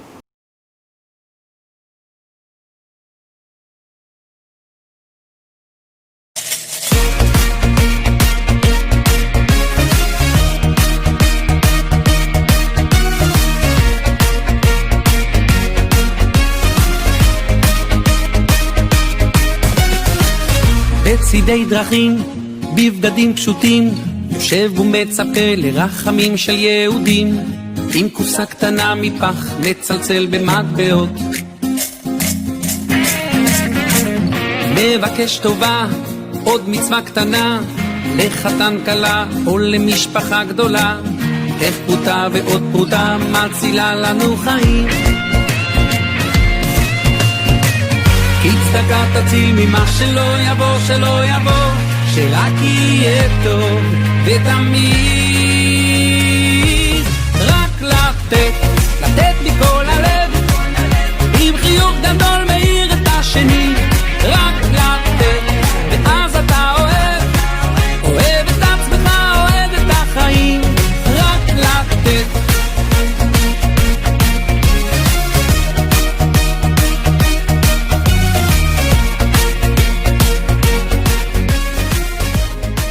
תורמים יקרים, בעוד כמה ימים יחול חג הסוכות. כל אחד מאיתנו ישב בסוכה, ייהנה משפע של מטעמים.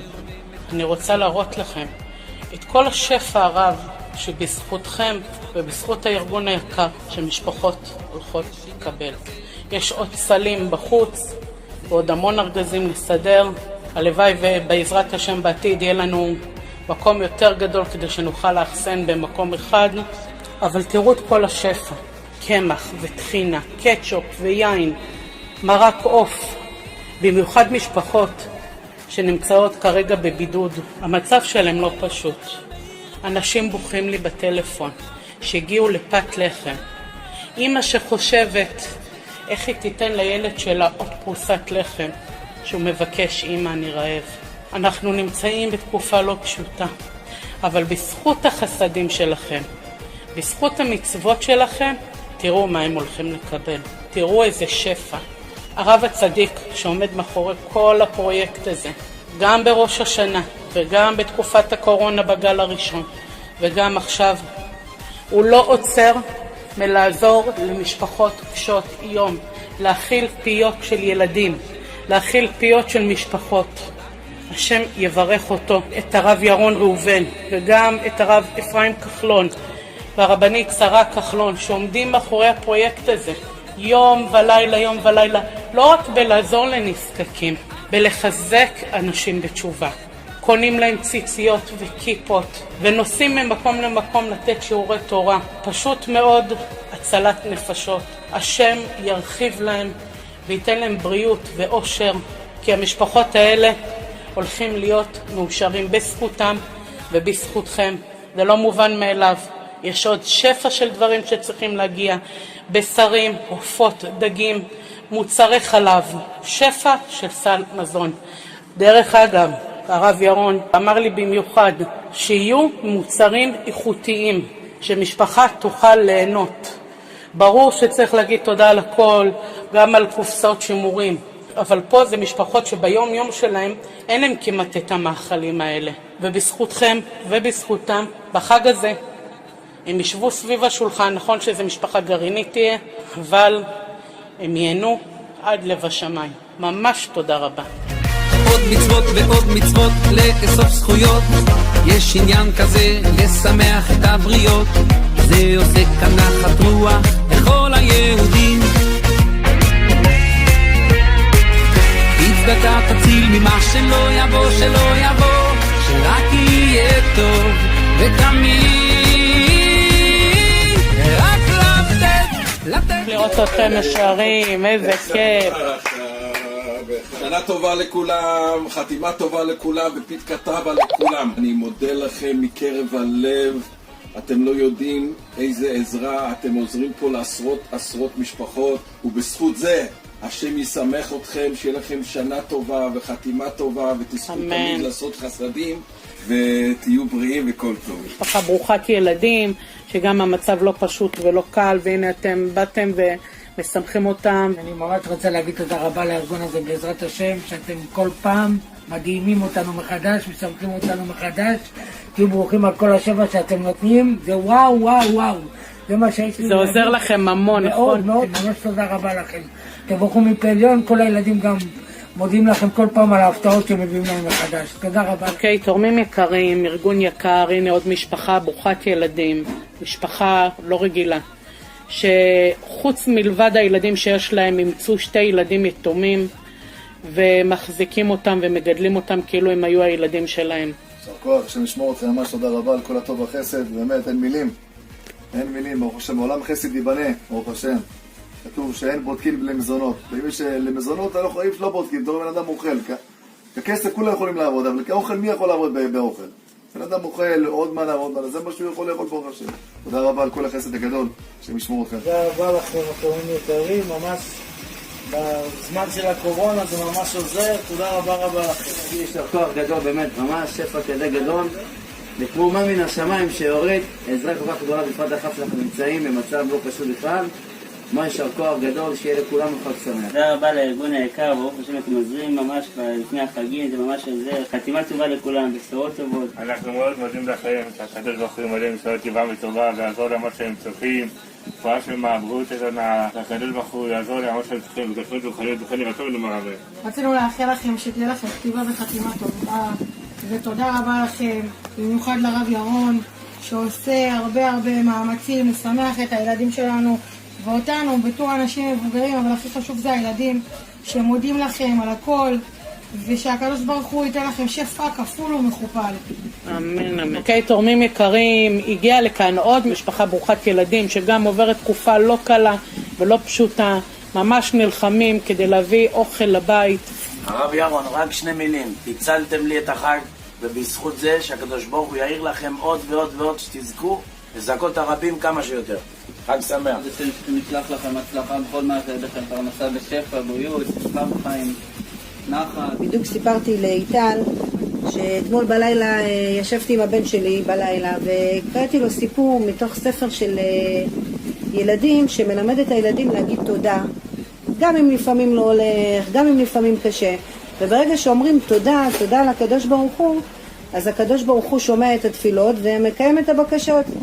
ואני בעצמי, אפילו שזה ספר של ילדים, החלטתי אתמול בלילה שאני לא דואגת על חג סוכות. שאני אומרת רק תודה לקדוש ברוך הוא, ואיך, אני לא יודעת, הקדוש ברוך הוא ישלח לנו כל מה שאנחנו צריכים לחג סוכות.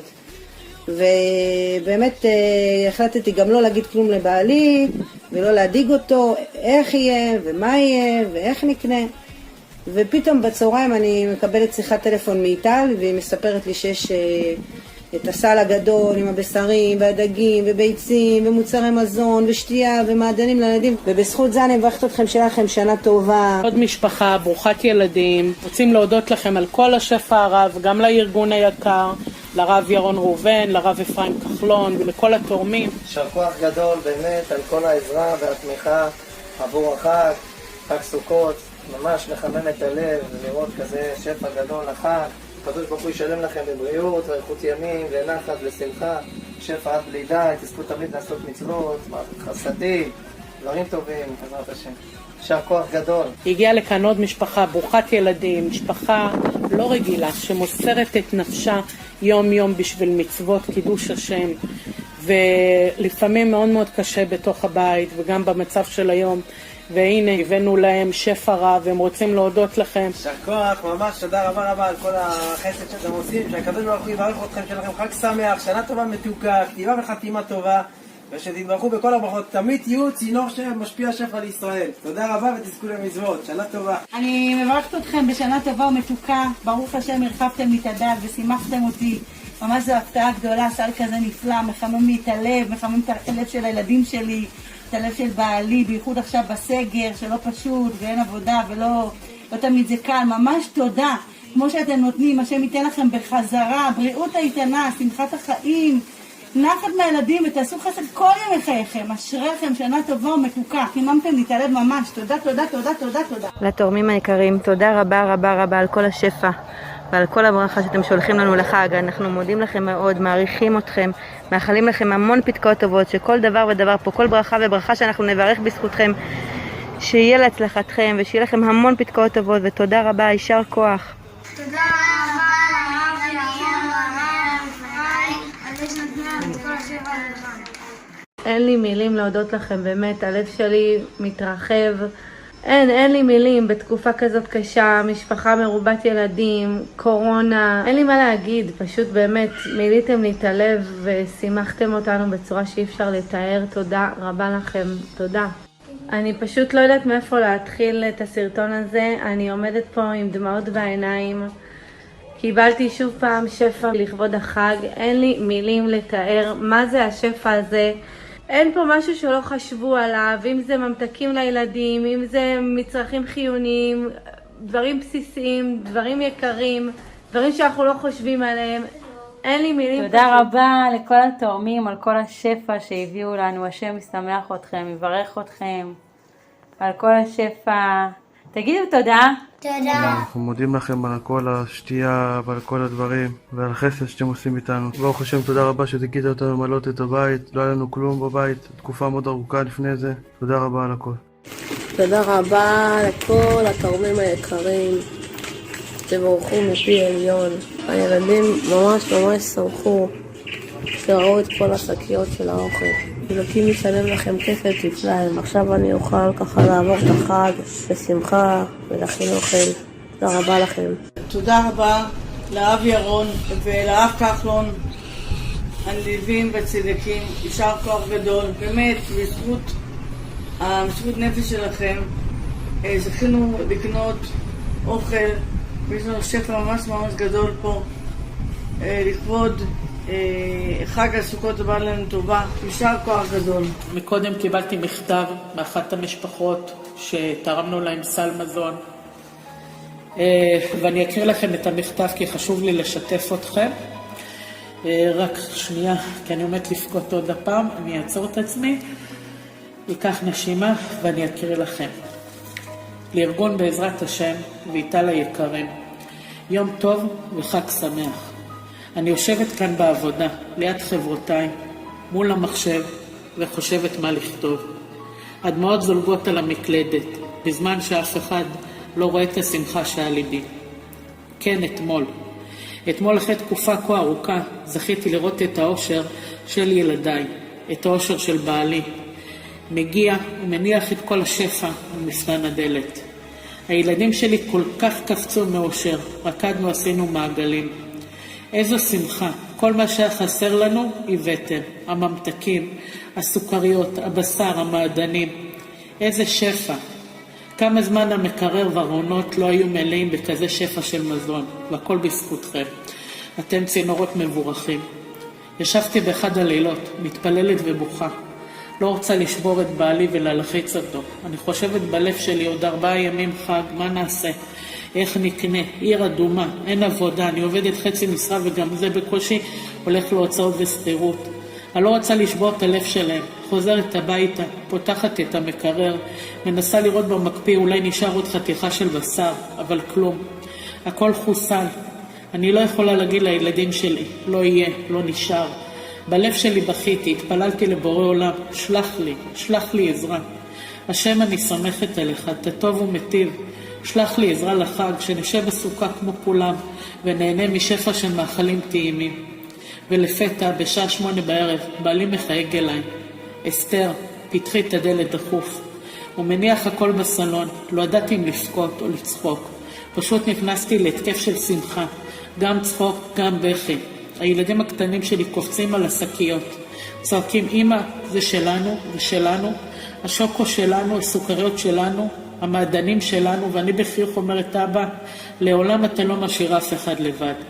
לכן בתפילה ותודה, אני רוצה להודות לכם מעומק הלב שלנו, שהזכות שלכם, שאני ובעלי וילדיי נשב ונהנה, ממאכלים טעימים, זכה לבשל כמו השכנות שלי, החברות שלי, וגם מפתח ביתי יניבו ריחות נעימים. שאלוקים מברך אתכם, ארגון יקר. איטל סיפרה לי על כל החסד שאתם עושים למען עם ישראל, שבתקופה כזאת קשה אתם מוסרים נפש יום ולילה בלארגן תאומות, בלדאוג לנו לילדים של הקדוש ברוך הוא.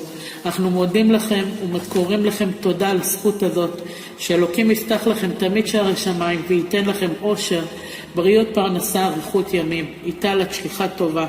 שאלוקים רק ישמח אותך ויתן לך ילדים צדיקים. תודה לכל התורמים היקרים, לרב ירון ראובן, לרב אפרים כחלון על החסד. שיהיה חג שמח וגמר חתימה טובה. נון ב'. איטל, קבלי ממני עוגה מתנה לחג, אמנם היא פשוטה, אבל יש בה המון אהבה. אז הנה העוגה שהכינה לי, אישה מדהימה, ואני רוצה באותה הזדמנות להודות לכולכם על כל החסדים האלה ותורמים יקרים. ביום שאני הכרתי את הארגון הזה, את ארגון בעזרת השם של הרב ירון ראובן, של הרב אפרים כחלון, פשוט זה שני מלאכים שמצילים כאן את הנפשות. הם מצילים את הילדים של הקדוש ברוך הוא.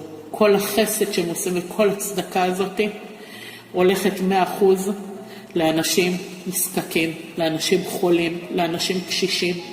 בוקר טוב, ערב חג הסוכות, תשפ"א. מדבר כמרדכי מאשדוד. אני רוצה פה להביע, ורק טיפה, כי אי אפשר להביע את גול הערכתי והגודל השמחה שמתחולל בקרבי ובלבי בשעה זו. ארגון בעזרת השם ועומד בראשם הרב ירון רeuven והרב אפרים כחלון, שהשם ישמרם ויצילם מכל רע ומכל מחלה ומכל נגע. אני לא אריך בדיבורים, רק אני בן אדם מאוד מאוד בלשון המעטה לא בריא. עברתי בשנים האחרונות תקופות לא קלות, אשפוזים אינסופיים, אם זה התקפי לב, צנתורים, אם זה הצלת העיניים מעיוורון, ניתוחי עיניים בלי סוף. והקיץ הזה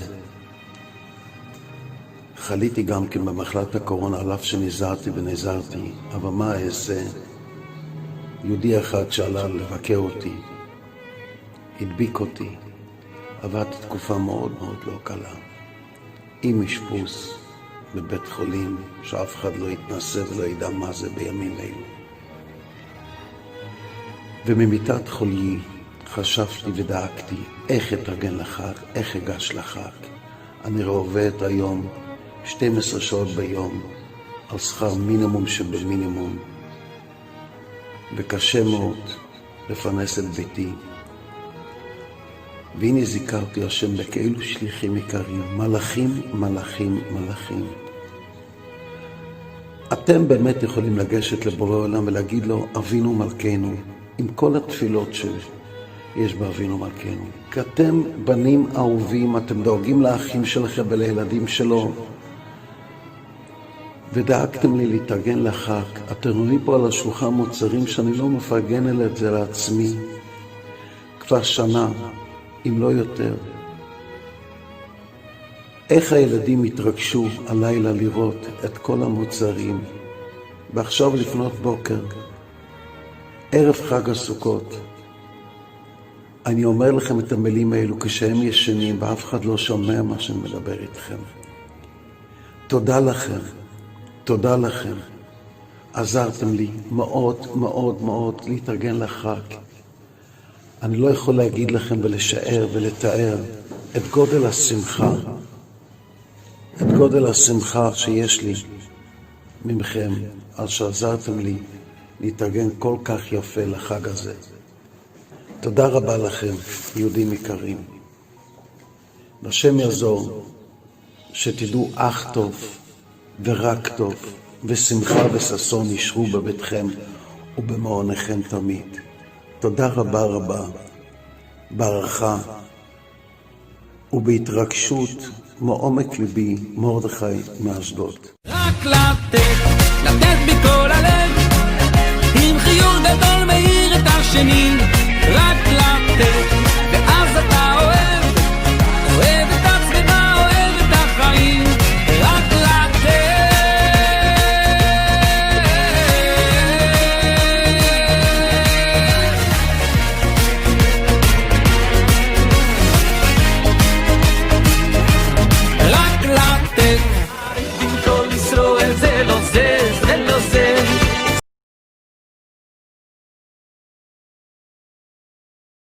No? Next question. Anyway, didn't ask questions yet? Okay, Sutton only asked one question. No? How can one overcome the trait of brazenness? How can one overcome the trait of brazenness? A person is arrogant in general.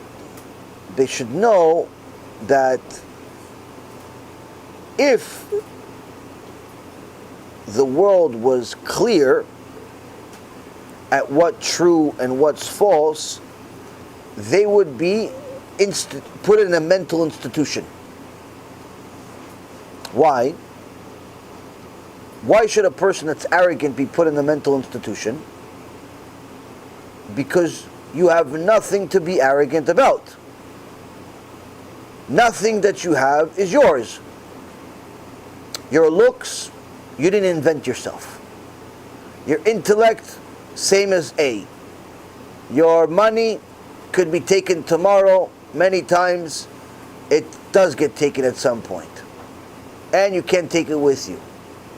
None of your possessions are yours. Therefore, why are you dancing, pretending to be the king, just because you were allowed to borrow his suit?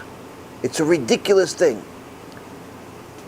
Second thing is to understand that the trait of brazenness and arrogance is a detestable trait. The Gemara says someone that's arrogant, even his own family hates him. Even his own family hates him. Why?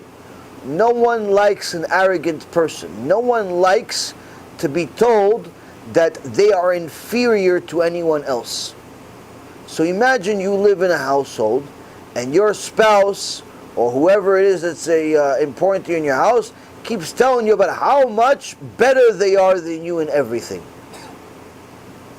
Oh, it's a nice jacket, but you know mine's better. Oh, it's a nice car, but you know it's trash next to mine. Oh, that's a nice wife, but she looks like nothing next to mine. Oh, that's a nice... Who wants to be around such a person? Now you're saying, no, but I don't say it. You don't have to say it. You don't have to say it. If you have a certain attitude, we could hear you say it in your mind just by seeing your face. An arrogant person is someone that you can tell by their face. You don't have to say things to act arrogant. It's just simply how you respond to things. It's also a way of how you walk. As a matter of fact, going back to the best Musar book of the year, the Machzor of Yom Kippur, one of the things you apologize to HaKadosh Baruch Hu in, on the Amidah 7 times, what did you apologize to HaKadosh Baruch Hu for? Walking straight.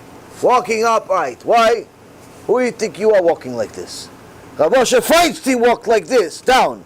And you're walking up. Rav Moshe Feinstein was Kodesh Kodeshim. Rav Moshe Feinstein was the Moshe Rabbeinu of his generation, walked like this, and you're walking straight up. Who are you? What do you know? What did you achieve? What did you do? What are you? You're a little booger. What do you have? What did you do? No, I'm 50 years old. You're a 50-year-old booger, even uglier. What are you? What do you think you are? You said, I'm sorry for walking straight, and you're still doing 50 years later. What's the matter with you? Were you retarded? You don't know how to read the Machzor? 50 years you read the Machzor, say I'm sorry, you're still doing it? So what does it mean? You're a mental case. There's something wrong with you. You're a defect. So the point is, the more a person understands what arrogance is, the more he understands there is nothing to be arrogant about. Because what do you really know that is worthy of being arrogant?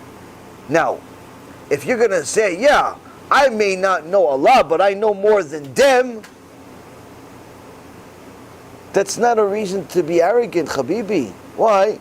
There's always going to be someone worse than you. That doesn't make you better. So you could just go to the garbage pail and just say, I'm better than them, and look at the rats. Yeah, you're better than the rats, according to your opinion, but guess what? The rat thinks he's better than you. Why? He's probably faster than you. His digestive system is better than yours. He probably has an easier time finding a spouse. It's simply your opinion. Your opinion. But you're both in the garbage in the end. You're both in the garbage. You're comparing yourself to bigger losers and you think that makes you a winner? No. What makes you a winner is if you're a winner next to winners. And you know what? Next to winners, you're nothing. Next to winners, you're nothing. Nothing. You know why? Who's the winners? So the thing is, there's a person that's arrogant, a person that is simply mad in their mind. There's something wrong with them, because if they compare themselves just to losers and therefore declare themselves a winner, anyone else around them that's somewhat normal and closer to being a winner than them, obviously, will see this is a mental case. You need some serious help. You're comparing yourself to people that are disabled and then saying that you're fast next to them. Yeah, they're disabled. They're on wheelchairs. Surely they can't run. It's like it's a really demented thing. But you know, today this is acceptable behavior. Why? Because today people are so politically incorrect, but think themselves are correct, where they actually allow men to compete in women's sports because he feels like a woman. So then they're surprised. Oh, new world record! Stephanie won gold medal for picking up 800 more pounds than everybody else. Yeah, but Stephanie has a little bone coming out of her neck and muscles the size of the equator because it's a guy. But people are stupid. So that now, is anyone that's worth that has any common sense think that Stephanie the guy deserves the gold medal? No, because he's a guy. It's a woman's sport. But that's the stupidity of today. When you're arrogant about being next to losers, next to people that are lesser than you, you're a mental case. Now, on the other hand, you're gonna say, no, but there's winners. Next to winners, you're a loser. Why? Who's your winner in your life? Who's the winner you're comparing it to? What are you going to compare it to? A millionaire? He's like you. He's not different than you. Just because he has more money in the account doesn't make him a winner. Doesn't make him a winner. Someone that achieved something in their life, someone that compare yourself to tzaddikim, compare yourself to people that are going to be remembered in 1,000 years from now. In 1,000 years from now, going to be remembered. Well, people think that Bill Gates, Steve Jobs, Warren Buffett, they're like the winners. These people are losers while they're alive and after they're going to die. Number one, they're going to be forgotten. And number two, they're losers while they're alive. Between their marriage, children issues, and life issues altogether, who wants to live that life? Talk about people that are going to be remembered and loved forever. Look at the Jewish sages, Yishtabach Shemo La'ad, what beautiful sages we have. You have people even from recent history. You have Rav Ovadia. How do you know that everybody loved Rav Ovadia? Over 1 million people showed up to his funeral. The biggest funeral since Moshe Rabbeinu. The biggest funeral in the history of mankind other than Moshe Rabbeinu was Rav Ovadia's. Now, what do you think? They think, oh, no, I want to come because Rav Ovadia is going to know. What are you going to know? He just died. He left. He went to Olam right now. He's Moshe Rabbeinu right now. What? You show what? What are you doing? They couldn't separate themselves from him. They loved him so much. Are you a winner next to Rav Ovadia? What do you know? What he forgot you don't remember? What did he do? What are you so proud about? Did you write Yabia Omer? Did you write Yabia Omer? Did you write Teshuvah? Did you remember the entire Shas by heart, back and forth in every format? Somebody asked Rav Ovadia, "Oh, go to Rav. Is it true that you know the entire Torah by heart?" No, don't exaggerate. Just half. He goes, "Oh, wow, which half?" He goes, "Which one do you want?" Are you like that? You remember the entire? Do you even remember your own bar mitzvah parasha by heart? I don't remember my own bar mitzvah parasha. You know what? I don't have a bar mitzvah. What do you know? What are you proud of? Forget about going to the Rambam and Rabbi Akiva and Moshe Rabbeinu. Let's not go far. We'll go a few years ago. A few years ago, you have a winner. You have a winner in front of you. You have a winner in front of you. You have the Moshe Rabbeinu of the generation. You have Rav Ovadia. You anything next to him? Are you anything next to him? Did you even write a piece of paper in this? What are you so proud about? What's for what? What did you do? What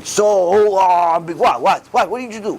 Well, muscles, I had bigger muscles than you. I used to lift 800 pounds over my back and go down all to the ground, squats. You can lift 800 pounds? And you know how much I can lift right now? Maybe this bottle is a little heavy for me. Your body's going to change one day. What are you so proud about? What? You're tall? Okay, it's tall. You get older, you look like you're short because you... What's to be so proud about? For what? The more you understand that the real reasons for pride, the more you realize it's a detestable trait.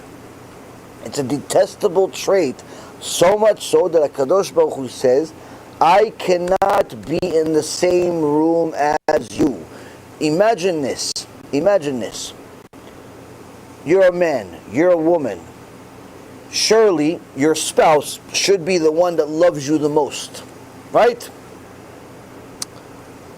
Sometimes it's the kids in a certain format, sometimes hopefully it's the spouse because the kids move on one day, but point being is that spouse should love you a lot, right?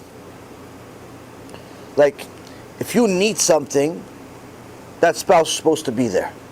If you want to cry, that spouse's shoulder should be there.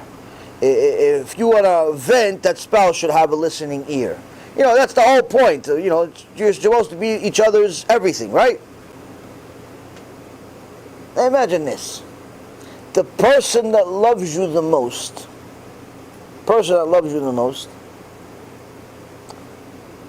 you come to them, boo, bad things happen to me, I'm depressed, I'm this, I'm that. Spill your guts out. And then your spouse looks at you like a confused dog and says, ugh, can't stand you, and walks out of the room. After you spilled all your guts. Told him the truth about everything. I love everything, like the type of crying where there's like snot coming out of your face everywhere. You're pulling all your emotions. Instead of saying, oh honey, I love you, ugh, disgusts me. and walks out of the room. Guess what? That scene I just described to you is not even remotely close to what HaKadosh Baruch Hu does when someone's arrogant. And guess what? HaKadosh Baruch Hu loves you more than your spouse. But when you're arrogant, he says, ugh, you're disgusting. And he walks out of the room. And he loves you more. What's to be arrogant about? Who would want to be arrogant? Now surely all of us have a little bit of an ego because we forget that HaKadosh Baruch Hu is the one that put all of these things in our life, whether it be money or looks or skill or knowledge or whatever it is. But the deeper you go into whatever you're arrogant about, the more you realize how it does not belong to you. And how much of a joke you are for being arrogant about it. What is it like? The Chachamim say there was one time, Efraim told me this story a few years ago and told me again today. It's a good story. Say one time, say Ben Torah, arrogant, had ego. What kind of ego? Shafuni anas, look at me, look at me.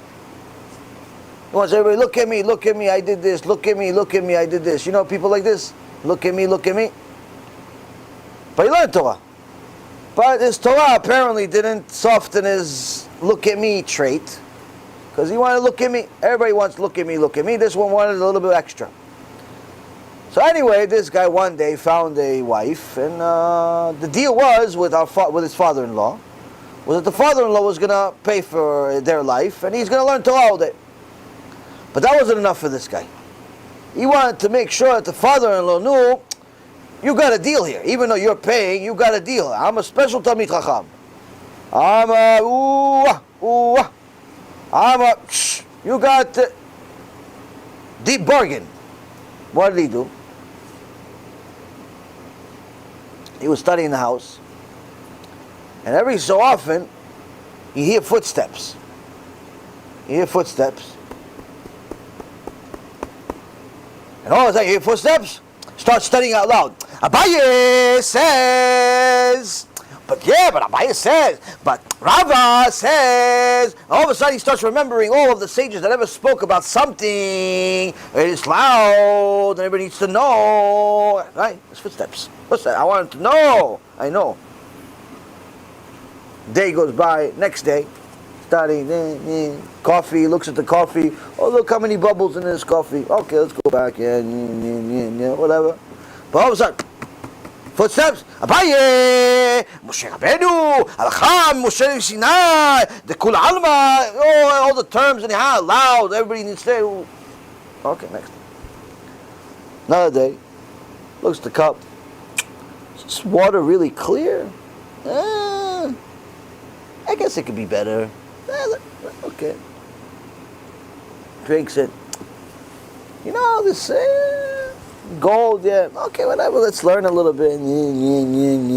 Learning. But, footstep. Oh, but you know, he starts making all types of sound effects. Every day, same thing. Although, ridiculous, right? You know what's the most ridiculous part? After doing this for over a few months he's doing this. And he's thinking by now, the father-in-law should have major respect for me. He knows, he heard, he did, But he says the father-in-law looks at him the same. I don't understand. Why? Well, nothing changed. In fact, it kind of deteriorated. Very weird. So one day, he says, you know what, next time, he comes close, I'm going to open the door and say, listen, I know you're watching me.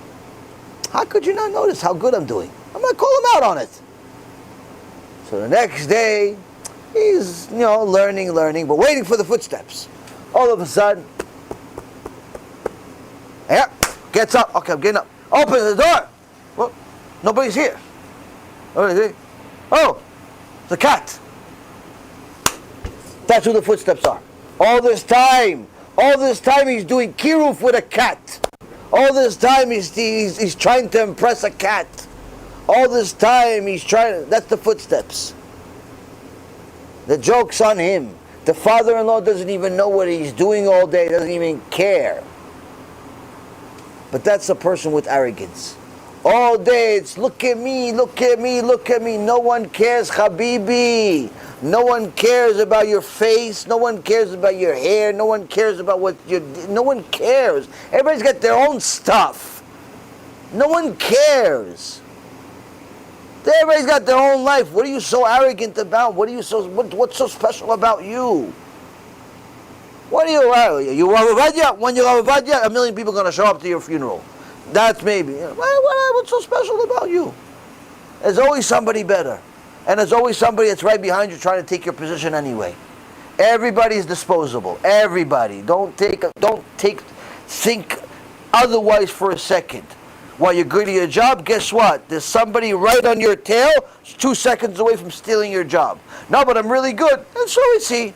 And by the way, he's cheaper. He's half the price. And one day you'll become disposable garbage pail. I had Harvard graduates come to my job. I wasn't willing to pay them $200 a week. They spent $250,000 on school.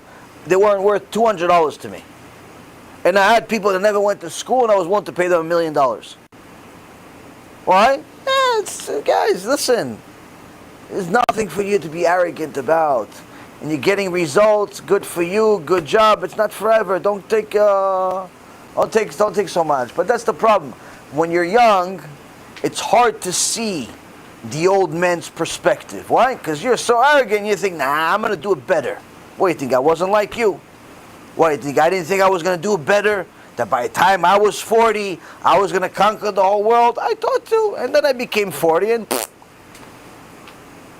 all of those dreams that I had at 26, I didn't even have them anymore. Why? I realized it's completely ridiculous. Ridiculous dreams, ridiculous aspirations. But that's the thing. It's a person that is going to grow up with his teachers being the street, the friends, the celebrities, is going to have a very, very difficult transition from his young days to his older days. Why? Because you're going to realize that all your dreams and aspirations are completely bogus. You're just trying to impress the cat. But a person that is role models, our Moshe Rabbeinu, David HaMelech, our sages from the Gemara, our Gdolei Ador, guess what? You could already become a grown-up at 18 years old, at 16 years old. You finish the Shas at 15 years old. You're already a grown-up. You're a grown man. You already understand the ways of the world. You understand the ways between a person and his family, his wife, a husband, everything. You understand what is the real significance of life. What's the purpose? That's something. That's something. But reality is, Rabotai, there is not enough people that are willing to grow up that way. Not enough. Most people want to grow up on their own. They want to, get the opinions of their friends, not the opinions of the Rambam.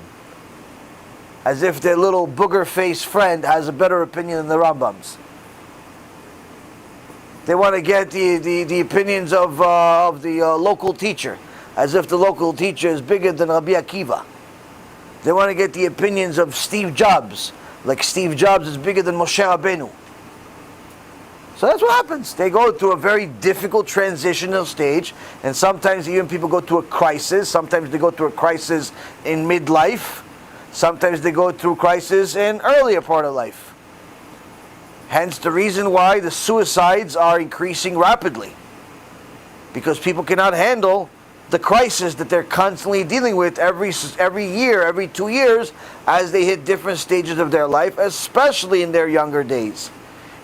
For a person to go from, let's say, the age 40 to 50 is a world of difference than a person to go from the age of 10 to 20.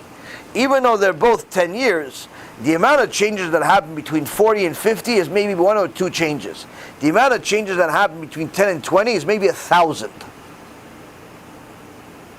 Because, maturation and so on. So the key is to understand that there's really nothing to be arrogant about. There's really nothing to think makes you any better than anybody else. Because surely there is things that other people are better than you. Surely the things that you have are, not even yours. And the bottom line is that it's just a completely ridiculous and detestable trait to have. Because again, the people around you will not like you. They simply won't like you. No one likes an arrogant person. Now, even though the more arrogant you are, the more likely you are to become famous in this stupid world. But there's a reason why this world is called Alma de Shika, world of lies. The more arrogant people are, the more attention they get. But you see, as they go through life, the more difficult their life is. Celebrities and stars and athletes and so on, that the more arrogant they were, the bigger their downfall was eventually. Because eventually the show is over. Eventually you can't hold up to the words that you keep saying about yourself. Eventually your reputation can't support its own records. And because of that, the amount of pressure that goes on top of you is even more than anybody else. If you are a normal, regular person, humble person, you fail, everybody says, people fail, no big deal. But if you're a Mr. Show Off and you fail, they rip you apart. Why? Because you put yourself on a pedestal to say that you're the best, and you're not. Not only you're not the best, you're the worst. And guess what? HaKadosh Baruch Hu makes that happen. Why? Because it's a pasuk in the Torah. Ga'avat adam tashpilenu. HaKadosh Baruch Hu says the pride of man will lead to his downfall. That's HaKadosh Baruch Hu uses what a person is most proud about as a way to destroy them.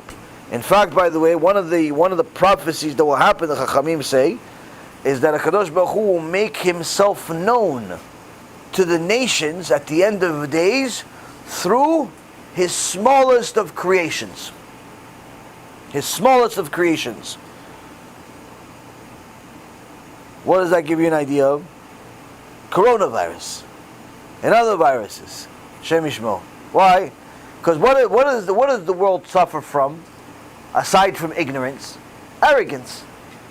The world suffers from arrogance. Everybody thinks they're the best. Every country thinks they're the best. No, Russia, we are the best. No, America, we're the best. No, Israel, we're the best. No, China, we're the best. Everybody's the best. They're so good they forget about God. People are becoming less and less close to Hashem, closer to idolatry. Sometimes it's themselves as the idol. Sometimes it's a cow. Sometimes it's something else they make up. But in essence, people are more and more distant from Hashem because of their own ego is in the way. And what ends up happening is that people become more anti-Hashem. I mean, if you look at pictures of your grandparents and your great-grandparents, what they wore on a day-to-day basis is like better clothes than many people that are modest wear today. What people wear today was not even qualified to be underwear in the previous generation. Completely pathetic. The way men used to, the way little boys used to dress walking in the streets. Back then, most parents can't get their kids to dress like that for Shabbat. Average little kid would wear a suit. An adult surely would wear a suit. Today, you have to convince your kid to put a dress shirt on because he likes t-shirt, because he paid $350 for the stupid t-shirt because he's stupid. But he thinks he's smart because it says some idiot's name on it. And therefore that makes it expensive because it has little sparkly things on it. Like something's ridiculous. But that's the thing. That's the generation that we have today. So you have a generation of arrogance and ignorance, which is the worst possible mix. Meaning that not only are they ignorant, but they're arrogant about it, which is the exact opposite. I mean, at least if you had knowledge, that okay, maybe you have a reason to be arrogant about. But it's the most ignorant generation in the history of mankind, yet they're the most arrogant. And HaKadosh Baruch Hu says, you think you created the world, you think because of your iPhones and your iPads and your supercomputers and everything else, you're going to decree what the weather's going to be, you're going to decree where the virus is going to be, you're going to decree where the money's going to be, you're going to decree who's going to win and who's going to lose. HaKadosh Baruch Hu says, I'm going to make myself known to you through my smallest creations. But not make known to you that you're going to say, oh yeah, you know, virus. No. You're going to know that this virus, you're going to know that this thing can only come from HaKadosh Baruch Hu. Can only come from me. My littlest creation, needless to say, my biggest creation, you're not going to be able to handle. HaKadosh Baruch Hu is going to show himself to creation, to the nation, it says, to the smallest creations. And it seems like maybe coronavirus is at least a hint of it, if not the thing itself. So, Hashem detests arrogance because it's the opposite of him. He's not only humble, he's also, his signature is emet. Is emet. Arrogance is the polar opposite of Hashem. It's sheker, because you have no reason to be arrogant, and on top of it, it's arrogance, the opposite of humility. So, it's literally no different than idolatry itself, which is the polar opposite of Hashem. So why would anybody want to be in a status that Hashem finds them disgusting? Who would want that? Even people that are idol worshippers, but yet believe that there is a creator of the world, but they also believe in idols of all types and so on, still if you tell them, listen, my God curses you, they get scared. Oh, how do I get this curse off? Wait, but you believe in your God. Yeah, but still, your God, you know, he cursed me. I don't want him to curse me. Nobody wants to be cursed. Even the idol worshiper believes this. How do we know? We know from the Torah. Torah, it says different stories of some idiots that believe in idols, but they're scared of HaKadosh Baruch Hu. Anyway, even they, people are crazy today, where they think that there's a reason for them to be arrogant.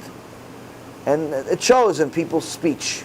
It shows in how people perceive themselves.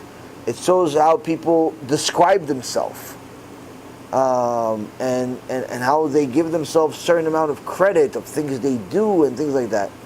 And the truth is, the older you get, the more you realize that there's really nothing to be proud of. But unfortunately, the Gemara says a Talmid Chacham gets better and sharper over time, but an Am Haaretz, an ignoramus, gets worse over time. Meaning, if you're a Talmid Chacham, you continue learning, although your body may deteriorate through age, your intellect, your mind will improve, become sharper and sharper. But the Am Haaretz, the ignoramus, he deteriorates. What does it mean deteriorates? Not their body, because surely both of their bodies are going to probably deteriorate. What does it deteriorate? Your character traits get worse. So if you were arrogant when you were younger, by the time you're older, you're completely like, you're like disgusting to everybody. It's like walking fecal manner in the street. No one wants to be next to you. The older a person gets, the more detestable they become if they're an Am Haaretz. Because they were arrogant at this age, they became more arrogant over time, and that's why many people hate old people. Why? Because they're very demanding, they complain non-stop, and so on. Why? Because even though their body has deteriorated, their character traits deteriorated with it. So if they were arrogant, they're more arrogant, even though they have less of a reason to be arrogant. If they were a complainer back then, they're even more complainer now. Even though they have, less to walk. That's the way it is. So, that's the thing. It's why would a person want to do such a thing to themselves? Only reason is because they're not paying attention. They're not paying attention. And society supports arrogance. Society promotes arrogance. Even though time and time again, we see a repetitive story of how the more arrogant people were, the bigger their downfall. Look, for example, in the athletic world, people say that one of the best boxers that ever is Muhammad Ali. Cassius Clay, I think was his real name. Now, Muhammad Ali surely was a skilled, warrior of some kind, but he was also a detestable person as far as his arrogance. He was simply somebody that was unbearable to society as far as how much trash he would talk and this and that. What did HaKadosh Baruch Hu do to him at the end? Wasn't able to talk, wasn't able to move, became completely nothing. Became, someone that's, hard to be around. Hard to be around. Kadosh Baruch Hu shut his mouth. Albert Einstein.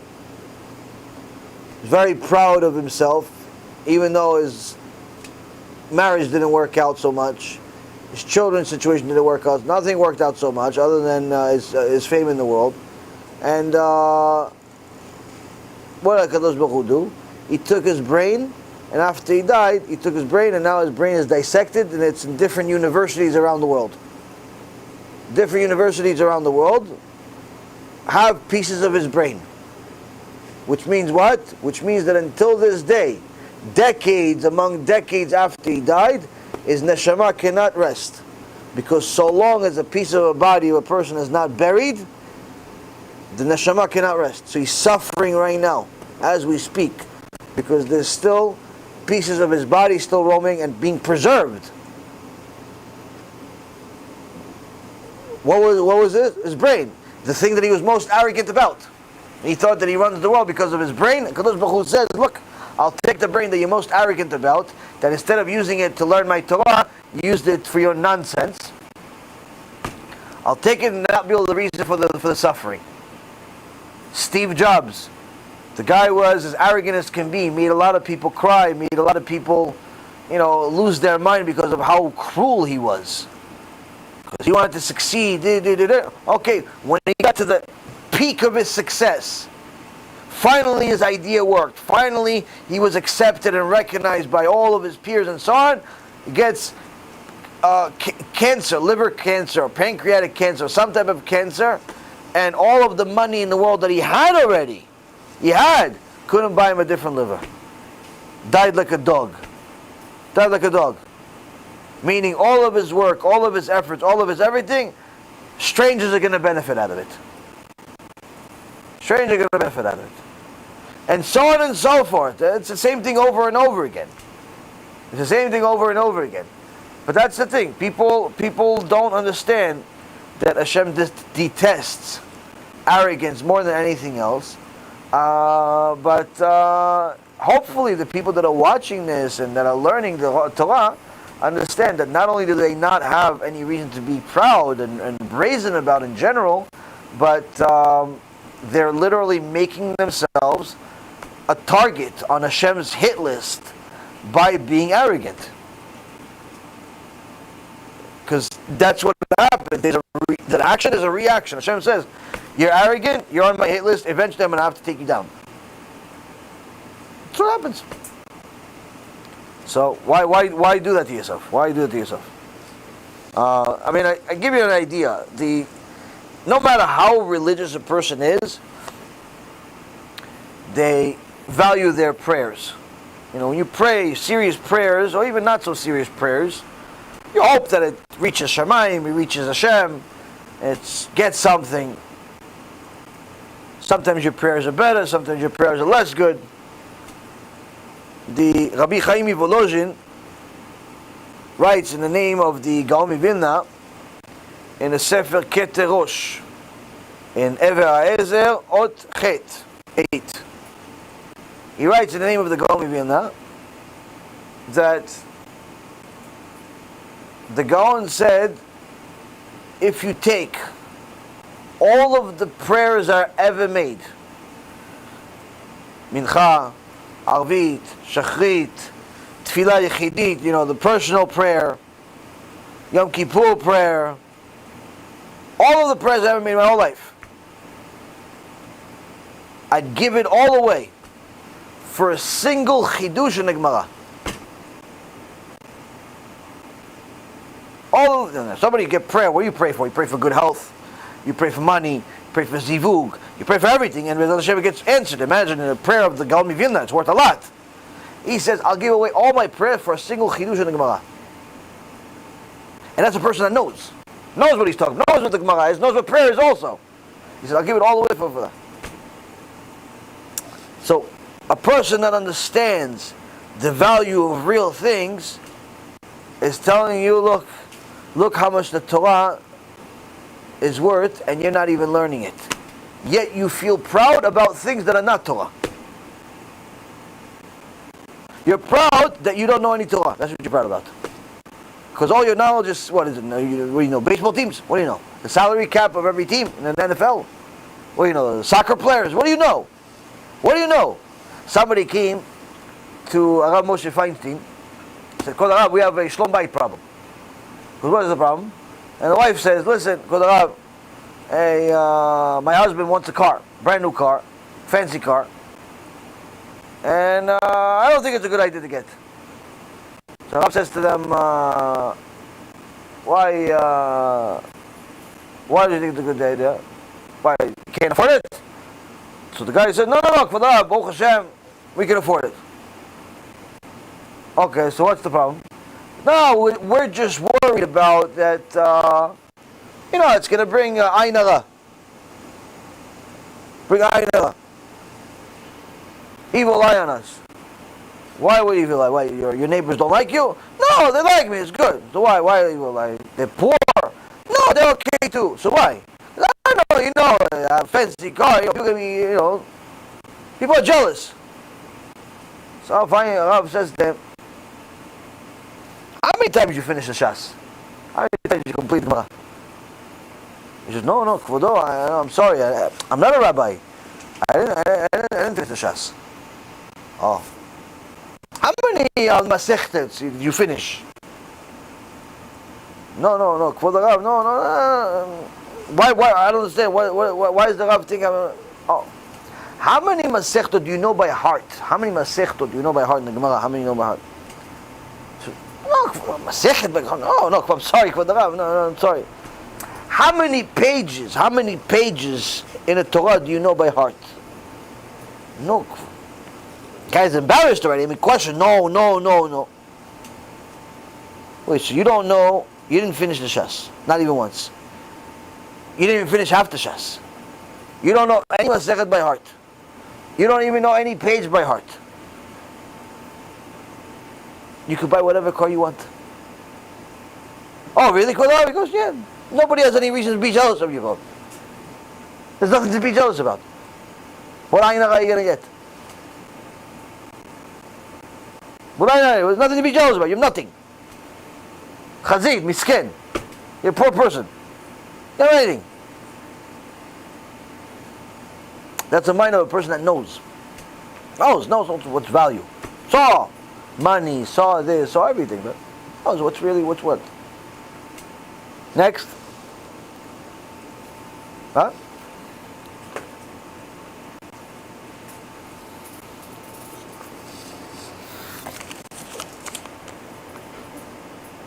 How can you have kavanah in prayer? A very good question. Now,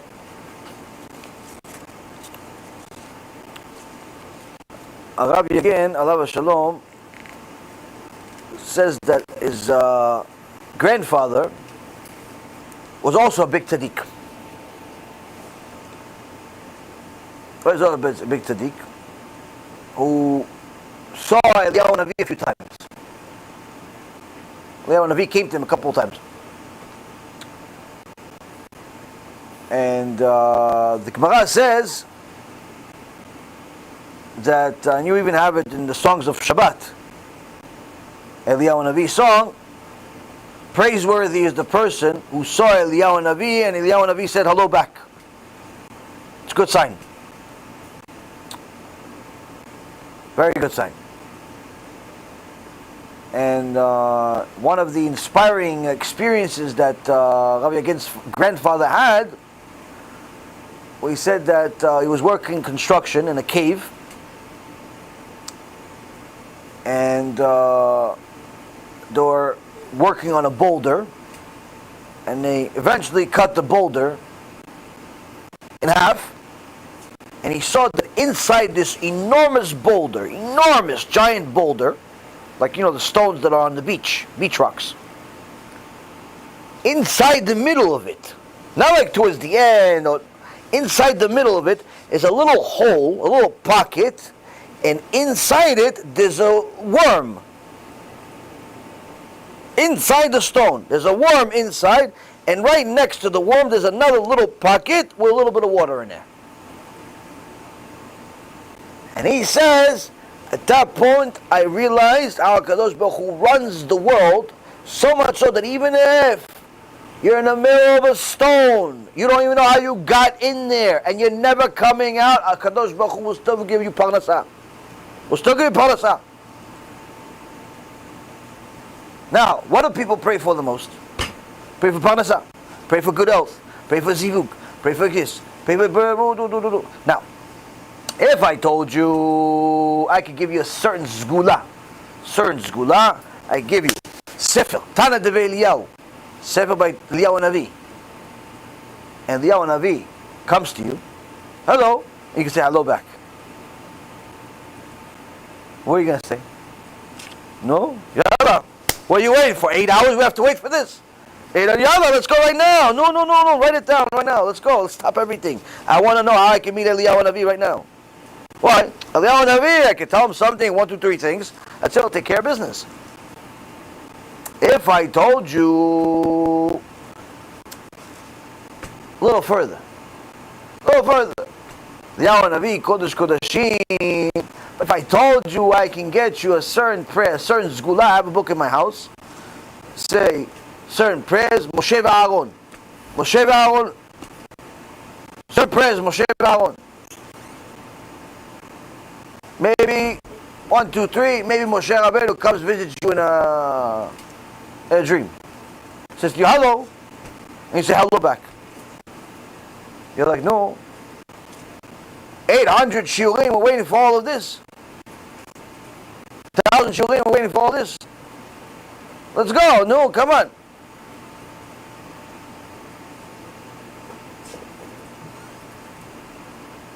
I want to know how to meet Moshe Rabbeinu, right? Why? Because you want your prayers answered, and you want top of the top to answer.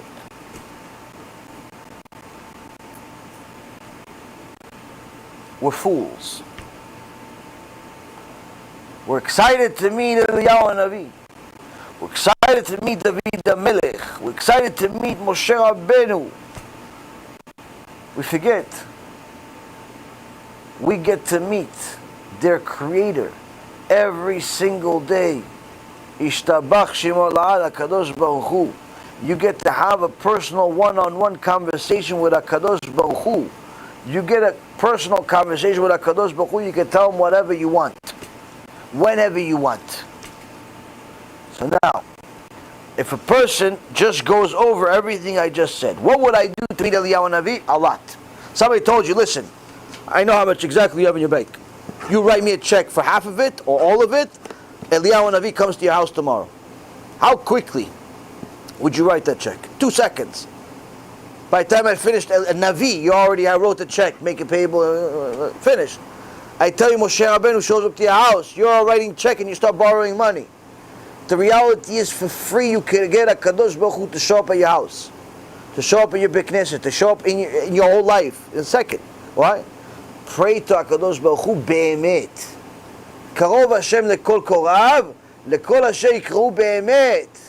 HaKadosh Baruch Hu is close to all of those who call Him, but only all of those who call Him be'emet, for real. You have kavanah. So now, if you repeat this in your mind, 15, 20, 30 minutes before the prayer, that already helps you understand the value of your prayer. Why? Because you have problems throughout the whole day.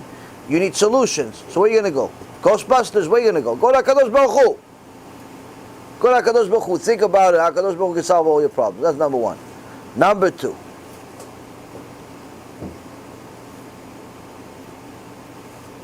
Think about your obligation to HaKadosh Baruch Hu. HaKadosh Baruch Hu told you to do A, B, C, D, all of these mitzvot. Sometimes we failed. Sometimes we woke up on the wrong side. Sometimes we're living on the wrong side. But we still need HaKadosh Baruch Hu's help. But you have to say, I'm sorry. Your prayer is an opportunity to say, I'm sorry. Your prayer is an opportunity to do TeShuva. Chachamim say you're supposed to do TeShuva before you do your prayer. Start thinking about TeShuva before you pray, 15, 20 minutes, half hour before your prayer. Start evaluating. How many mistakes did I make? I woke up in the morning, I yelled at my wife. Okay, mistake number 1. I woke up in the morning, and instead of going to pray, I went and ate a breakfast the size of my head. Okay, mistake number 2. Okay, I got to work, and I stole somebody else's parking. Okay, mistake number 3. And on top of it, when he came and he saw me steal his parking, instead of saying, listen, sorry, but I said something else, it's not so nice. Mistake number 4. Okay, Mechilul Hashem. Mistake number 6. Client came and, he asked me how come I charged the same exact thing twice, and he caught me stealing from him, but I made pretend like I really didn't steal and it was a mistake, and it's his mistake, and I convinced him to give me the money anyway. Okay, mistake. 500 mistakes by the time you get to Mincha. Start thinking about your obligation. Start thinking about all the mistakes the person made for the day. Start doing tshuva for them. When a person starts doing tshuva before he prays, not during prayer, before he prays, the prayer itself becomes much more valuable. Why?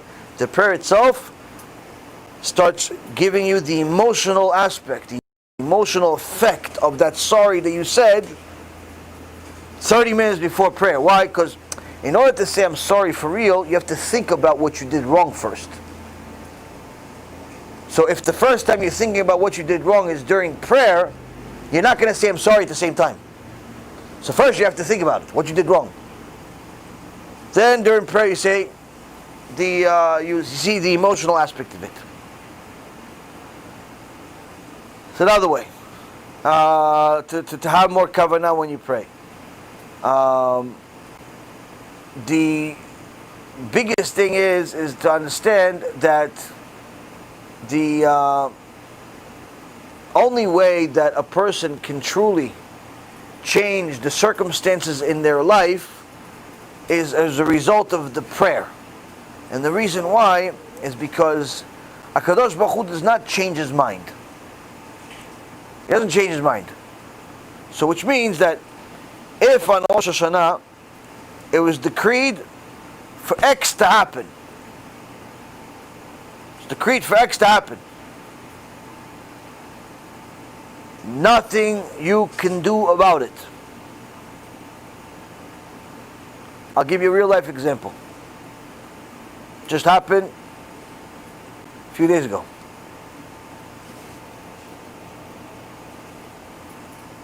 I told you the story a few days ago about the woman that had cancer one day and no cancer the next day, right? The next day, I got another miracle story. One of my students in Texas. Nice guy, Noahide. Married, just had a baby not that long ago. He has a career and does okay and likes to learn Torah, watches all of our shiurim, and really nice guy. Likes Musar, likes to improve himself, says that the shiurim have changed his life drastically.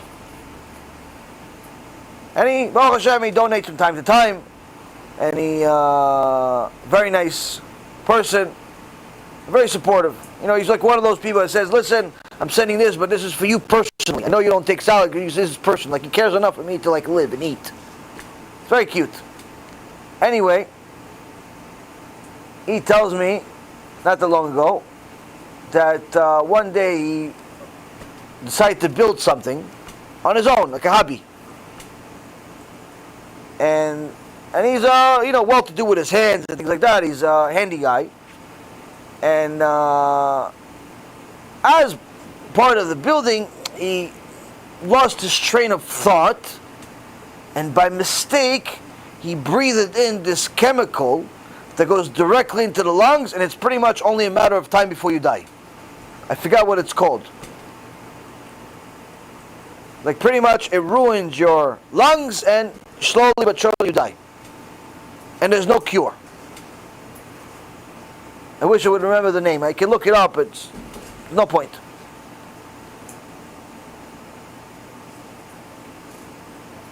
Now, it's not a question of if you're going to die. It's a matter of time. So the way he explained it to me. It gives you a certain disease, and that disease is not curable. And simply, it's just a matter of time before the person is not able to breathe, and Shem Achem dies a very horrible death. And he says, I can't believe, after all the years of experience that I have, I wasn't paying attention. I breathed this poison. He says, I would never make this mistake, but it happened.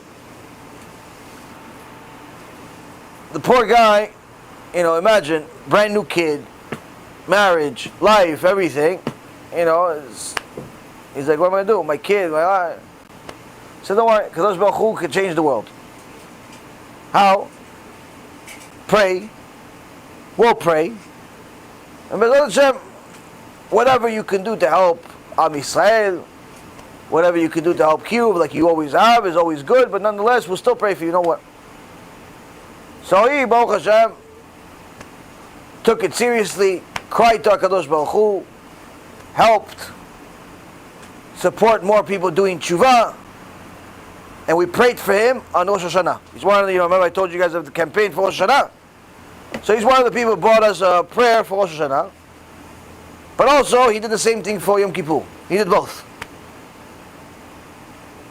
And both, Efraim and I prayed for him. And surely, the money is going to help feed people and do good things. We pray for HaKadosh Baruch Hu to have mercy. A few days ago, he says to me, if you guys remember, I said, in a refuah shlema, Jonas Ben Sherry Haley is going to have a procedure tomorrow, and BeEzrat Hashem, HaKadosh Baruch Hu is going to make a miracle for him. A few days ago. So next day, he had a procedure. Doctors, they look at each other, confused. Why? Why confused? Nothing there. You're perfectly healthy. Shtabach Shemolad. The same thing that was supposed to kill you. We saw it, there's that. No comprende. We don't understand. Gone. Gone. How? Kadosh Baruch Hu. HaKadosh Baruch Hu. He sends me this email, and he's excited. It's amazing. What changed? HaKadosh Baruch Hu changed his mind? HaKadosh Baruch Hu didn't change his mind. You think HaKadosh Baruch Hu changed his mind, you're kofel. HaKadosh Baruch Hu did not change his mind. What happened then? How come the other woman got cured of cancer? HaKadosh Baruch Hu changed his mind? No, HaKadosh Baruch Hu didn't change his mind. All of the miracles that we see practically on a daily basis, HaKadosh Baruch Hu changed his mind? No, HaKadosh Baruch Hu didn't change his mind. So how did it happen? You see, Rabotai, when the decree is made, it's made on a certain person. It's made on person A. Person A gets bill A, 1, 2, 3, 4, 5. That's the bill on Rosh Hashanah. It says person A gets this bill. That's his bill. It has his name on it. When a person takes the Gemara seriously, that says Tfilah u'tzedakah meshanim ro'a gzera. The tfilah of a person, the prayer of a person, and it's tzedakah that they give change the decree. What does it mean? Why? Kadosh Baruch Hu changed his mind? I just say he didn't change his mind. So what does it mean? The person that got decreed on Rosh Hashanah, the bill 1, 2, 3, 4, that's a person that looked like A. But after you prayed with your heart out and you cried to HaKadosh Baruch Hu and you did TeShuva, you are no longer the same person. When you gave the tzedakah, that's real tzedakah to help Am Yisrael, for real, not to pretend. You put a stamp on who you are. That's the ID. You prayed, you look different. You put the stamp, that's the idea. It's a completely different person. So yes, the Gzerah is still there. It's just not you. It's somebody else. It's somebody else. And if a person truly understands the power of their prayer has literally to change you, in order for the decree to change, in essence, because whatever difficulty you have, it's not going away as long as you are you.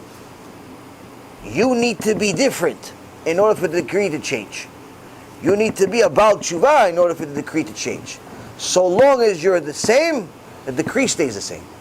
When you change, the decree changes. That means, Rabotai Yekarim, your prayer has the ability to beat that change. If a person knows that their prayer is something that can do that, they're going to take their prayer much more seriously. And when they know that HaKadosh Baruch Hu loves prayer, loves when people pray to Him, especially when they cry to Him, because no matter how horrible the situation is in the world, the gate of tears is never closed. You cry to HaKadosh Baruch Hu, like as if you're a destitute person. That prayer David HaMelech teaches us in Tehillim, the prayer of a destitute person is higher than the prayer of Moshe Rabbeinu. The prayer of a destitute person, you're crying to HaKadosh Baruch Hu, is higher than the prayer of Moshe Rabbeinu. It's higher than the prayer of David HaMelech. That's what Tehillim says. Why? A destitute person is coming to Hashem and saying, listen, if I was Moshe Rabbeinu, he has some merits. So maybe he can get away with something. If I was David HaMelech, he's Mashiach.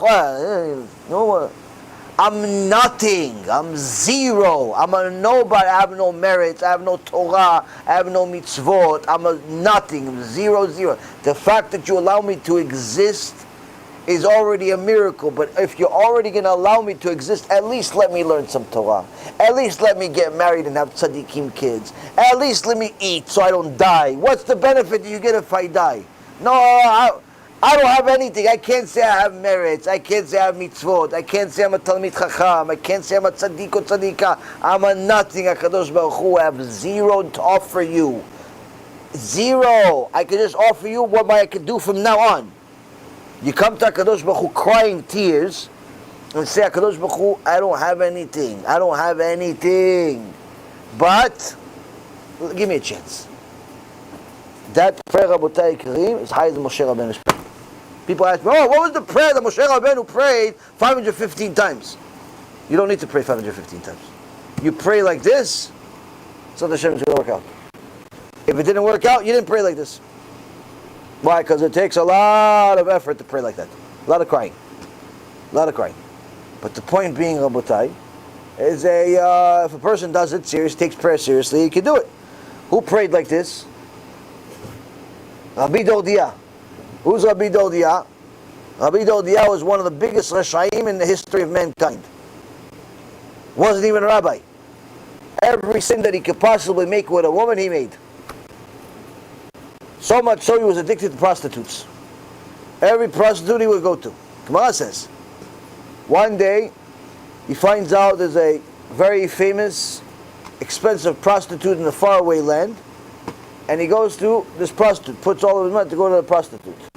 He gets to the prostitute, and he has his way, and after the prostitute says to him, look at you. There's no chance for you to go to heaven. Who are you, filthy prostitute? You can tell me when I go to heaven or not? Who are you? He says, look at you, all day. Prostitutes, filth, disgust. There's nobody worse than you. Nobody worse than you in the world. The prostitute told him the truth that he never heard in his life. Sometimes getting a musar from a criminal is worse than getting musar from the rabbi. And what ended up happening, Rabbi Dodia took this to heart. He went to the mountains. He started crying. He said, oh son, please help me, pray for me. Son says, the amount of sins that you made damaged me already. I need to pray for myself. And he says, oh moon, please pray for me. The moon says, the amount of sins that you made brought so much tum'ah to the world, I'm damaged, I have to pray for myself. He says, the heavens, please pray for me. The heavens says, listen, the amount of filth that you created in the world from all the garbage, we all have to pray for ourselves. He started praying to the mountains he was next to. He started hysterical crying. I don't have anything. Please, the mountains, please have mercy on me. I don't have rabbis. I don't have talmidim. I don't have nothing. You have mountains, please. You're next to me. Please pray for me. The mountains say, the amount of garbage that you've put into the world has made the dirt in our mountains disgusting. We have to pray for ourselves. Rabbi Dordia at that moment realized that he has nothing to do. He has really nothing. He is a nothing. He's a negative nothing. And he starts crying to HaKadosh Baruch Hu when he realizes how much of a nothing zero he is. And he says, HaKadosh Baruch Hu, I have nothing. I am a nothing. And I have nothing to offer you. But I'm sorry of everything that I did. He cries himself to death. And the moment he dies, a bat call comes out that Rabbi HaKadosh hears from faraway land also. Rabbi HaKadosh, Rabbi Yehuda Nasi, hears it. Olam HaBa, welcomes Rabbi Dordia. And he was a famous criminal. Everybody knew this womanizer. And Rabbi HaKadosh, who knew exactly what happened here, Beruach HaKodesh, says, look at that. Some people can get to Olam HaBa in a moment, and on top of it be called rabbi. Woe to us, he says. Why woe to us? You're tzaddik, you're Kodesh Kodeshim. He says, yeah, but look at his tshuva. Who can cry himself to death like that? Who can cry himself to death like that? Other than somebody that's mamash, tfilat cheser oni, a prayer of a destitute person. Not everybody can pray like that to HaKadosh Baruch Hu. The point being is that a person that really cries to HaKadosh Baruch Hu the best they can, with really delving and thinking about all of how much they depend on HaShem and how much they want to do and need to do and so on, surely their prayer will be much more valuable than your traditional prayer. And you can do this during your shachrit, your mincha, your arvit, or you can do it in your individual prayer that you can do whenever you want. Just as long as it's not in a filthy place, it smells bad. You could do it any time you want throughout the day, and I highly recommend that you do. Many people, in Hasidut, Breslev, and otherwise call this a itbodedut, where they pray to HaShem. This is not a new concept by Hasidut. This is already around from the beginning of time.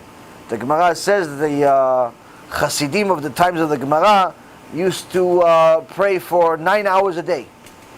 9 hours a day they would pray. More than almost half the day they would pray. So prayer is a very big thing, but you need to see it as that. You need to see it. That's my ticket to talk to HaShem, the creator of all creation. And if you delve over it, think about it, reflect and see what the potential is, surely you're going to treat it differently. If you look at a customer that's wearing shorts and a t-shirt, okay, you're going to say, oh, this is a regular guy. Like, hey, whatever, hi, bye, very, very cordial. But if you recognize his face, and you remember, wait a minute, hold on, you look it down, you see the Forbes 500 has him on the cover with the same ugly t-shirt and shorts, but he happens to be worth $50 billion. All of a sudden, what? Yes, sir. You want coffee, sir? How are you, sir? Sir. What happens? It's the same guy. No. It's not the same guy. Yeah, this guy, t-shirt, shorts, ugly mustache, everything. Yeah. But now that I know he's worth $50 billion, all of a sudden he's sir. All of a sudden he gets a coffee. All of a sudden he gets a lot of things. When a person understands what prayer is, he realizes, I got to act a little bit better. I got to do a little bit better.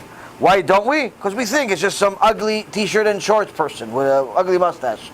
We don't realize it's on the cover of the Tanakh. Not Forbes 500 that gets replaced every few weeks. It's the cover of the Tanakh, the eternal book. Person that takes that into account, surely their prayer will change. Next question. Yes? Does his TeShuva actually remove the impurities he created in the world as well? TeShuva removes the impurity of Did his TeShuva, the story you mentioned, did it remove the tumor that he created in the world? Oh, did it remove the tumor in the world? I mean, the problem is with removing it, you can't remove a stain as quickly as you made it. So, for example, this delicious coffee that can wake up the dead, it's good inside my body, but if I spill it on my shirt, now it's most likely you can remove it, but it won't be removable just like this. Like as easy as it was to spill, it's not as easy to clean it. I have to send it to a dry cleaner. I have to let them know, listen, there's a stain over there, and I have to put special chemicals on it. And even if they could clean it, it's still a process. So the more, the deeper the stain, the more difficult it is to move. So his tshuva surely helped him get a ability to go to Olam HaBa, but to remove all of that takes a lot more time. Number one, it takes good actions, takes actual mitzvot, and it also takes time to eliminate certain things. Certain things bear fruit, so it's not so simple to just get rid of it just because of the one action. It requires a little bit more than that. That's why the Gemara says, the commentaries on there says that he didn't actually enter Olam HaBa, heaven, right there and then, but rather the Bat Ko was saying to him that he now has the opportunity to go to Olam HaBa as a result of his tshuva after he pays for the crimes, meaning he has to go to Gehenom for a little while. But before that, if he didn't do that, he would have no chance of going to Gehenom, to Gan Eden. So this particular issue allowed him to eventually go to Gan Eden. Eventually. It's not so simple. We just pretty much cries and goes to Gan Eden with Moshe Rabbeinu. No, not so simple, not so fast. No, next. Okay. If when you wash, the water isn't distributed somewhat evenly, then do you wash again? You mean when you do Netilat Yadayim? Right. No, Netilat Yadayim, in essence, you're supposed to wash your hands. I mean, it doesn't necessarily need to be exactly even, no. Sometimes you have it very, very disproportionate, but as long as you at least wash your, your to the point where it's, it covers your hand, it's fine. Even though sometimes you do a lot more in one pull than the others. It's as long as you washed it. If it's the morning blessings, like in the morning you wake up, you say Modeh Ani, you go wash your hands. The way you wash your hands is you wash 1, 1, 1, 1, 1, 1. So it's 3 on each side, but it's alternating. But when you wash for bread, it's 3 on one side and then 3 on one side, meaning that it's repetitive. 3, and then you go to the other side 3. Now, there is a little thing I can teach you as far as this is very good to do once in a while, maybe once a month or however often you want to do it. But to remove tumah, this is specifically for Jews. But if somebody wants to do it as a non-Jew, b'chava, do whatever you want. I just don't think it'll have an effect on it, to my knowledge. But it's very good to do. There's a few ways to remove tum'ah that a person has as a result of the klipa that they have from as a result of sins and so on. And one of the ways you can go to the mikveh. If it's a kosher mikveh, go. It's good once in a while, once a week, once a month, once whatever. But sometimes you don't have an ability to go to a mikveh, or sometimes you just want something else. So the Chachamim came up with other things that you can do, and one of them is a Netilat Yadayim mikveh. What's a Netilat Yadayim mikveh? Netilat Yadayim mikveh is that you will do the rotating, the 1, 1, 1, 1, 1, 1, but 10 times on each hand. So a total of 20, and then right after that, you do the repetitive 10 times on each hand. So 20 and 20. So a total of 40 times. 40 is symbolic of purity, like the 40 days and 40 nights that Moshe Rabbeinu was in Mount Sinai, 40 days that the Mabul, 40 is a repetitive number that symbolizes renewal.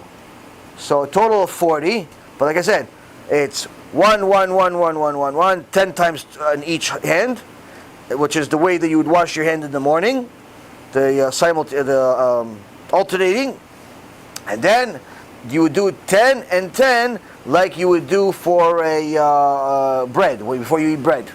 But again, no break between, no talking in between, complete focus. Do that. There is also other ways, other things like the Ben Ish Chai came up with, where you there's certain things with kavanot of certain words, but we're still in first grade, so let's just do the simple ones like this. And even the simple ones are not so simple, because number one, it takes some time, lots of water, and focus. So you could try doing that, but again, you don't need to do it every day. You do it once in the blue, you do it once a month, once a week, whatever, but it's good to do. It's good to do. Next. That doesn't apply to the equipment, right? Like that's that kind of... What, at the time? Yeah. So a woman can do it too. But that doesn't replace her going to that mikveh. No, it doesn't replace him going to the mikveh either. I mean, he's not obligated to go to the mikveh anyway. But no, it's a purification tool. A woman doesn't go to the mikveh just because of the purification of there's many different aspects of her. The main thing is, Allah says she has to go to the mikveh. That's it. Even if there wasn't a purification. Torah says you have to go to mikveh, that's it. It's not enough reason. There's no. The rest of it is only additions of different ta'amim of what we know and how and what. But the reality is, Torah says you have to go to mikveh. A woman has to go to mikveh. That's it. That's the end of all. So for a guy going to actual mikveh versus him doing with the hand washing, what's the... I mean, it's different. It's different tools that you have. It's different things. It's not. It doesn't contradict each other. It's very, very likely and even possible that some people that are familiar with this would do both. Obviously, not at the same time. If you went to the mikveh, you wouldn't do the Netilat Yadayim that day. You would do it a different day. But nonetheless, you could use. This is one tool. This is one tool. This is the fan, and that's the air conditioner. This is the motorcycle, and that's the car. You know, it's different tools to get from point A to point B. That's it. Someone who's not married, like a guy is not married, is not allowed to go to the mikveh. But for that one, you can do this one if you're not. Okay. Yeah, Sutton. Okay, so, correct me if I'm wrong, but I heard from Zohar that the flood water actually got cooked from hell. It's very hot. Right? Okay. So, therefore, and it also caused the ground to look much older than it is, and it probably causes confusion. Why didn't that water burn the ark itself? Very good question. Why didn't the hot water burn the ark itself? So the Midrash Rabah says that the flood had miracle upon miracles, so much so that HaKadosh Baruch Hu made the surrounding water around the ark normal temperature. Wherever it went, instantly the water became normal temperature for two reasons. Number one, not to burn the ark like Son just asked. And number two, not to kill the animals. Which animals? Not the animals inside. There were animals outside. There were animals outside. There were two giant animals outside that the re'em. The re'em was an enormous animal. You could compare it to, let's say, a dinosaur. But it looked like a deer-bull mix, just really, really big. And there were a pair of cubs, male and female, that were connected to the, tied to the ark. And their nostrils were the only thing that could fit into the ark. That's how big they were. And they would simply walk or swim behind the ark. Now, if the water was out, they would melt, they would die. So Hashem had to protect them also. So miraculously the water would in essence go back to normal temperature, as they would go wherever they would go. The fish also didn't die, because the fish didn't make any sins like the rest of the animals.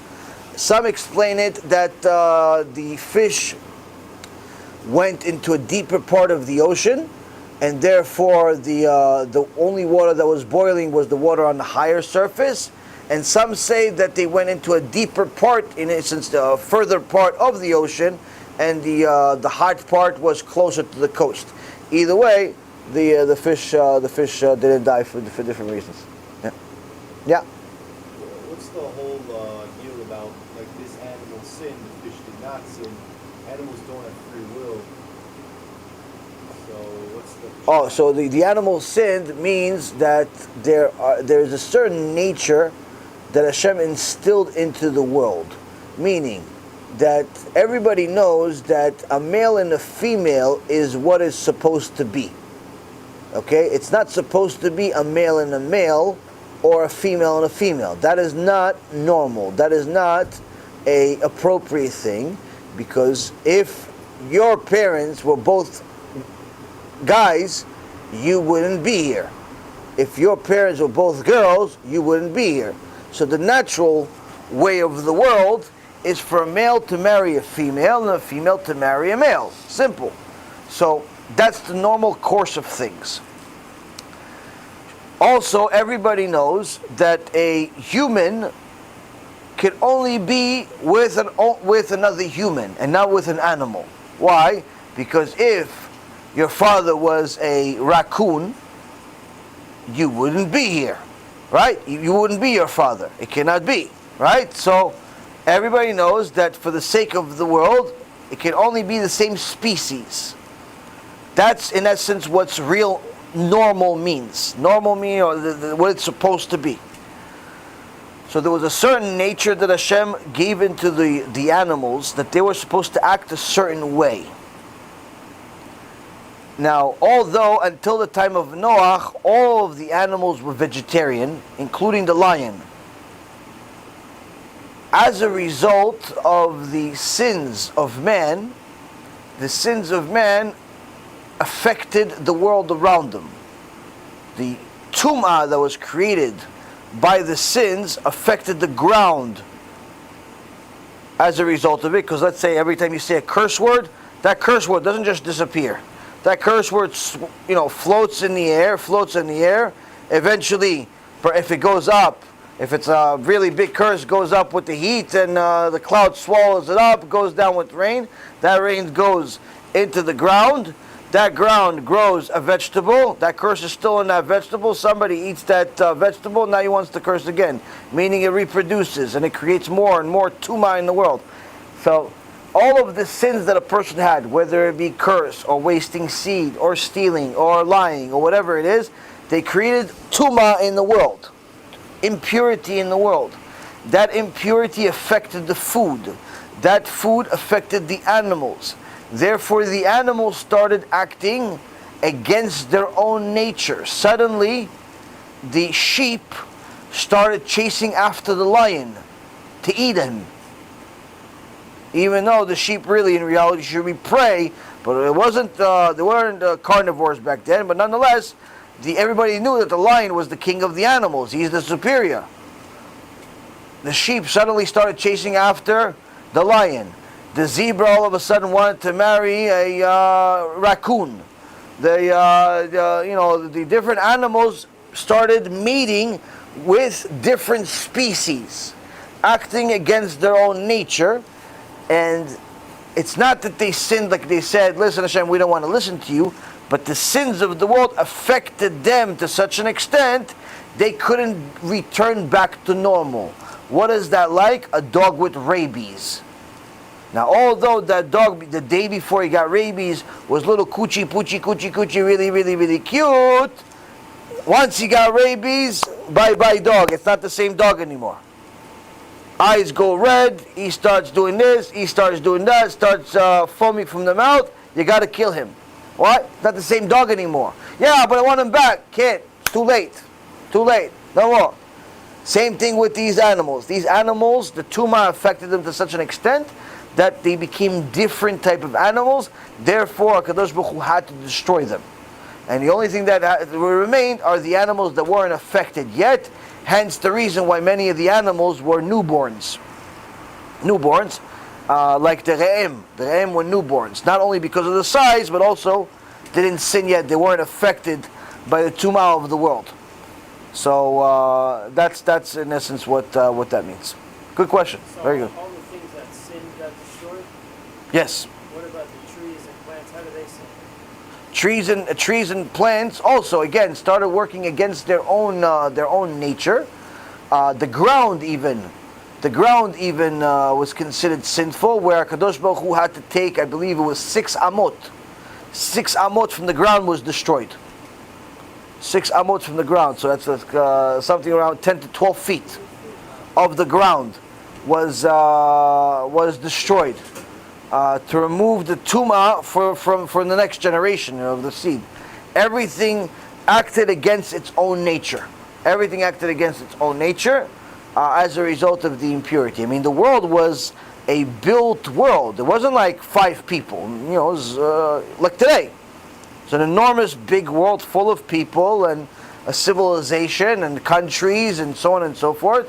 And the whole world became complete filth. And Hashem had to destroy every aspect of the world, every part of the world, because it simply was a virus that was unrecoverable, unfixable. Next. Yeah. So, can I pause a prayer if I don't want to be rude to someone that's trying to ask me something, especially when that person is one of my parents?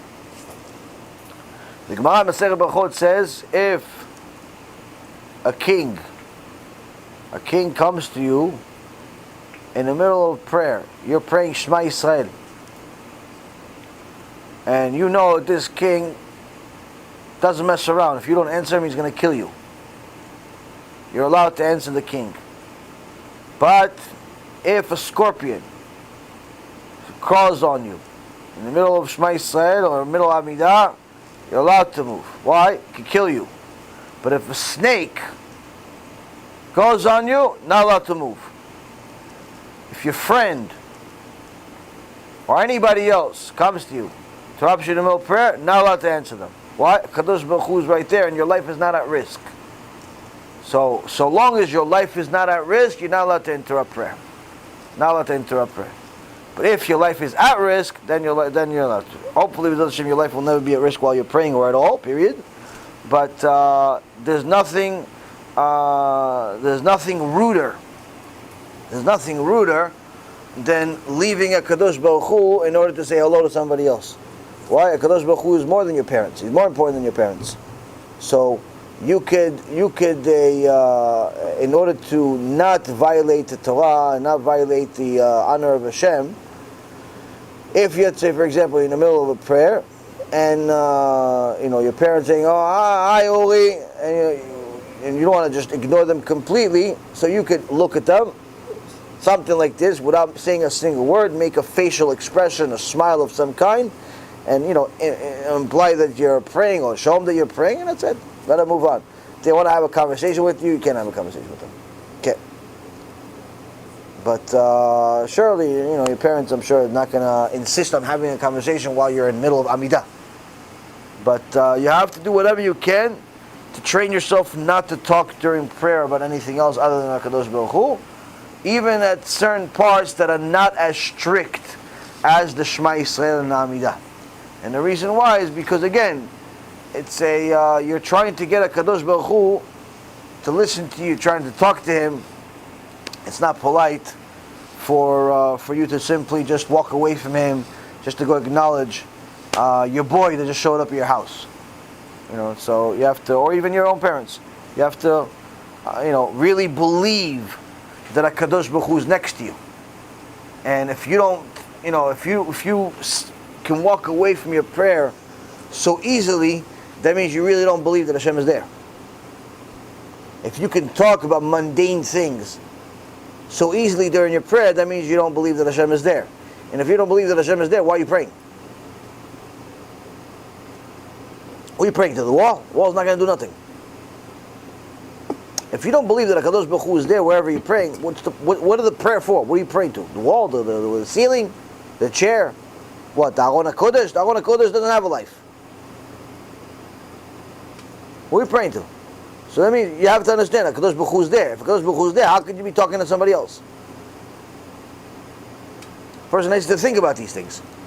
And most of the time people know a lot of the things that are said, it's just that they never thought about it. Oh, now you put it that way, okay, now I understand. That's it. Next. Yeah. So, the book for Heritage, Volume 1, History and Section of Israel and Esau, it states that our sages said the power that was given to the sons of Noah to become the founders of the nation was later given to the descendants of Abraham. That all the 7 nations of the world draw their sustenance through Abraham's descendants, and the divine influence was divided between Ishmael and Esau. Mentioned later that both had 35 nations, and the 70 bulls sacrificed throughout Sukkot are atonement for those nations. And so my question is, why aren't these 6 sons that Abraham fathered with the Torah mentioned? Why wasn't the divine influence divided among those sons as well? Which sons? With his sons with the Torah.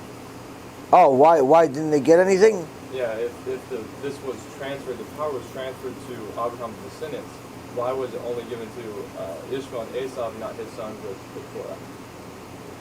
Well, I mean, it was also given to Yitzchak, not just Ishmael and Esau. These were the chosen people that Hashem decided. For every major person that's mentioned in the Torah, Hashem makes it clear that not everything that came out of him was something that he chose to continue. Meaning, not every fruit that the tree that came out of the tree was something that Hashem wanted to replant into another tree, and make it into further. So, for example, out of Adam HaRishon, neither Cain nor Abel are in the world today. It's the next son, Seth. Only he is the one that something came out of. So Cain came into the world, the second person in the world, nothing. Abel came, nothing. So how come? Because and Cain had a lot of kids. Cain had kids, had wives, had this. Kadosh Baruch Hu didn't want anything from him. Okay. Same thing with a lot of people. So you have Avraham had Ishmael and Yitzchak. Both had certain things. He had other kids, but the other kids got a different present. They got the power of witchcraft, which still is in the world, but in essence those descendants are not in the world. And Yitzchak had Esav and Yaakov, and he had the descendants, but they each had descendants. But Esav, not all of his kids ended up becoming something. Many of them are no longer in the world. Moshe Rabbeinu, does anybody know the names of his children? Gershon and Eliezer. But Gershon and Eliezer, we thought that they're going to become the leaders after Moshe Rabbeinu. Naturally, you would think that's what would happen. Moshe Rabbeinu was great, and he actually suggested for Hashem to make one of them the leader. Hashem says, "No, I don't think like you. I don't. They're not fit to be a leader." And actually, one of the descendants of Moshe ended up becoming an idol worshiper that David HaMelech did kiruv with. So many years later. But the point is that it's not every fruit is edible, not every fruit is as good as the other, and Hashem in essence chose certain people that stood out, and obviously in His infinite wisdom, that they're going to be the continuation of everything else. As far as His reasoning for it, we can speculate, we can read some midrashim about what makes certain things special, but tachlis, bottom line, no one can possibly know why this one and not the other one, because He could have done the same thing with the other one as He done with this one. But I do know that Esav and every one of the wicked people also had the opportunity to be one of the righteous people. Meaning the Midrash Me'am Loeh says that Esav was really supposed to be the father of half the tribes. Meaning it was supposed to be 6 tribes by Yaakov, 6 tribes by Esav. That's the potential that he had. But he chose otherwise. Ishmael himself, he himself did TeShuva. But his descendants are killing us in the middle of the streets today. Why? He did okay. He corrected himself, but there was still enough impurity created as a result of his actions from before he did TeShuva that it left fruit that HaShem wanted to reproduce. HaShem wanted to reproduce. So, why HaShem chooses this versus that, that's HaShem decides to do certain things. You also can see that there are certain people, for example, that no matter what they do, they're successful. And it's certain people that no matter what they do, they're not successful, they're poor. I'll give you a couple examples. You have Ibn Ezra, one of the Jewish sages. He says that on himself that he saw unfortunate that if he started an umbrella business, there would be a drought. There'd be a drought. No rain anymore. If he started a food business, people would stop eating. Anything he did when it came to business failed. He tried different things. Torah was a big giant Talmid Chacham, but when it came to money, poorer than dirt. On the other hand, the Abarbanel. The Abarbanel, everybody knows, he was the treasurer of Spain. And when the Reshaim from Spain said either you convert to Christianity or leave to the Jews, Abarbanel left with them, even though they said, no, but you can stay here.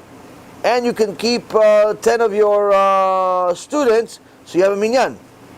Special conditions for the Abarbanel, because he was a genius and he helped their financial situations. He says, no, wherever my people are going, I'm going.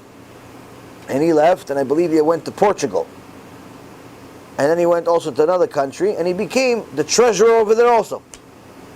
Meaning wherever he went, the king chose him to be the top guy. Top guy, which obviously shows that he was not only Talmid Chacham, he was a very, very well established, successful scholar of all types and all traits, to the extent that he was the top official, the treasurer, most responsible, most important person pretty much in government in 3 different countries. Why? Because Baruch Hu decided, Shefa will come from him. Shefa will come from him.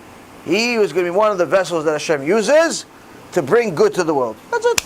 No matter what. That's what it is. And so there's certain people that HaKadosh Baruch Hu simply decides that this is how I'm going to bring good to the world. Sometimes they're good, sometimes not. But point is that there's certain people that are like that Hashem uses as that. Why him and not him? That's you have to be God to know that. You have to be God to know that. But the point is that it does exist. It does exist in the world. You see certain people that, despite the circumstances, they're cat with 7 lives or 8. They keep coming up. So Baruch Hashem. Baruch Hashem. The only time that's a problem is when it's a terrorist and you can't kill him. 7 times after you shot him. Which also exists. That the one the king asked for his capital? Is that the Abarbanel? You talking about Abarbanel? That's him, right? If he asked him for his capital, the king asked him. There's some, I think. There's a story about. I don't remember. I was trying to remember the name the other day. I could not remember the name. I think it's the king asking for his capital because they were saying that he was taking money, and the king asked him. Yeah. That's him, right? Can. Okay, and he's the one that the king asked him, how much money do you have? And he told him exactly how much money he's given in tzedakah. And the king got offended because he thought that that's what he was saying is all of his money, as if that's all the money he had in the bank, not understanding that he only considered his possession the tzedakah money that he gave away. And the reason why is because after, let's say, he had, let's say, $10 million in assets, and he was helping the king become a billionaire, and a few Reshaim that were anti-Semitic and jealous of the Abarbanel came to the king and told him, listen, this guy's stealing money. How is he getting all this money? This, that, the other thing. So he was sure, no, he's not stealing money. He's a tzaddik. He's a good guy. He's like, look, ask him. He's not even going to tell you how much money he has. So the king already did his investigation, and he found out he's got a house for $1 million. He's got this, he's got that. So he knew approximately how much he's worth. So he came to the Abarbanel. He said to him, how much money you have? And to his surprise, the Abarbanel says, $100,000. Giving you just a hypothetical example, $100,000. So the king got offended. He goes, what, you lying to my face? You lying to my face? Your house is $1 million. Arrest him and take everything he has. And in a second, they arrested him, threw him in a jail, and repossessed all of his property, everything. And the king was really, really upset and was going to kill him, but he just couldn't understand how this genius that he works for him for so many years could treat him like such a fool and lie to his face and say such a ridiculous number. I mean, surely he's smart enough to know that the king is going to find out how much money he has. Especially since it's such a big difference. 100,000, 10 million, I mean, it's a world of difference. So he couldn't get his head around it. And after he cooled off, after a couple of weeks, he came to the Abarbanel. He said to him, listen, I don't understand. Why would you lie to me? He says, Your Highness, I never lied to you.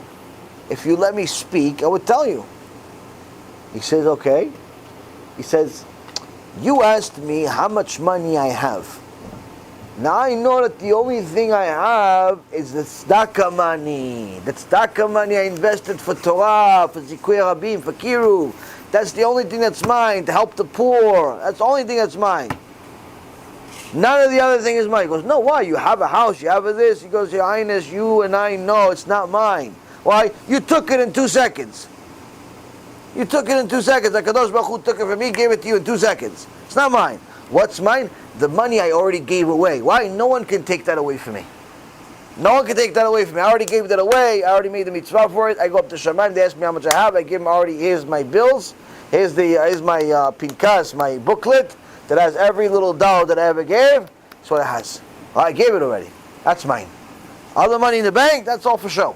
It's all for show. Look, just like that, HaKadosh Baruch Hu can take it away from me. Just like that. A person that understands that can understand the purpose of life just like that. Just like that. Baruch atah Adonai Eloheinu melech haolam, borei minei besamim. Boom boom. It smells good. It's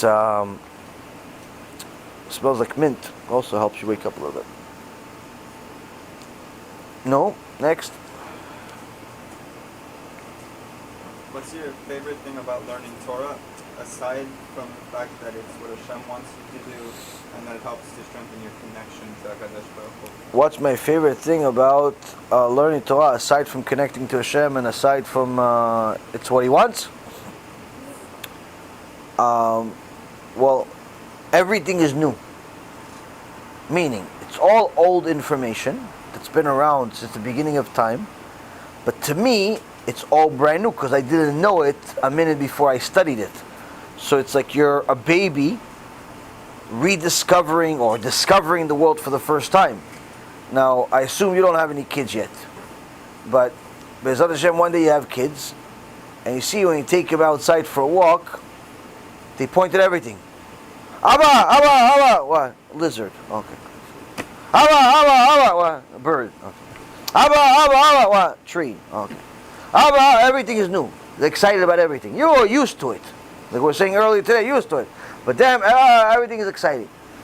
Torah is 1.5 million times. Every single word, every single paragraph you read in this book, or in this book, or in this book, or any of these books, every one of them, it's brand new, and literally it rewires your brain, rewires your thinking to the point where it's like, oh, now it makes sense why that and that came up, and why this and that came up.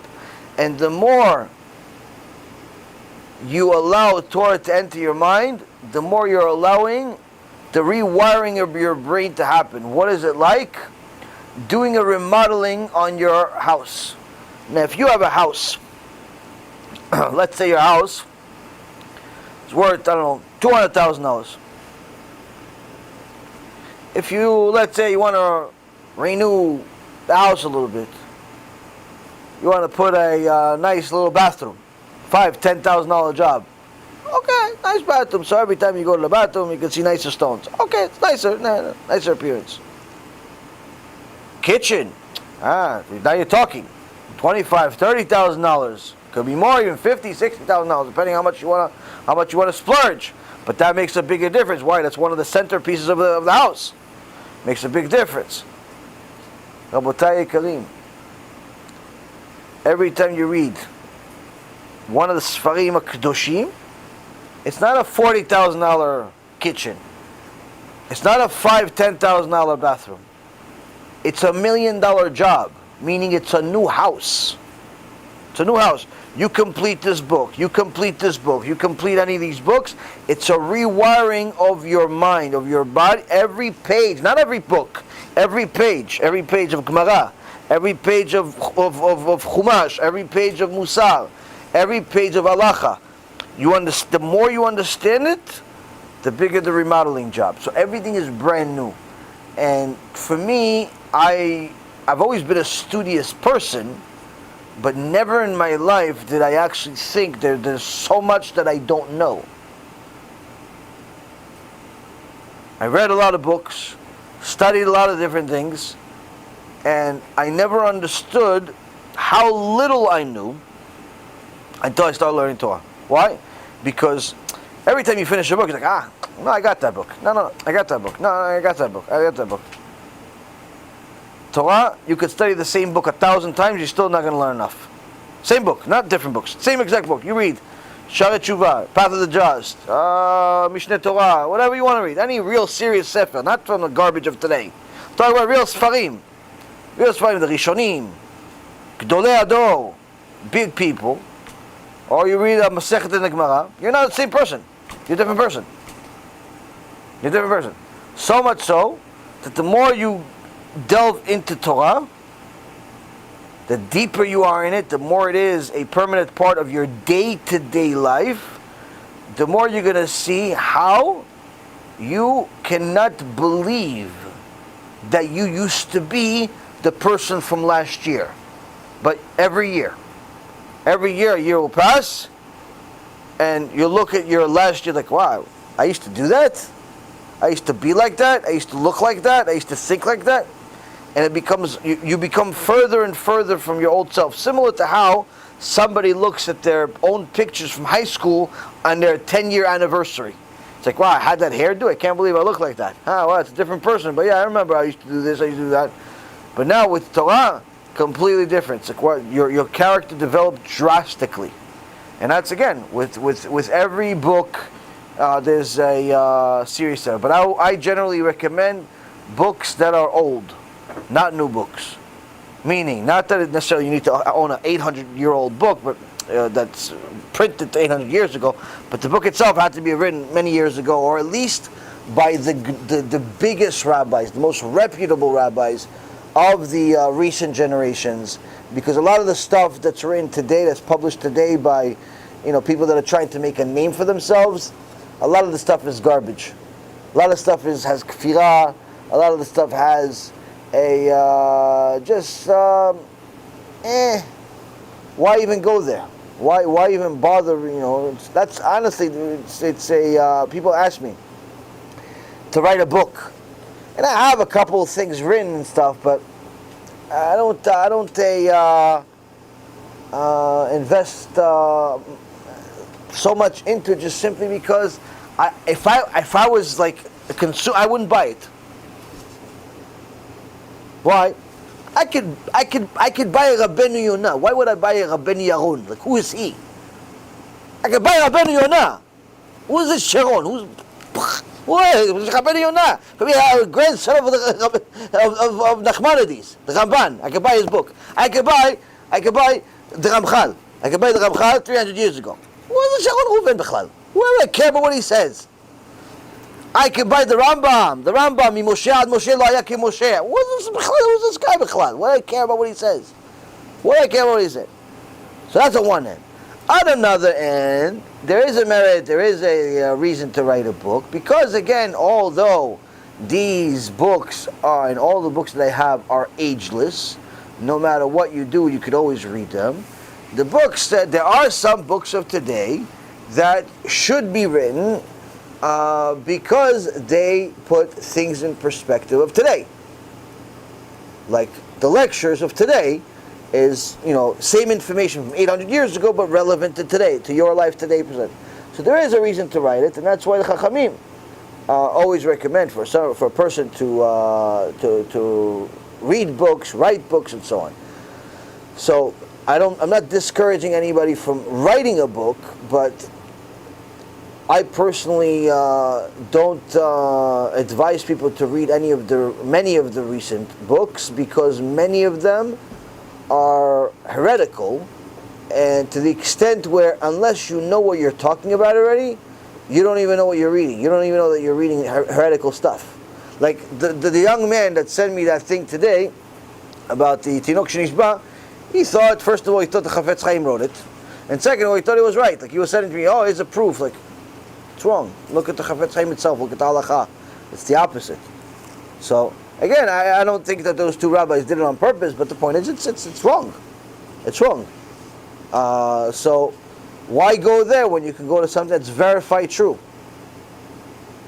Verified true. So but there are some serious Talmidei Chachamim that write serious books that are very, very good, fluid, and so on.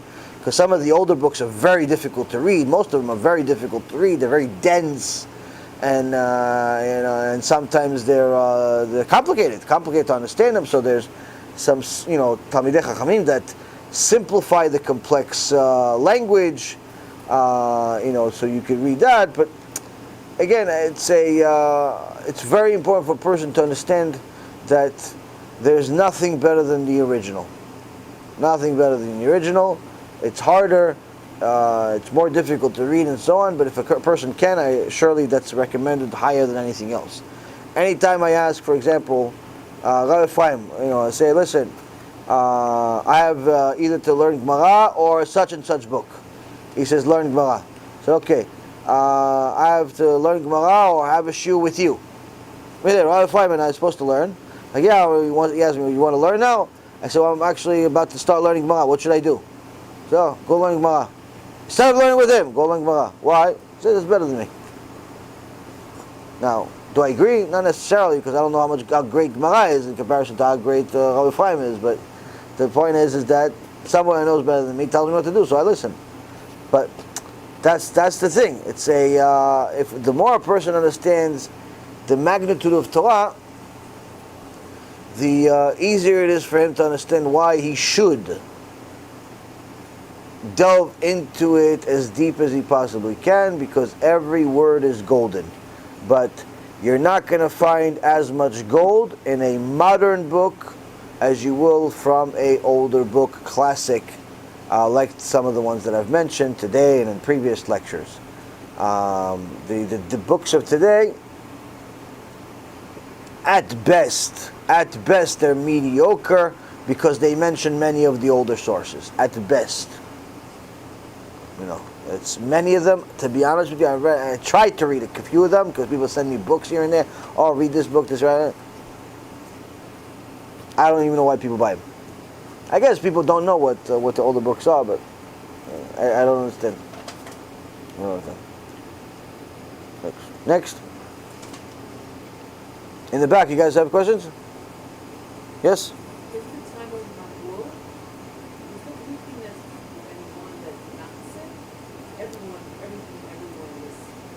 Did anyone not sin at the time of Mabul? Yeah, Noach. Noach and his family were the only ones that didn't sin. That's why they survived. If they would have signed, then he would have killed them also, destroyed the entire world. But there was some people that didn't sin, but like Metushelach. Metushelach was his grandfather. He was righteous. He didn't sin. But that's why HaKadosh Baruch Hu waited until he died before he brought the Mabul. Meaning he didn't die during the Mabul, he died shortly before the Mabul. Hashem waited for him to die, and then he brought the Mabul. But at the time the Mabul already started, like the rain already started and so on, anything that was in the world was only sinners. Only sinners. Next. Yeah. Noah didn't sin. Why did he get reincarnated as Moshe? So Noach didn't sin relative to his generation, as far as he did not act promiscuously, he did not steal, he did not murder. He didn't make the same sins as everybody else, but in his level, because he was a righteous person, more was expected from him in order for him to perfect his neshama. So he was very good, but he wasn't perfect. So it's like he got a 95 on the test. It's good, but it's not 100. It's not perfect. So for that extra few points, he had to come back again. Let's come back again. Yeah, next. Yeah. We know when we're wearing tefillin, it's like we have Hashem's crown in it. Repeat that again. When we are wearing tefillin, it's like we have a direct connection with Hashem, and it's like we have His glory on us. Right? Is there any way for someone to have any other thing to be doing, whether in the middle of prayer, to go, whether it's check their phone or do something other than be focused on their prayer, whether they have time or not? I'm not following. When he has when a person has their tefillin, he has the glory of Hashem on him, and but at moments let's say they go check their phones or do something other than praying because they have time in between. Is there any means for them to do it? The Gemara in Masechet Shabbat says that anyone that thinks of anything other than Hashem during the time of tefillin is already a sin.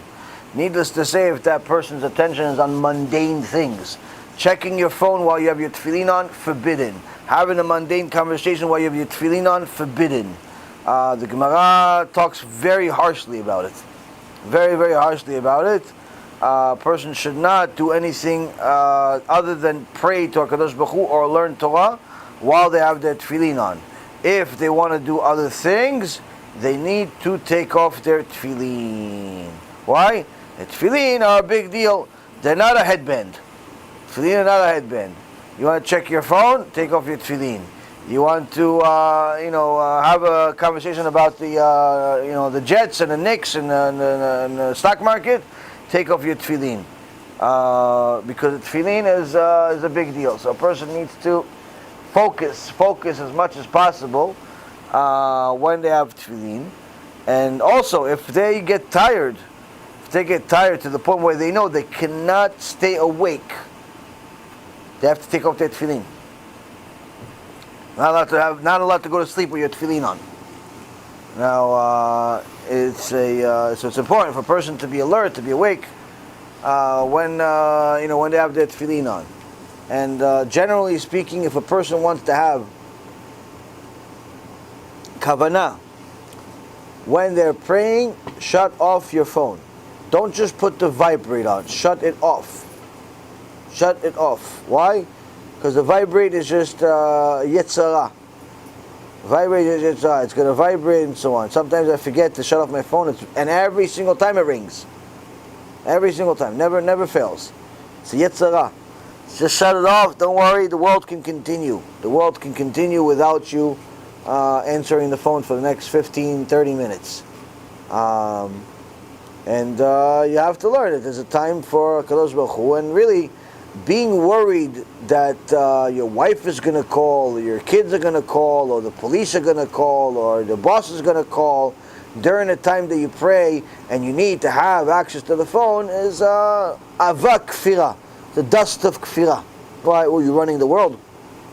What? So if you answer the phone, you're going to change the world, and if you don't answer the phone, you're not going to change the world. Shut off the phone. Shut off the phone. You know, whatever you're going to get, you're going to get with or without the phone. Whatever you're not supposed to get, you're not going to get with or without the phone. So having the phone on while you pray is simply giving the Yetzirah a double door, open door policy to ruin your prayer every time. Why? Because every 2 seconds, even if the phone is on vibrate, every 2 seconds you're going to look at it. Oh, the light went on? Oh, what time is it? Oh yeah, what time is it? I messaged it? Oh, no, message. Yeah, Chazot Shad. 2 seconds. Somebody texts you, you're going to read it anyway. You're going to read the text. Why? No, I'm not touching the phone. I'm just reading it. Why aren't you reading the Siddur Chamor? Why aren't you reading? Oh no, I have extra time. So read Tehillim. What do you mean you have extra time? When do you have extra time in prayer? No, they're doing Chazot HaShatz. Okay, so pay attention to every word they're saying. Wait, the Chazot HaShatz is socializing time? Not socializing time. You're supposed to listen to every word he says. And if you have extra, he's not talking, and the guy that's walking to the stage to do Aliyah is Saba Geppetto. Takes 45 minutes to get to the bima, so you have time to burn. Guess what? Open a book and start reading. Don't look at your phone. Don't look at your phone during the prayer. Why? It's going to ruin your prayer. You're going to look at the text message. You're going to look at the alerts. You're going to look at the email. You're going to look at this mail, that mail. Shut off the phone. The world will continue even though your phone is off. Even though your phone is off. I know somebody that said that he believed that when he closes his eyes off, he closes his eyes, when he goes to sleep, the world stops. Like he doesn't think that the world continues, like everybody has their own life outside of him. Like he thinks, like, they're only there because I see them. But when I go to sleep, they disappear. Like they don't have their own life. Now you think it's ridiculous, right? Right? This person was a genius. That's what he thought. Now, what's the truth? Truth is you're just the same. Why? You have your phone on. When you pray. Why? Because somebody's going to call. Someone's going to call. I have to answer. Because if I don't answer, how are they going to continue with their life? How are they going to know? They need to know that I am addressing, that I know that they're there. They need to know. I'm not going to call them. I'm just going to text them. I'll get back to you. I'm praying. I'm going to say, what? The world can't continue without? A person that can't shut off their phone is going to have a very, very hard time studying Torah with full focus. Why? Because your phone is a Yetzirah, Satan, Malach, HaMavet, all in one box. Every 2 seconds, something's going to ring, something's going to flash, something's going to ding, something's going to do something. Every 2 seconds. This thing is mamash, it's a kaparat avonot, this thing. It's good, you can do a lot of good things with it, do kiruv, do this, do that, but it also ruins your mental state of mind. Ruins your state of mind. It's many times I want to take this phone and throw it across the room. Can't, because it is what it is, but the point is that it's very, very hard. Very hard to ever acquire any Torah so long as you treat this phone like it's you can't live without it. Like if you miss your phone during Yom Tov, 2 days Yom Tov, 3 days Yom Tov, you should know that you're a sick person. You have a sickness. You have to get over it. You're an addiction. You need to know. Okay, I'm not saying that you have to be on your phone all day. Like I have a terminal on my computer. Pretty much my computer is constantly on 24 hours a day. So people think I'm online 24 hours a day because it's on all the time. It's on literally 24 hours a day because I have the messages coming in. And many times I have to respond. There's 300, 400, 500 messages every single day, so it's on. And yeah, I'm on it for a long times and so on. But the point is that it's at some point I walk away. At some point I shut it off. And I don't miss it at all. If somebody else could do it for me, I would give them the job in 2 minutes. But the reality is, if I have a Yom Tov, I have a Shabbat, I don't even think about my phone. Why? Good riddance. Good riddance. I have peace of mind for 24 hours with Baruch HaShem. Wife telling me, this year it's 2 days Yom Tov. Oh, Baruch HaShem. 3 days Yom Tov. Yishtabach Shemo. I don't have to talk on the phone for 3 days. But during the day, when it's not Yom Tov, this thing is on 24 hours a day. You can't sleep, can't think, can't breathe. It's always constant. So there's certain times that I have to, ignore it or even shut it off. I try to, like whenever I'm with my kids, not to have my phone.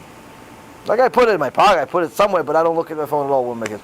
Because I've noticed myself that if I'm paying attention to my phone with my kids, I'm not paying attention to my kids. I'm not paying attention. In that 20 minutes that I spend with them, it's like, all right, it's already very little as it is. It's like, come on, don't look at the phone. Same thing if I'm with my wife. Same thing if I'm eating. Same thing if, certain times of the day.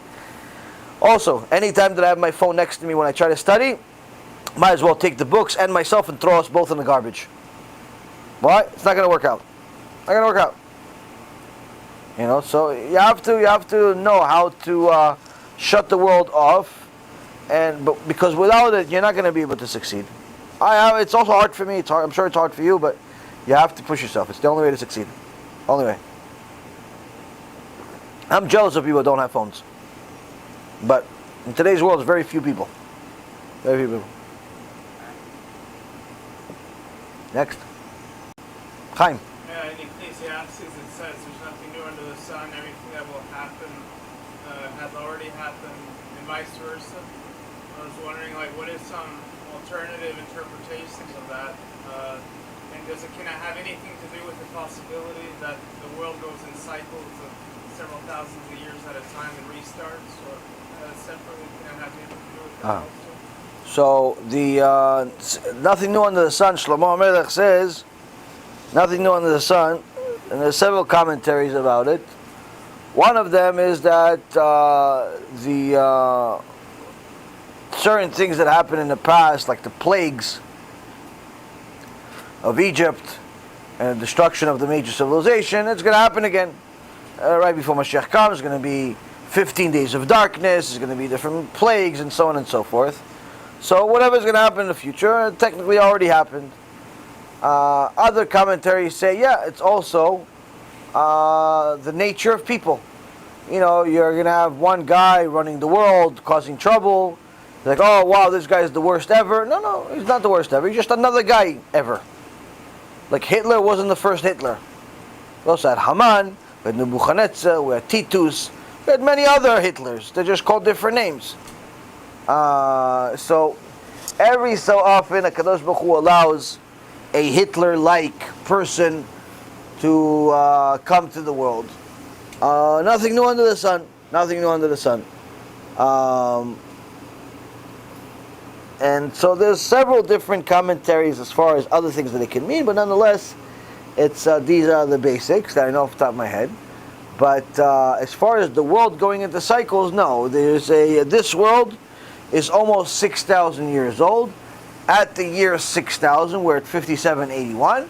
At the year 6,000, the world goes into its last 1,000 years, which are called the Yemei Mashiach, the days of the Mashiach.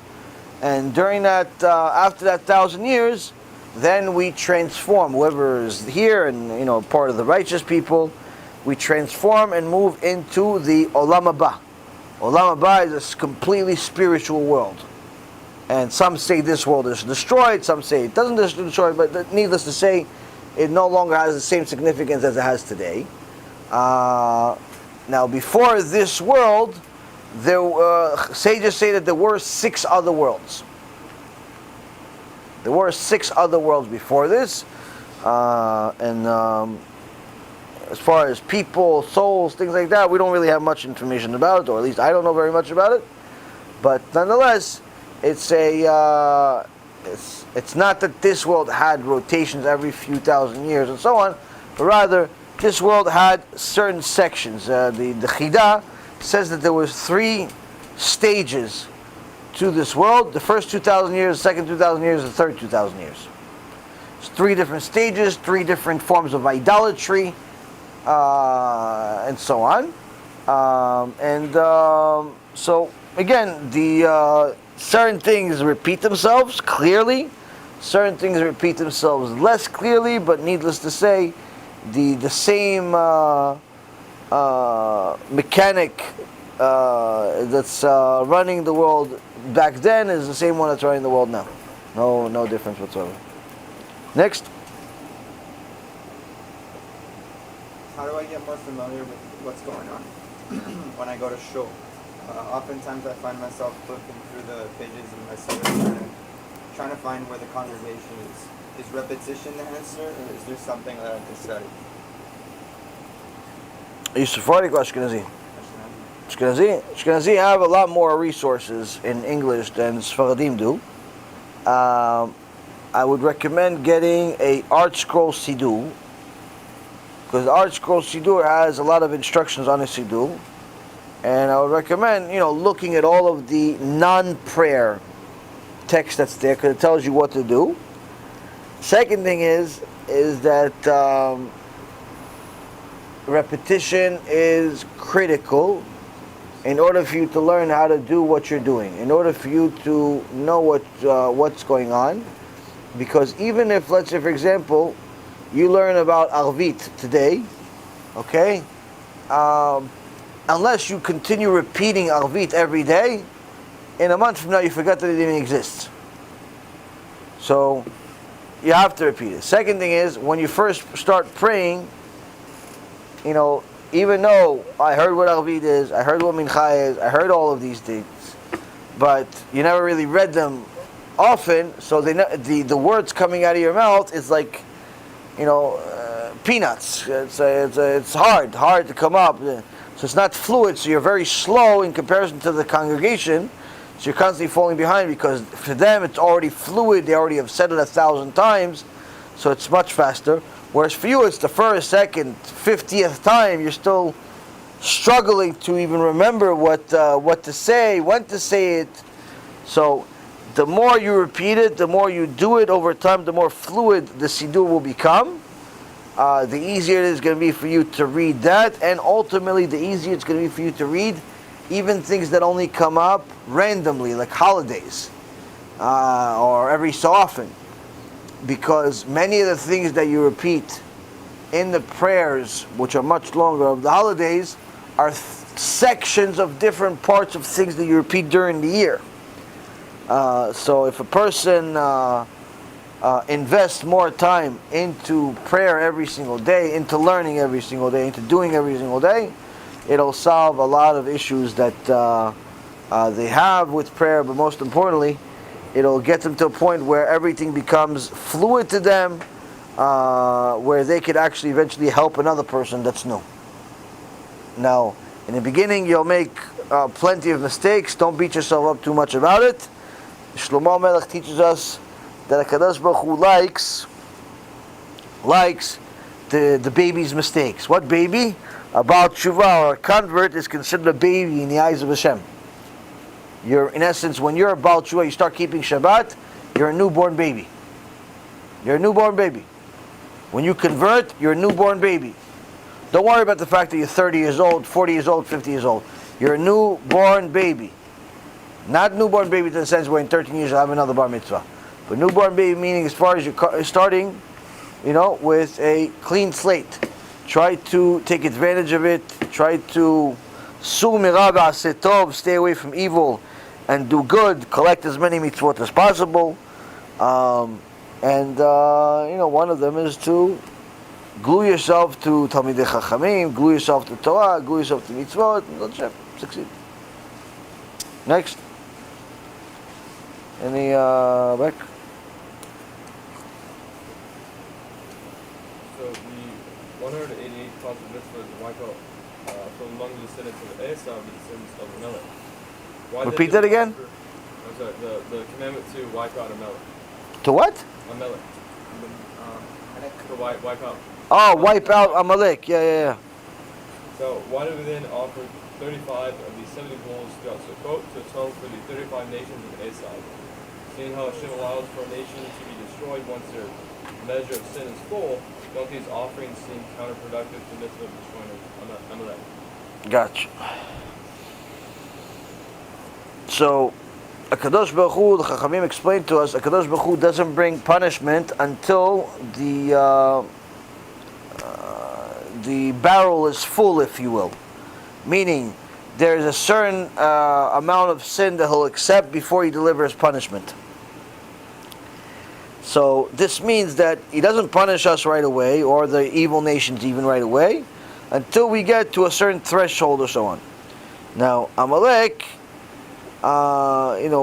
didn't fill up their barrel of sins from day one. They started filling it up, but didn't fill it up to the top. So therefore, Hashem didn't punish them completely until later on when Moshe Rabbeinu and Yeshua ben Nun. But even when Yeshua ben Nun came and nearly destroyed them, Hashem stopped him. Hashem stopped him from destroying Yeshua ben Nun. We said, no, we have a use for them in the end of days. We have a use for them in the end of days. Leave them in the world. So they themselves, although they're evil, they have a purpose. This evil has a purpose in the world. One purpose is to be a tool of the Satan in order to create doubt, in order to create separation between you and Hashem.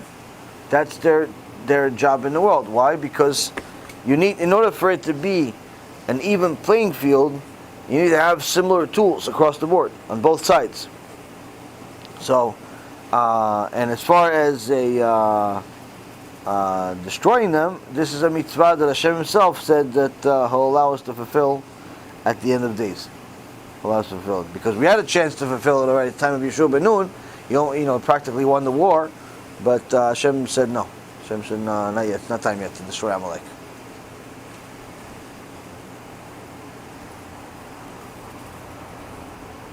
Yeah.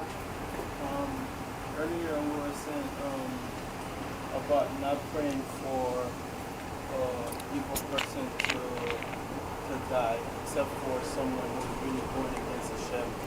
And as we know from the story of Rabbi, what about someone who's known to be fair and they are leading Jews astray, and we pray for them to die?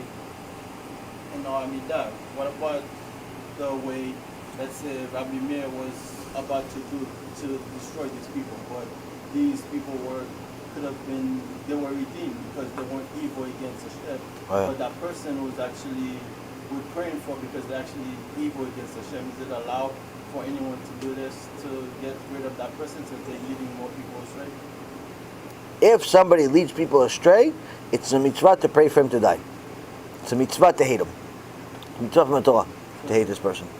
So that trick Rabbi Meir was going to use, can someone use it to get rid of someone who's leading other Jews astray when without him that person could have been doing TeShuva and the Gemara says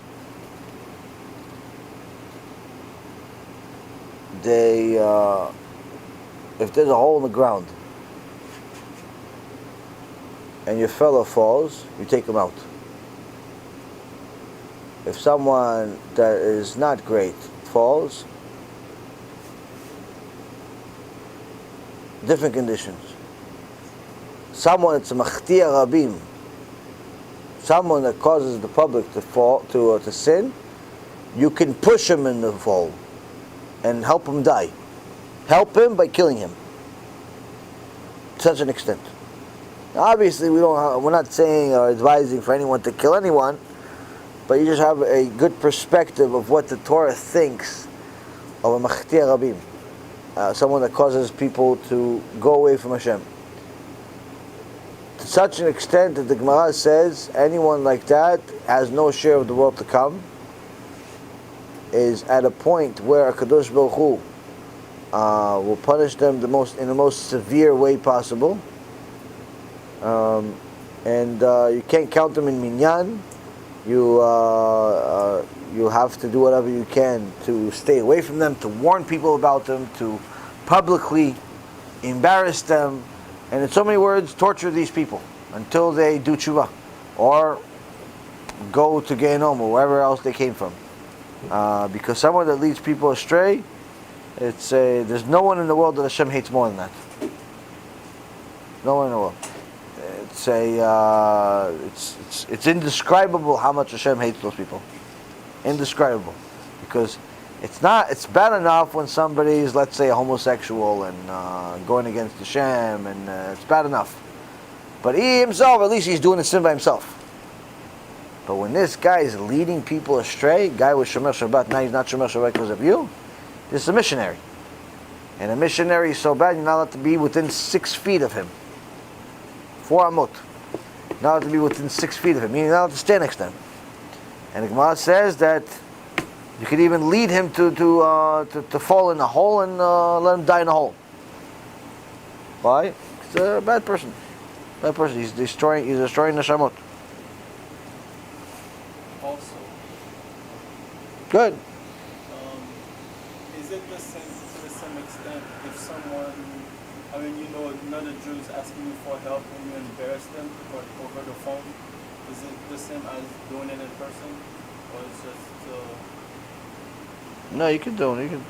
I'm not following. Now let's see. Okay, someone embarrassed someone in person. You know, the person is embarrassed because of whatever you said or did. And in front of the person, you see they're embarrassed. But if you do it over the phone, is it the same extent as being in person? Why? If you apologize over the phone, you mean? No. If what are you doing on the phone? Embarrass the person over the phone, and you know on the other side you did something that embarrassing, and the person. Yeah, you definitely need to apologize if you embarrass them on the phone or otherwise. But there's a lesser significance on publicizing, embarrassing another person on the phone versus in person. It's much more severe to do it in person than to do it on the phone or via email or so on. Yeah, much more severe.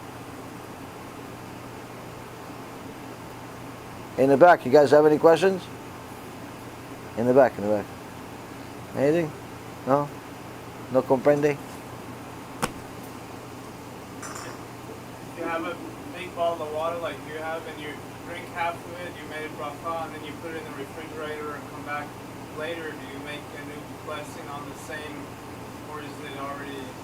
Yeah, if you, let's say if you did a shakol on the water, and then you put it away, meaning your mind left the focus that you're going to drink from this bottle. Next time you want to drink from the bottle, you have to do a blessing again. But if you have your mind that no, this bottle, anytime I want to drink today, I'm going to this bottle, then you don't have to pray again, unless you leave the house or the vicinity that you're in. Why? Because surely if you left the vicinity, you didn't continue thinking about this bottle in the back of your mind. But generally speaking, it's perfectly fine for you to drink the same bottle in the same house all day, but you have to have the right meaning and so on. Thank you. Yeah. One has longer curly hair in front. Is putting tefillin on problematic? Is there like something doing the mitzvah has like longer hair there? Like it's a big barrier of hair between the tefillin and his head. Well, as long as his tefillin can rest comfortably on his head over here and at the hairline, and sit comfortably without moving constantly, he's perfectly fine. But if his hair is so long that it moves and the tefillin are over here 1 minute, they're over here 1 minute, by the time you finish it's on his leg, he has a very, very serious problem. That's number one. Number two, he has to be very careful not to be a woman, not to be look like a woman and spend so much time doing his hair and getting haircuts. He goes to special barbers to get a haircut just right, and he wastes an hour and a half of his time to cut 3 hairs. It's not good. It's not a good thing to do. It's a big waste of time. It's also not good to be associated with that type of environment. But again, as far as the tefillin is not necessarily judged based on the length of the hair, but rather who's wearing it and what they're thinking on when they are wearing it, and who's working on himself. It's not just the hairdo. It's not just the hairdo. There's a little bit more than just the hairdo. But I would say that a guy that is going to have a Yirat Shamayim or at least is trying to acquire Yirat Shamayim, is going to double check that his haircut is kosher before he gets it. He's going to double check that his haircut is kosher. Like many people have non-kosher haircuts because they shave their sides to a number 1 or less. I said, no, but I'm black. No, but I'm Spanish. No, but I'm white. No, but you're in trouble. You shaved your head less than a number 2 on the sides. This area over here, you shaved it all. You have a problem. Right? The Sage said no. Sage said no. And it's a person that just simply ignores the sages has even a bigger problem than the sin itself. So a person needs to double check his haircut to see if his haircut is even allowed. There's some people that like the haircut where they have like a mohawk type. This is a specific haircut that's forbidden by the Torah. Or sometimes people go and get a haircut by people that are very impure people. Homosexuals, the likes, missionaries of some kind. People ask me, like, in my opinion, some of these questions, they really should answer themselves after watching my shurim. But it's like a guy telling me, listen, this Christian guy came to my place, and he started talking to Yoske, and I felt bad kicking him out, so I listened to everything he said. Did I do wrong? It's like, come on, man. You just allowed poison to enter your mind. You're asking if you did wrong. So, it's a person needs to be conscious, not to allow bad things to enter their mind. Yeah, let's give me some more thing, or we have not that long. Not that long. Only another 5 hours. If someone has a rabbi, he goes to a community, he also has a show, whatever. He has friends close to him, whatever. But also there are also members in the community that they know he's not doing certain things, whether he's keeping Shabbat or something like that, nature like this. And he keeps doing it, whether because they're not telling it, whoever's close to him is a rabbi, or whoever's not telling maybe enough, or he's just not listening. Do all these people have the same share of him not keeping Shabbat, or anybody? His rabbi has a bigger share, or vice versa. How is it? The closer the people are to him, the more influence they have on him, the more of the burden that they have from his sins. Meaning, his parents, his wife, his best friends, they have a much bigger piece of his burden, of his sin, than let's say some random next door neighbor 5 houses down that knows him, but they're not really friendly. They see each other maybe once every 2 months.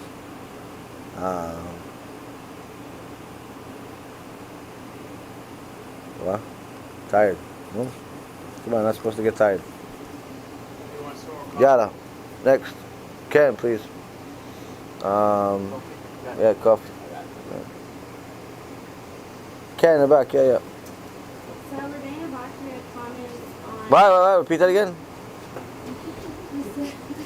Rabbi Yaron comments on Aaron's staff, and he says that basically there were 2 bushes on them. There was one that was bitter and one that was sweet.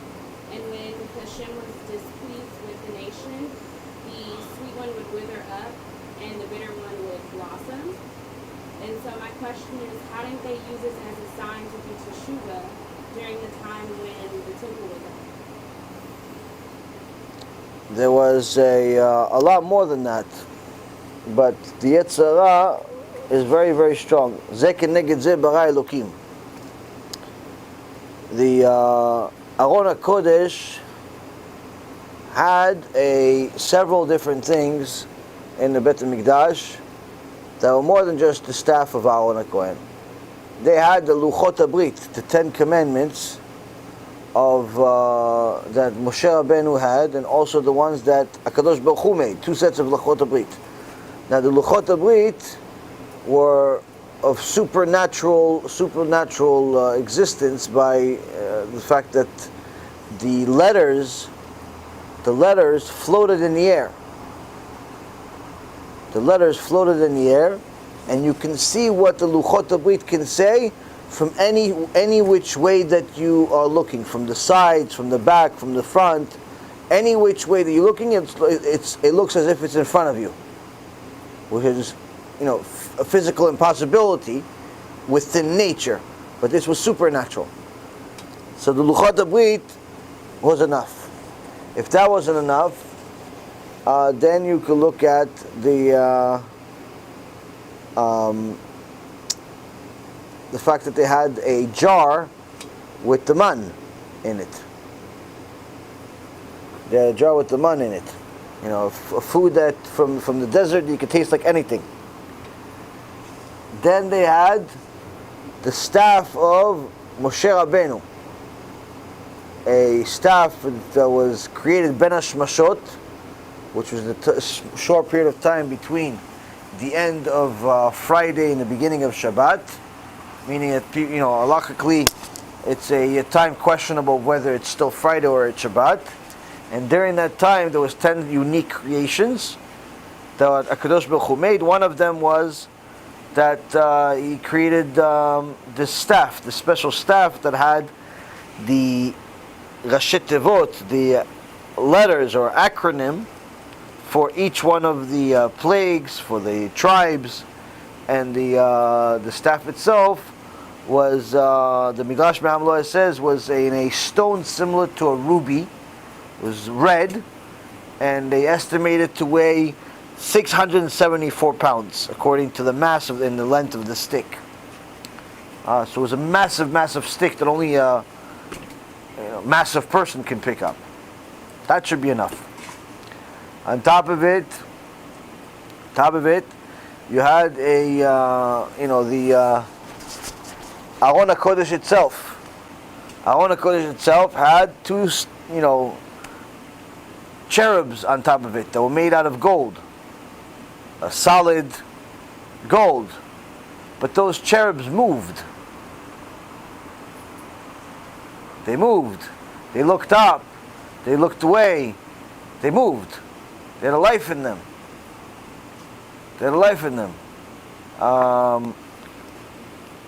So that's that should be enough. Next is the Torah says that HaKadosh Baruch Hu had to give Betzalel special chokhmah in order for him to build the Aron HaKodesh. And the sages say, I believe it's Rashi over there, but maybe Ramban. But one of the sages over there says that, what does it mean that HaKadosh Baruch Hu had to give Betzalel special chokhmah to build Aron HaKodesh? I thought it's just, gold, wood, gold. Like what's the Chachamim say that the mechanics of the Aron HaKodesh were so difficult that the chokhmah, the wisdom that he had to give, that HaKadosh Baruch Hu had to give Betzalel in order to build it, was the same wisdom, pay attention to this, was the same wisdom that was used to create the world.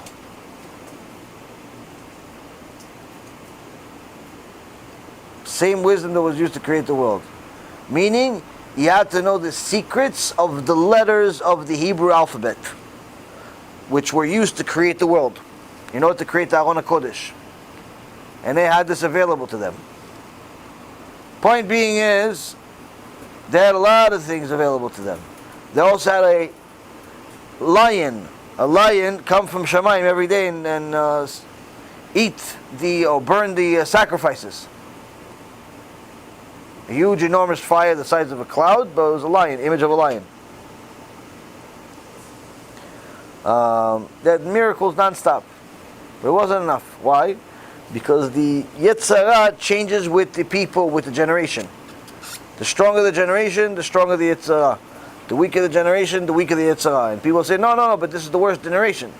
Yeah, we're the worst generation in regards to arrogance. We're the worst generation in regards to no reason to be arrogant because we're the most ignorant. But as far as the amount of sins that are made today, there's really nothing new under the sun because they made the same sins in the past. Made the same sins in the past.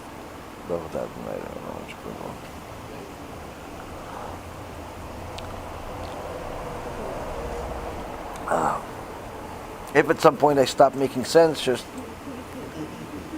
let me know. Let me know. No, sometimes I talk while I'm sleeping, so if it makes sense, then I'm awake. If it doesn't make sense, then I'm sleeping. At the end of Shlomo's life, they said that the demon was able to take control over him, and like he became poor and everything. So how was it like? Was it like you said, the prophet said that the women turned his heart. So did he go down at that point that he was at such a level that the demon had power over him, or was it that he just kind of? No, the demon fooled him. Demon fooled him, and got him off guard and kicked him. The demon kicked Shlomo HaMelech, but a special kick that made Shlomo HaMelech fly to the end of the world. And he ended up going to the end of the world. So Shlomo HaMelech wakes up after he lands from La La Land and realizes he's in a foreign land. Nobody knows who he is. And he starts walking, and because it's taking many years, during that time he's, his clothes become disheveled, and he doesn't look like the king anymore. And he looks like, he becomes a poor person. And this continues for several years. Because again, it was part of his journey. But as far as his wives, that especially Shva, that it says that she caused him to stray from Hashem. It's not that she caused him to sin directly, but rather that she went back to her idolatry, and he didn't rebuke her.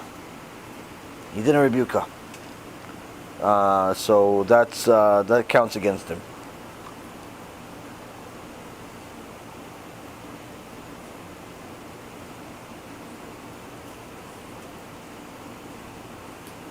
Want me to take a nap?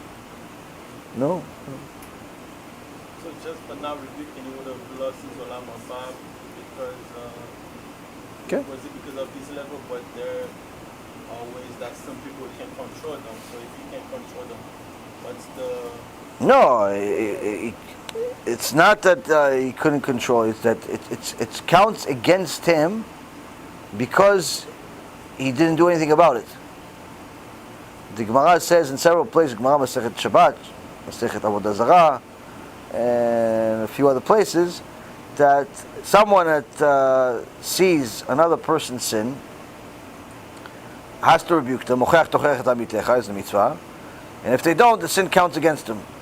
And if the person has influence over a crowd and he doesn't rebuke the crowd, their sins count against him.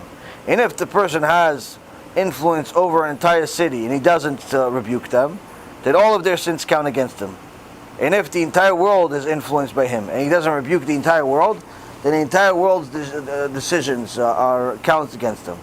So in the case of Shlomo HaMelech, he had a woman that he converted her to Judaism, but she wasn't a good convert. She went back to her idolatry, and he didn't rebuke her. And also he got a measure for measure punishment for not listening to Hashem in the first place, which is not to marry so many women. He married 1,000 women. So because she in essence went back to her idolatry under his own roof, it counted, and the Chachamim said this might as well be him. Might as well be him as an idol worshiper. Even though Chas v'Shalom was never an idol worshiper, still was under his roof. Should never be. So Hashem, the Gemara says Masechet Avodah Zarah, that the moment that Shlomo HaMelech married Queen Shva, HaKadosh Baruch Hu sent Malach Gabriel to the ocean, who hit the ocean with a staff, a special staff from Shamayim, that made an island made out of sand, which later will become Rome. Why is this important? Because this was the moment that Hashem decided that the Bet HaMikdash of Shlomo HaMelech will be destroyed. By who? By the Romans. By the Romans. It's Shlomo HaMelech tried to bring the Mashiach. How? By bringing world peace. How to bring world peace? By destroying the tum'ah of the world. How to destroy the tum'ah of the world? Go and marry the most impure woman in the world, Queen Shva, and make her do tshuva. He failed and got himself pinched, got himself infected by it. And that's the reality. Why? Because he miscalculated his own wisdom, miscalculated his own abilities. Well, even though he was great, he wasn't great enough to cancel out any part of the Torah. So much so that at the later on, when the Torah, the Gemara says that there was a question about changing one letter in the Torah, and Kadosh Baruch Hu says, tells the Torah, let there be 1,000 shlomos. 1,000 shlomos with all of the sacrifices that he brings be cancelled, and not a single letter in my Torah cancelled. Because Shlomo was known as a very gracious servant of Hashem. At one point, I remember Rabbi Mizrahi, God bless him, he calculated how many korbanot, how many sacrifices Shlomo HaMelech brought on the grand opening of the first Bet HaMikdash, and he calculated, I believe, something like in the value of $135 million, just for the grand opening event. How many 20,000 of this and 20,000 of that cost? So, and he brought thousands and thousands throughout the years. So he was known as a very, very gracious servant of Hashem as far as the sacrifices and so on.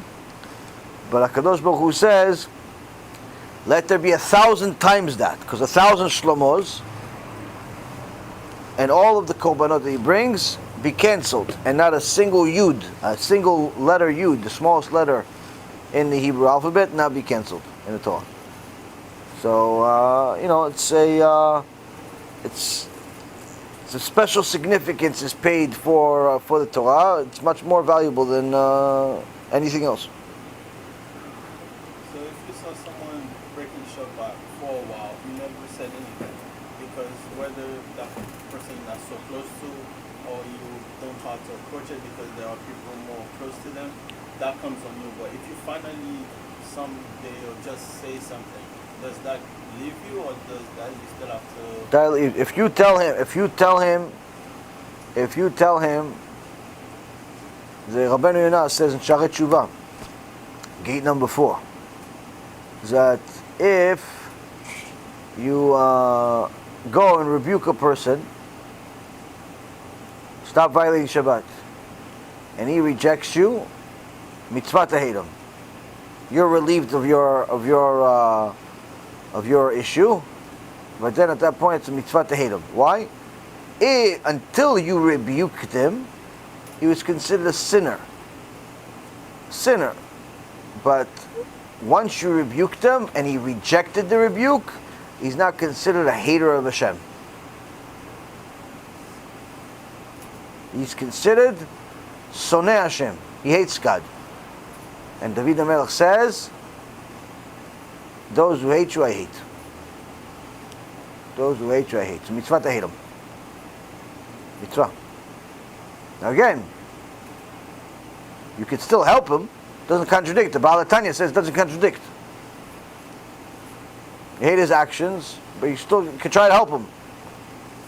Do TeShuva and so on, but the point is that he's an enemy of HaShem. Enemy of HaShem if he rejects the rebuke. But you have to do him and yourself a favor and tell him something. At the very least, give him a CD. Give him a CD, do something. You can't just stay like that. Poor guy. Imagine for a second seeing a volcano. You ever see a volcano on a screen? Imagine a person falls into a volcano. Want to imagine that? No, not so much. You don't imagine their skin melting? Not so much. Eyes popping out? No, not so much. No, right? Well, that's exactly what's going to happen to him if you don't tell him something. He doesn't do TeShuva. So imagine that because you didn't tell him, HaKadosh Baruch Hu is going to make you watch it.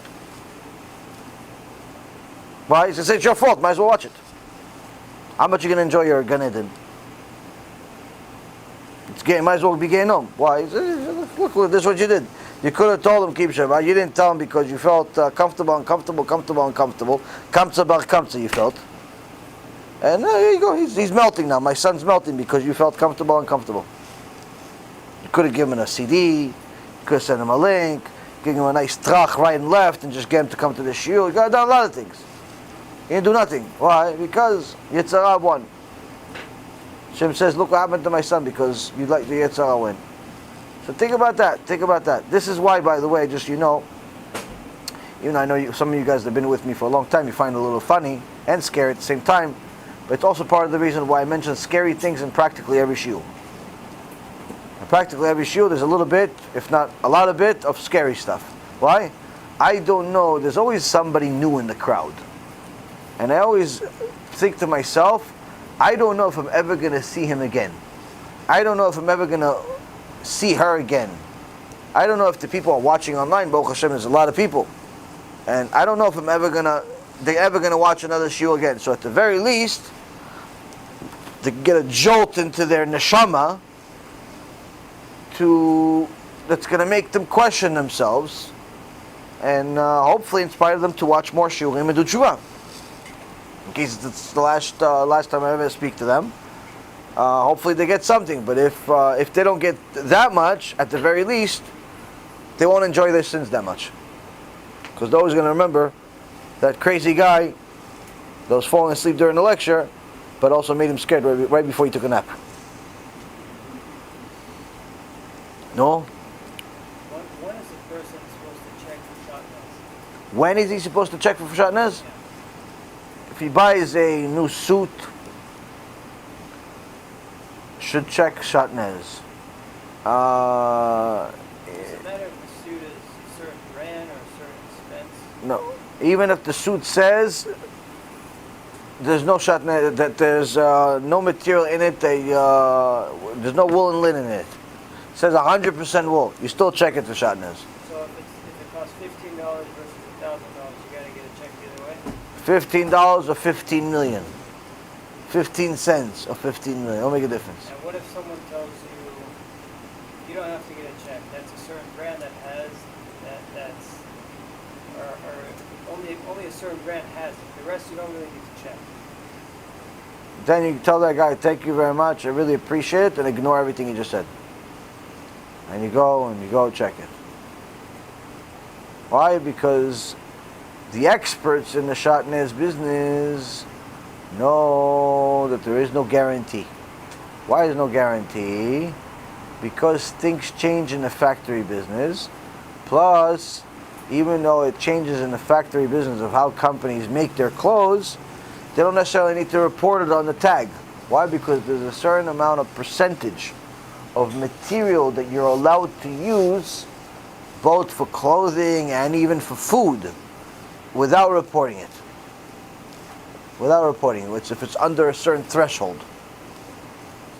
So that's why sometimes you'll have food that looks perfectly fine, but it's not kosher anyway.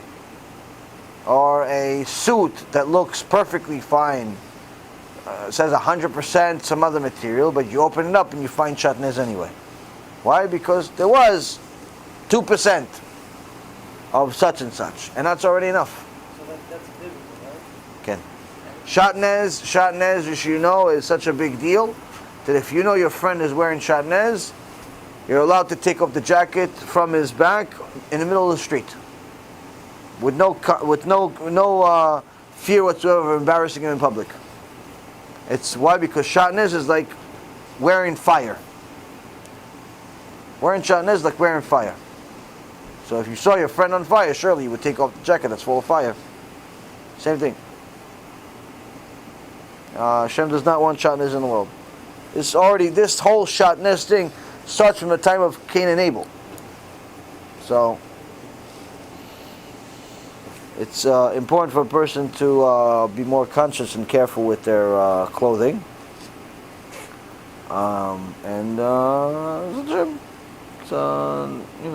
It's not really a big deal. It's not so expensive. Not so expensive to do it. But I would recommend that whoever you do it with, you go to a shatnez expert. There's an organization, a shatnez association, that they give people a certain certification if they go take a certain course to become experts in this shatnez. And when they check for shatnez, they have a lab. There are two types of people that check for shatnez. One, a person that just has a good eye for certain things and experience and can look at the shatnez. And then there's a shatnez expert that has a lab in his house or his office that he's checking shatnez. Who do you go to? The lab. Why? Because the first guy, as good as his experience is and as good as his eye is, he could still miss certain things that you could only find in the lab. So you have to go to the guy that has the lab, and if you don't have one locally, then you could look it up online, or you could, send me an email and or a text message is better, and I'll send you the website of how to find one online. You could just simply mail them your clothes, mail them the money, and they'll check your stuff and return it to you. But you at least did your ishtadlut of checking for shatnez. Plus, it's a mitzvah. Every piece of clothing that you check for shatnez is a mitzvah. Mitzvah from the Torah. And now every single time that you wear that clothes, it's a mitzvah from the Torah. And that's only with suits? No, I mean, it's everything that could have shatnez. I mean, a shirt is not going to have shatnez, because they don't put that type of material. But a suit does, a jacket, a coat, sports jacket, generally all jackets. There's certain things that have shatnez. So what if someone buys a button down? It says 100% cotton, right? Button down shirt? Yeah. But Where is it going to have wool? somewhere, let's say somewhere. It would be very unusual for a shirt to have wool, but yeah, they could check. They could check.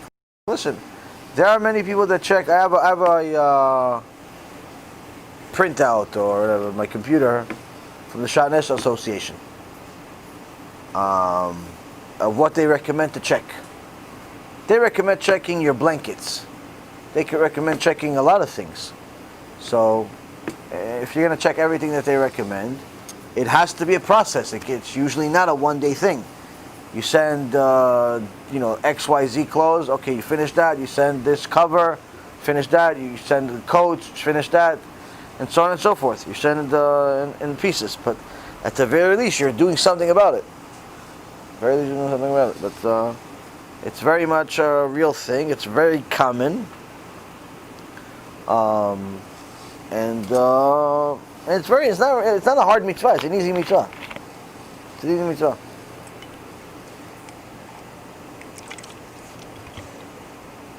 If one goes to a place for a service, let's say a laundromat or to get a haircut, and they have a some people just put a Buddha statue of the face mask up, not for idol worship, people say, but just for display because they think it's something. Are you allowed to go there, or you just,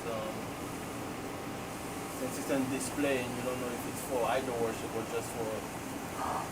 This happened to me.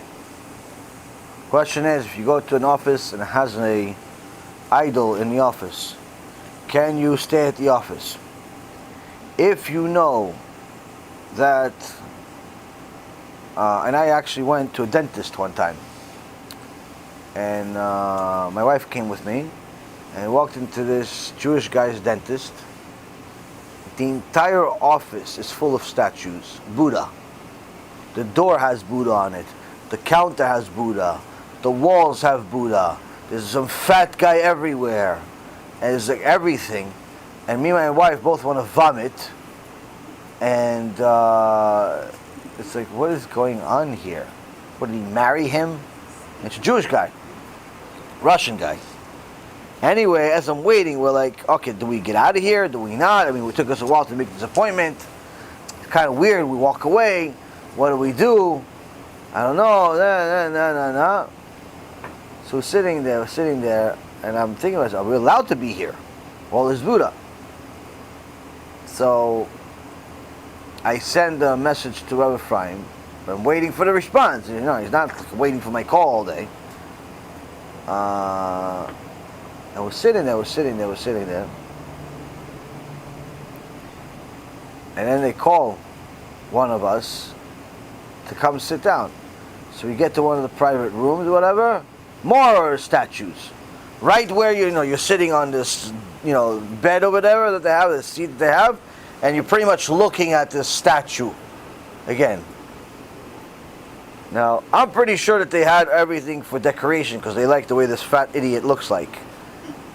I don't know why. I mean, they could just simply put any fat person on there. They just decide one. I mean, you could just pretty much pick any American. They're all fat. Everybody's obese. Just put them on your counter. I just don't understand the point. But anyway, so I think they called my wife, and she's sitting there. We're both seeing there's another statue over here, and I'm thinking, I'm still waiting for a response. See, Rabbi Efraim is not responding. I tell her, oh, honey, we have a problem. We got to go. My wife's like, yeah, you're right. We got to go. The dentist's like, what? What do you mean you got to go? What happened? It was done a serious problem. We got to go. We have to leave. No, we don't want to tell them, idle. Well, they're not going to listen anyway. Ran out of there. She goes, so did he tell you yes or no? I said, no, he didn't tell me yes or no, but I just couldn't stand it. She goes, me too, I couldn't. I felt so bad being there. So we both ran out of there. As soon as we sit down in the car, he finally, Rabbi Efraim responds. He says, if you know that they're worshiping the idol, for sure, not allowed to be there. Not allowed to be there. But if it's just for looks, allowed to be there, but not recommended. I said, Baruch HaShem, I don't know if what they're doing over there, but I already chose the not recommended part. We left.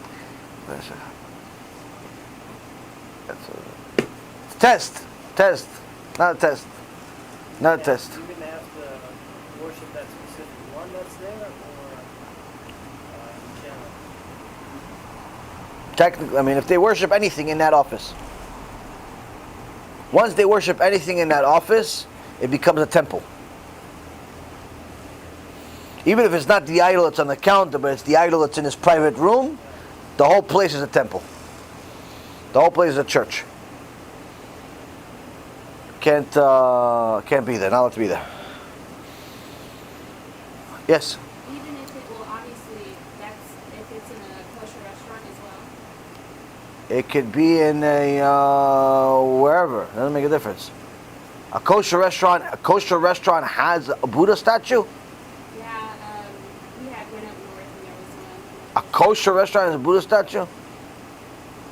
Was it a Chinese restaurant? Shem Yishmor v'Yatzil. Shem Yishmor v'Yatzil.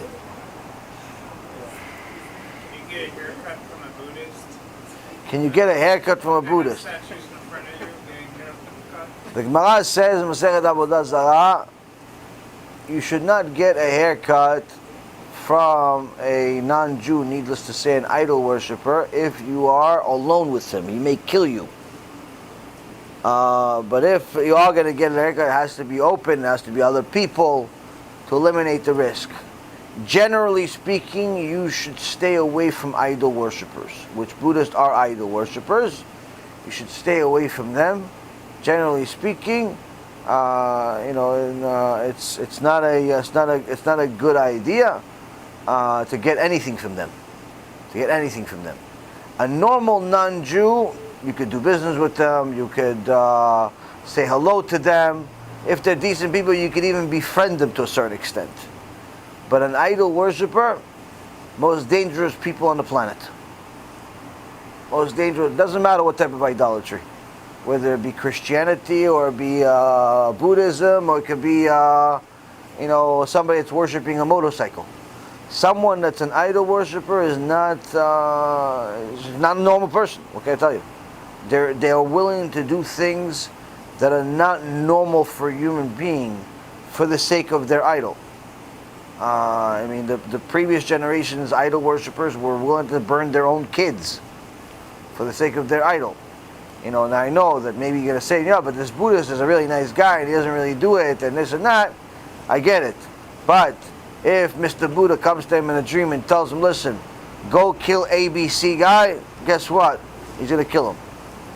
So, generally speaking, it's better to find a different place. Find a different place, a more kosher place, perhaps get a haircut from a Jew, or somebody that's not visibly an idol worshiper. It's definitely a better idea. Definitely better there. Idol worshippers are also, if they're missionaries.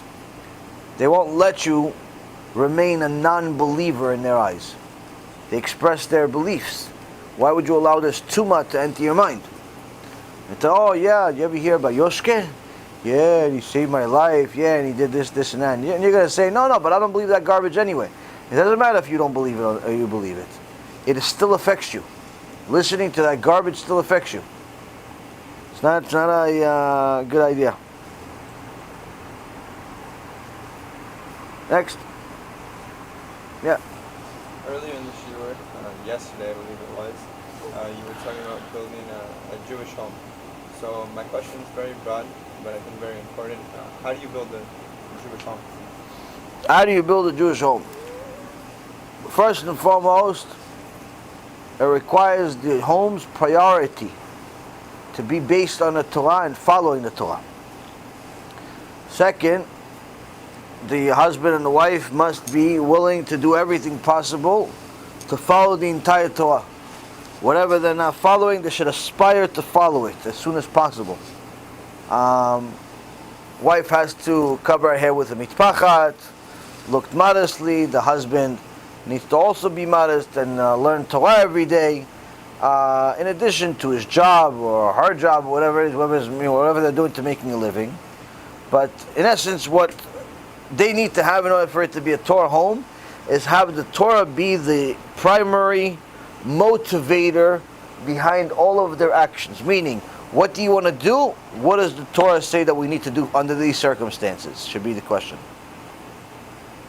And that means that their kids need to go to yeshivot, Jewish schools. Jewish school means it's only boys or only girls, not boys and girls together. Boys and girls together is not a Jewish school. It's reform. Needs to be boys or girls, unless it's very, very little kids, 3-year-old kids. But once they're a little older, that's it. They cannot play together, cannot learn together. Why? It confuses the kids, gets their attention. It does a lot of different things. Needless to say, it doesn't do any good. Only bad things could happen from it.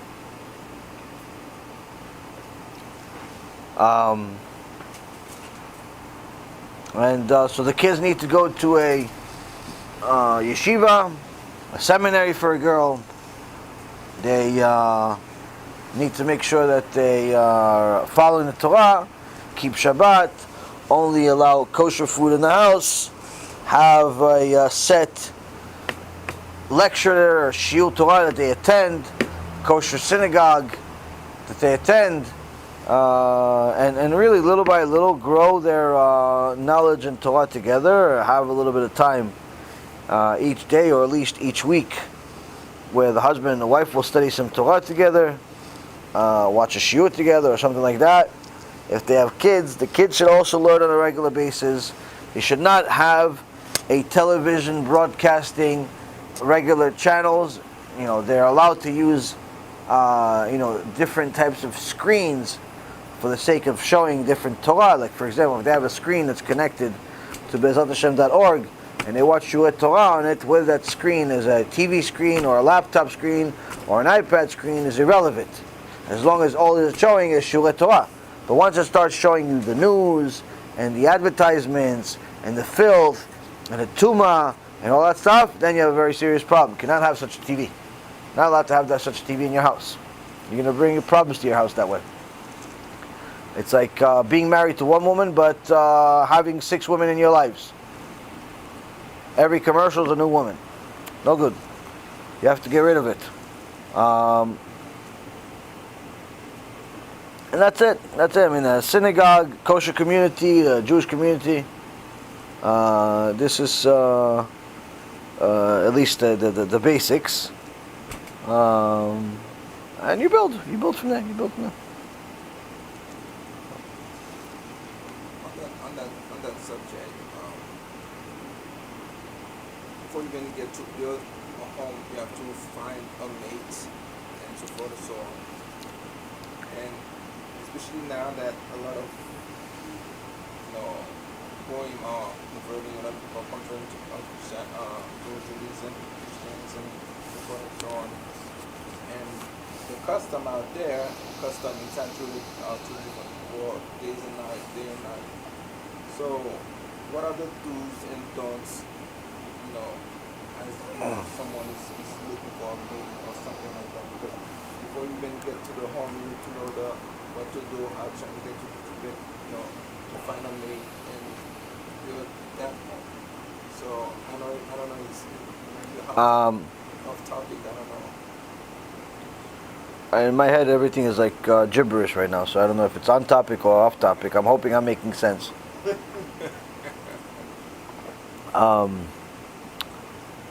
As far as the preparation for shidduch, preparation for marriage, like I said in the previous lecture, I was stumped at the rabbi lecture. I said the 2 most important things for shidduch is for you to be attracted to each other physically, and for you to have similar ideology. If you have similar ideology, the rest of it is going to work out.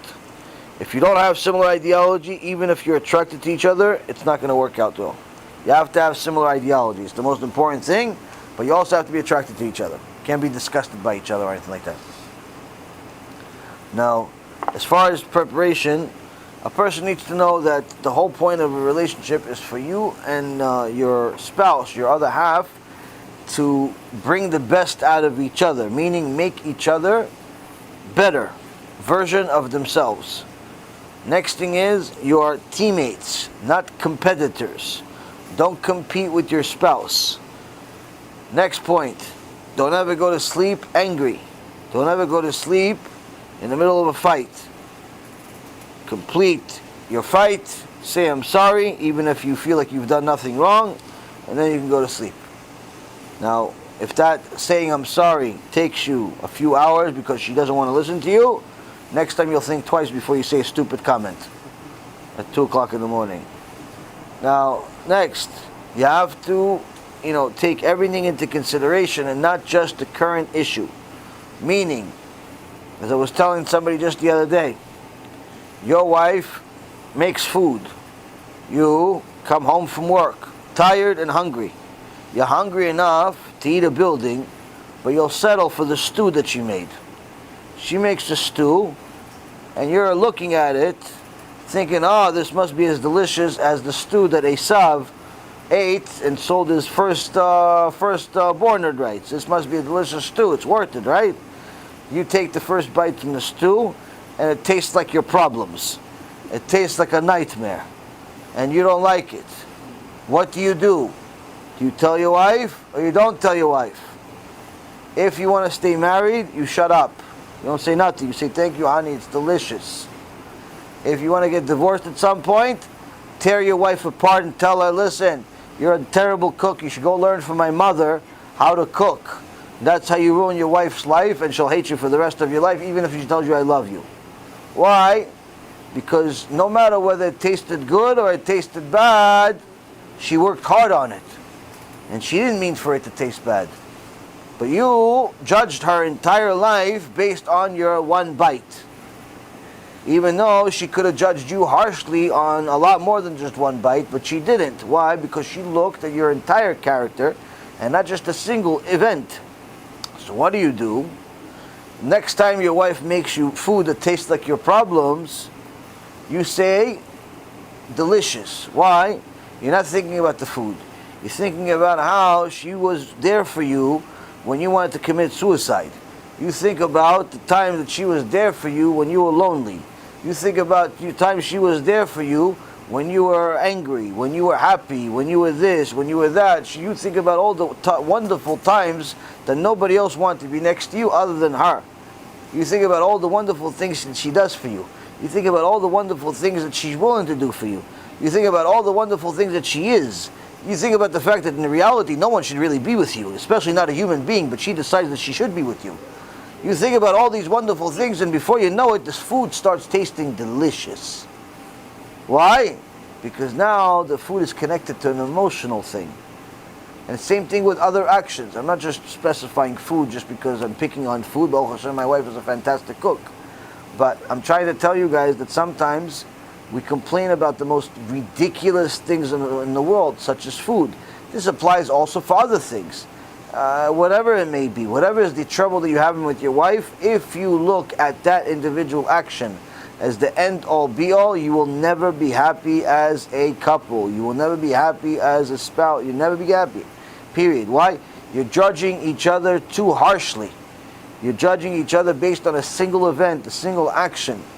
It's not good, it's not healthy, not for a marriage, not for a relationship, period. You wouldn't want Hashem to judge you off of a single action. You want him to judge you off of everything. So why do you judge her so much? Why do you judge him so much off of one particular event? Now don't think for a second that I'm giving you a get out of jail free card for doing a really one event that's really terrible, like cheating on each other. That's not one event.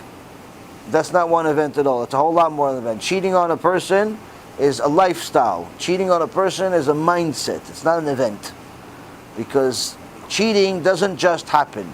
Cheating is planned. Cheating is set up. Because even though you said, no, I didn't mean to, it just that it happened. No, it didn't just happen. You already wanted to, it's just that you couldn't until you could. So you were already cheating before you cheated. So that's not an event. An event is a single thing. Sometimes the person comes home, gets from work, she says, how you doing? And he yells at her back because he was already upset about something that happened to him, and he takes the anger on her, and stuff like that happens all the time to people. And if you judge him so harshly off of that one yell, then yeah, of course you're gonna have a terrible marriage. I'm not saying that he's right, but the reality is that you can't judge him so harshly on that one particular thing. Same thing opposite. If you guys give each other leeway, you don't judge each other so harshly, you're gonna have a relationship that is growing. If you judge each other harshly for every little rinky-dink thing that each one of you do, it's better that you stop torturing each other and simply get a divorce. Why? It's not going to work out anyway. So at least leave each other, the earlier the better, so you can get somebody that's still young and good looking, and not old and missing teeth. But again, like I said, it's these are things that a person needs to think about before he gets married. Why? Because if you only think about all of these things after you get married, that means that you probably also have some scars too, and it's hard to adjust. So another thing is to prepare for a shidduch is that, remember that the goal of a relationship is to make each other a better version of each other, but that also means making a better version of yourself. You have to improve in order for the relationship to improve. What if I improve and she doesn't improve? Even if you improve and she doesn't improve, the relationship will still improve. But If you improve, surely if she cares about you, she'll improve over time as well. If you improve, surely he'll improve over time if he cares about you. But if you see that you're going in polar opposites, you're improving, you're getting closer to Hashem and so on, and he's becoming more and more anti-Semitic, most likely it's, you're going to have to get a divorce at some point. Unless, he changes. Why? Because your ideology is no longer the same and you can't undo that. Can't undo that. So,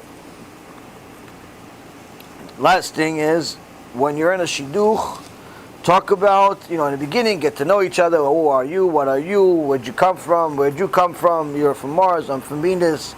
I'm from this. I'm from that. I'm 5'9". I'm 6'9". I'm all these different stupid things that people talk about. After you waste each other's life with the nonsensical things, get to the real meat of what gets you going, what gets you moving, what's your aspirations, what's your admirations, what are the different things that motivate you in life. Those are usually the real conversations. And you'll see whether you get whether you like each other at that point, whether you have similar ideology at that point. It's actually good to ask each other what rabbi you listen to, because if they listen to a heretic and you listen to a tzaddik, then you're going to have a very serious problem. Why? Because if they listen to a heretic, most likely they are a heretic. And that's just the reality. So if they listen to one of the known heretics, I wouldn't say necessarily give up on them on day one, but I would recommend for you to recommend for them somebody, a normal person to listen to. That's not a heretic, and see if they reject it. If they reject it, you should reject them. Why? They'll create a lot of problems in your life. But again, it's you have to tread carefully, not be so judgmental of them. You have to see if it's just all they know and they're open to some new information, or they're simply closed-minded and they might as well be a Christian that never saw anything else other than that.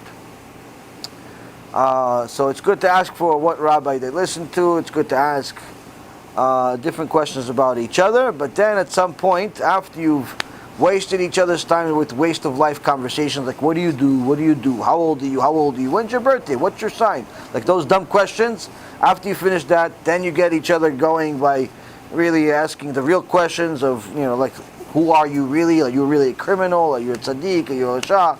Do you have 7 names? Things like that. After that, you ask each other questions that are a little bit more personal. And if you decide that you guys are good for each other, then you play house. What does it mean, play house? You start picturing each other in each other's lives. In a sense, we're asking each other, so how many kids do you want? Okay, so we're going to have 5 kids. Okay, Baruch HaShem, BeEzrat HaShem, 5 kids. What are you going to do when you first wake up?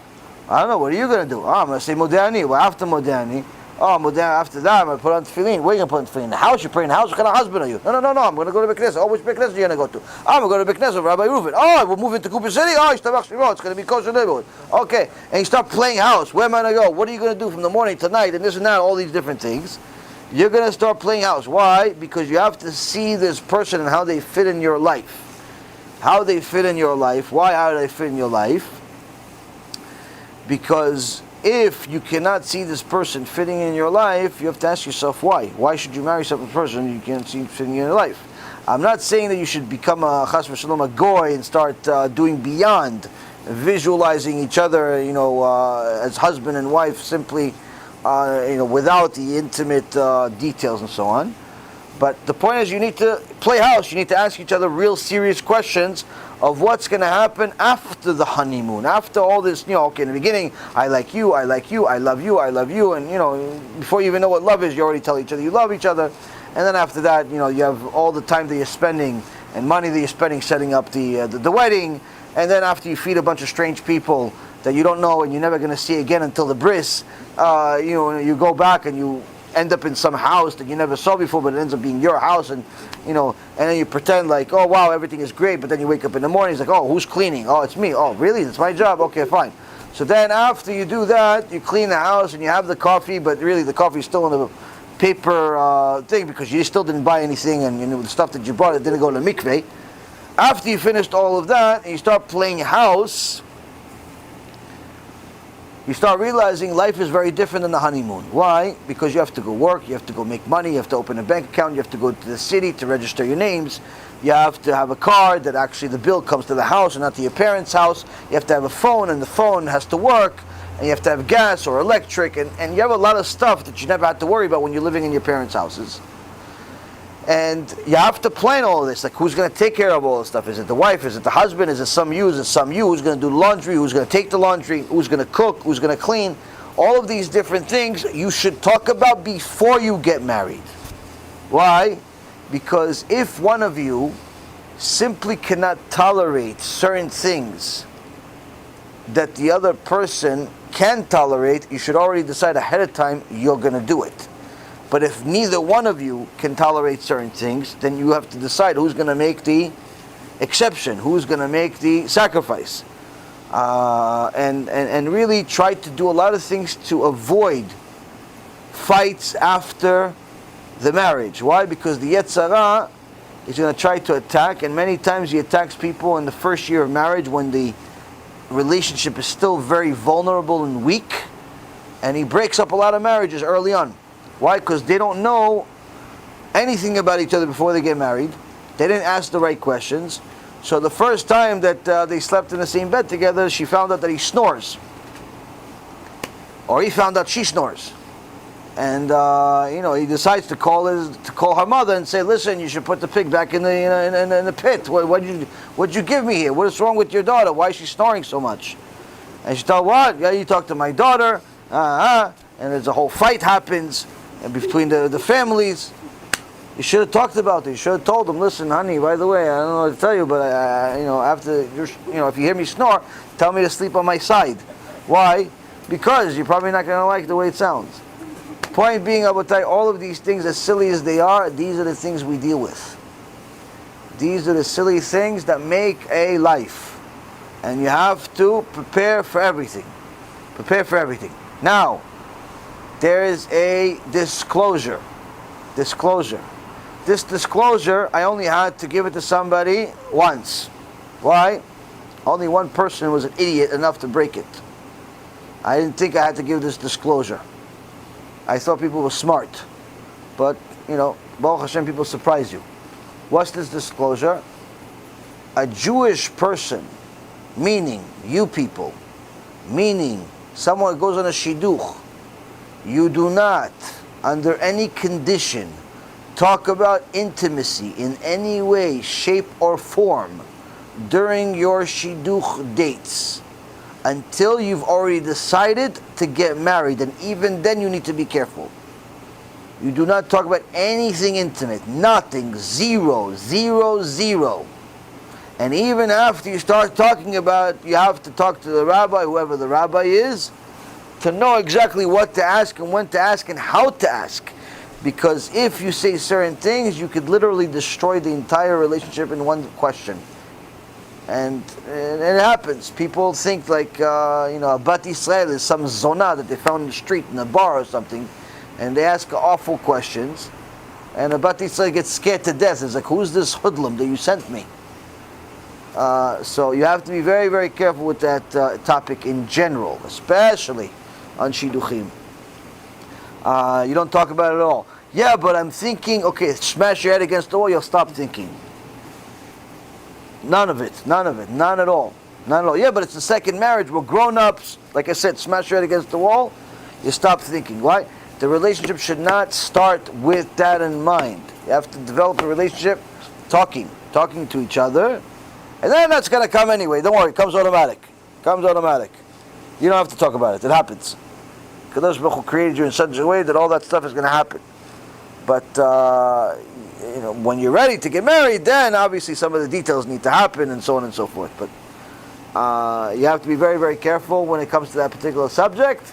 A lot of people talk about this subject way too early, and it either leads to a breakup or worse, it leads to a relationship of it's premarital, which is karet. Karet means cut off from the Elokei Israel.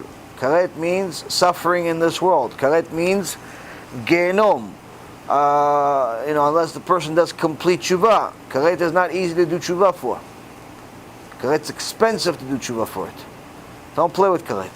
So, you have to be very careful with certain things. And plus, it's not appropriate in general to talk about what happens between a man and a woman with strangers. And that's the last thing that I'm going to mention, which is that until the second that the rabbi says Mazal Tov after the chuppah, ladies, remember, until after the chuppah is completed, he is a stranger. No matter how much you like him, no matter how good looking he is, or how rich he is, until the second after the chuppah, he is a stranger. Stranger, like I teach my kids, stranger danger. Stranger danger. Keep him at a distance. Why? Because if you don't keep him at a distance, you'll be in danger. You'll be in very serious danger. So you have to keep him at a distance, and you have to make sure that you don't feel too comfortable. Don't feel too comfortable with him until he's your husband. If you do, you're going to be another one of these sad stories that I have to deal with, of how to pick you up after he threw you away. And it happens. It happens, unfortunately. People are very selfish, and they don't care about other people's feelings. And if you allow yourself to feel too comfortable, he also allows himself to feel too comfortable, and the next thing you know, your heart is broken and permanently damaged. So don't do that to yourself. Until he marries you, he's a stranger. Complete stranger. Even if he says I love you, and even if he buys you a $50,000 ring, all that stuff. Stranger. They're all strangers. And with strangers, you don't play games. You don't play games. And I think that's pretty much it. It's obviously if it was up to me, I would say that every couple, before they get married, should go through the Pirkei Avot series and the Bitachon series as a prerequisite. Why? Because at least by the time you finish both those series, you become like a decent human being. The more of a decent human being you are, the more likely you are to make a good spouse. But if a person never learned Musar in their life, it's going to be very, very hard for them to be a good spouse. So, you should make time to learn together. You should make time to learn yourself. But you should definitely invest into your own and each other's character development. Next question. One quick question related to the same subject. Hopefully this is the last one. And I'm bringing that up because I heard a discussion about it. Is there a time, or is it even allowed to bring flowers on a date or something to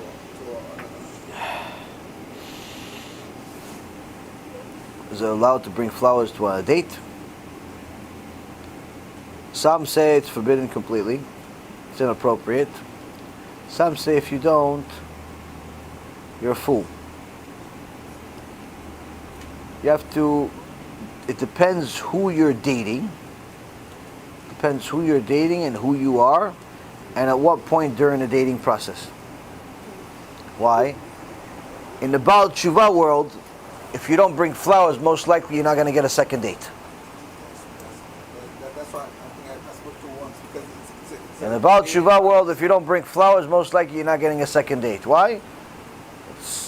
It is what it is. The convert world, same thing. You don't bring flowers, and you're not going to see a second date. In the Frum world, certain parts of the Hasidish world, certain part of the Litvish world, you don't bring flowers, Baruch HaShem. Good, you're not a crazy person. Some of them are going to tell you you're crazy for bringing flowers. What are you doing bringing flowers? What, you're buying? Who told you you're allowed to bring flowers? So it depends. It depends who you talk to. But before you do it, it depends who the person is. Talk to your rabbi. Talk to your rabbi. Next. Yeah. To what extent is one forbidden to celebrate his enemy's downfall? Let's say someone heard like Hitler died. Is he not allowed to celebrate? It's kind of a similar question to what was asked earlier today. If the enemy is just a personal enemy of yours, it's not good. someone that's a personal enemy of yours, and you take honor in their downfall, you lose Olam HaBa. But if it's an enemy of God, mitzvah. Mitzvah. Hitler dies, Yishtabach Shemo La'ad, Baruch Hashem, amazing, and celebrate it annually. But if it's just somebody that you don't like because he did this and he did that, no. Yeah, next. Yeah, go ahead. Is taking a 31-minute break from work when I'm allowed 30 minutes considered stealing? What if it's 33 minutes and the only reason I took the extra 3 minutes was to finish benching? To finish what? Benching. Why does your employer have to pay for your benching? So the answer is yes, correct? I'm asking you a question. That's not. I didn't say yes. I'm asking you. Why does your employer have to pay you for benching? Why couldn't you do it at 27 minutes? Question. That's question number one. Question number two. Does your employer care? Meaning, there are certain employers that are stringent. They say 30 minutes. You do 32 minutes. They're upset if they know. And there are certain employers that are more lenient. I can tell you for myself.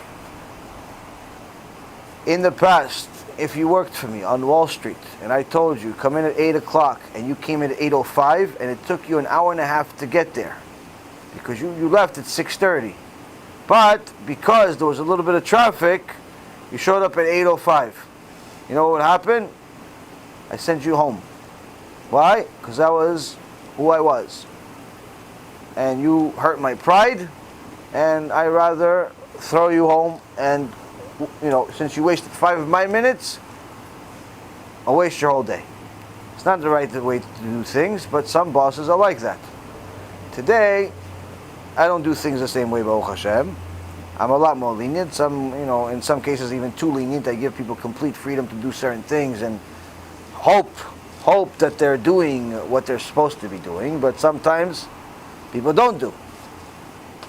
Now, if your boss doesn't care, he's lenient, 30, 33, 27, it's all in essence the same, chavod, yalla, go, no problem. But if your boss is stringent, it's stealing. It's stealing. So it all depends on your boss. But generally speaking, you should not, under any condition whatsoever, ever make your mitzvot anybody else's problem. Meaning, it doesn't matter that it's Shabbos. It doesn't matter that you have to give tzedakah. It doesn't matter that you have to pray. These are not your employer's problems. Meaning, you have to find a way to fulfill your mitzvot on time you're not getting paid, or on time that's permissible for you to use for your personal time. So say, oh no, but wait a minute, hold on a second, but I need to pray. Yes, but Rabbi, it's a mitzvah. Yes, but stealing is a sin. So just because you're doing a mitzvah doesn't mean that you're allowed to sin. Oh no, Rabbi, I showed up late to my office because I decided that I'm going to host the synagogue Sudah Shlishit, so I went shopping on Friday to go buy all the extra food for the synagogue. Oh, so what about your boss? What did he say about that? Oh no, he didn't say anything. Why no? Oh, he doesn't care?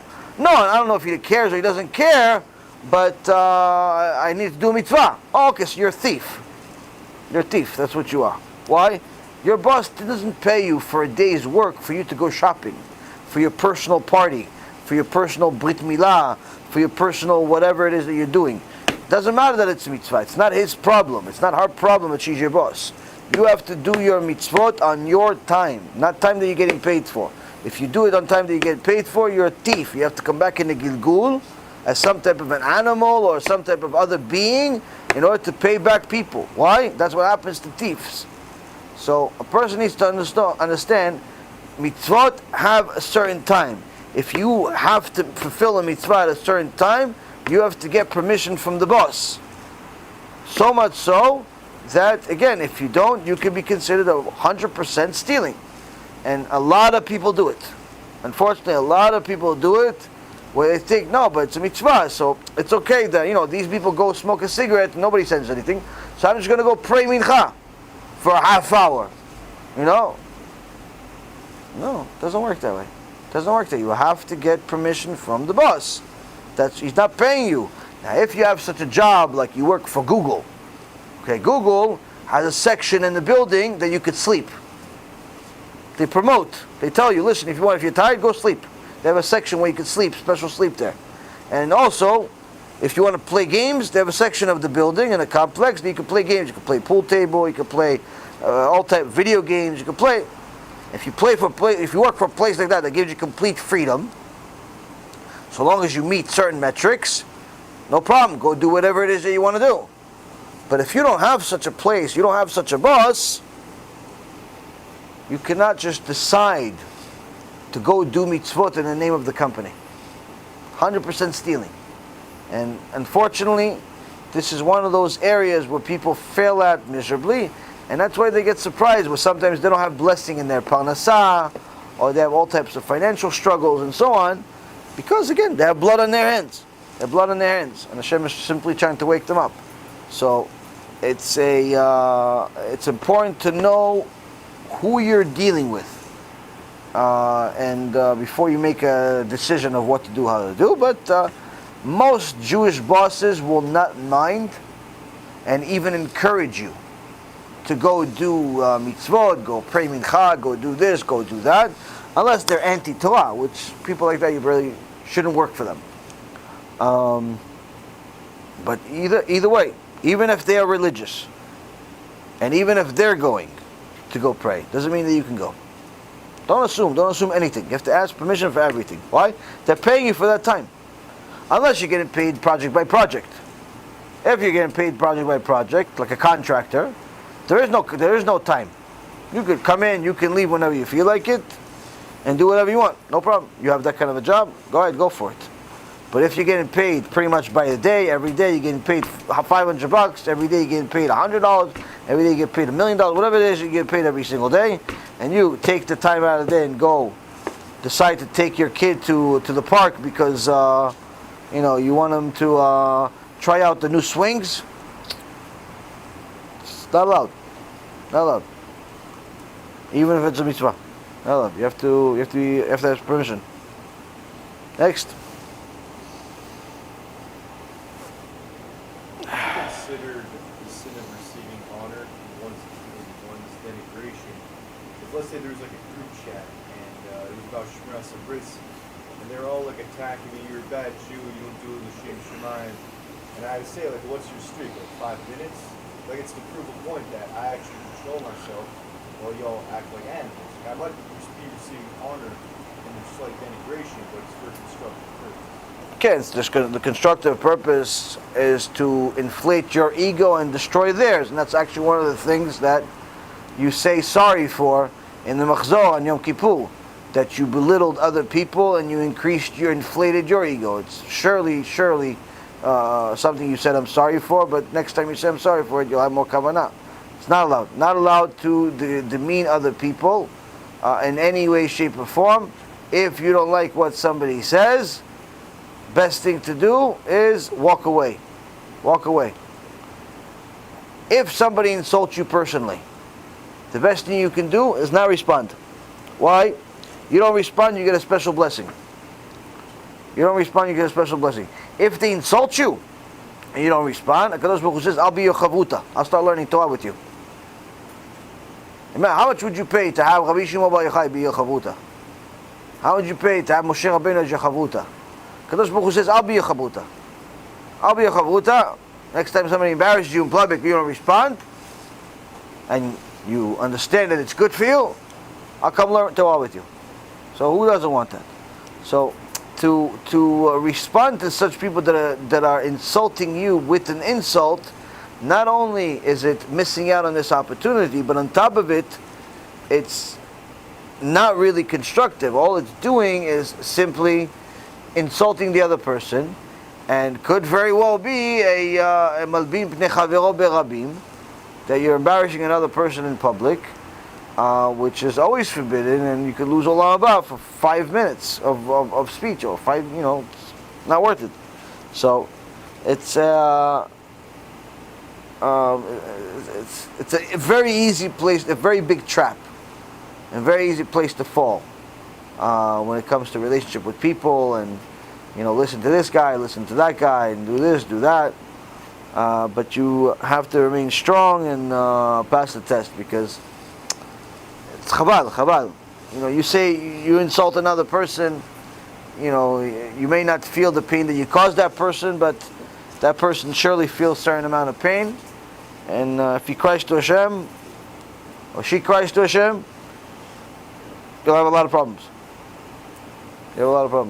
So, it's not worth it. Thank you. Next.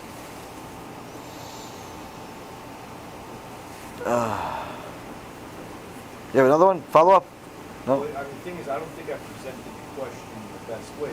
Okay, so say it again. Yeah, on the chat, they post the streaks. Like some guys 5 days, some guys 40, some guys 1 day, 0 1 day. But I was always going up. They were hating on me, of course. Oh, if you punish me, you fake you, and all that garbage.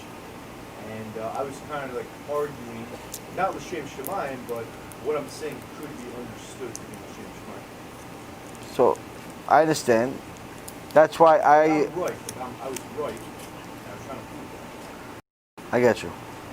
There was a group of kids, a little older than you, asked me, can we have a friendly competition? What's a friendly competition? Whoever weighs seed has to put $50 in the pool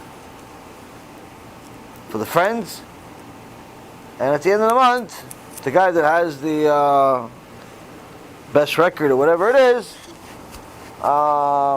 keeps the money. Allowed, not allowed? Shouldn't do it.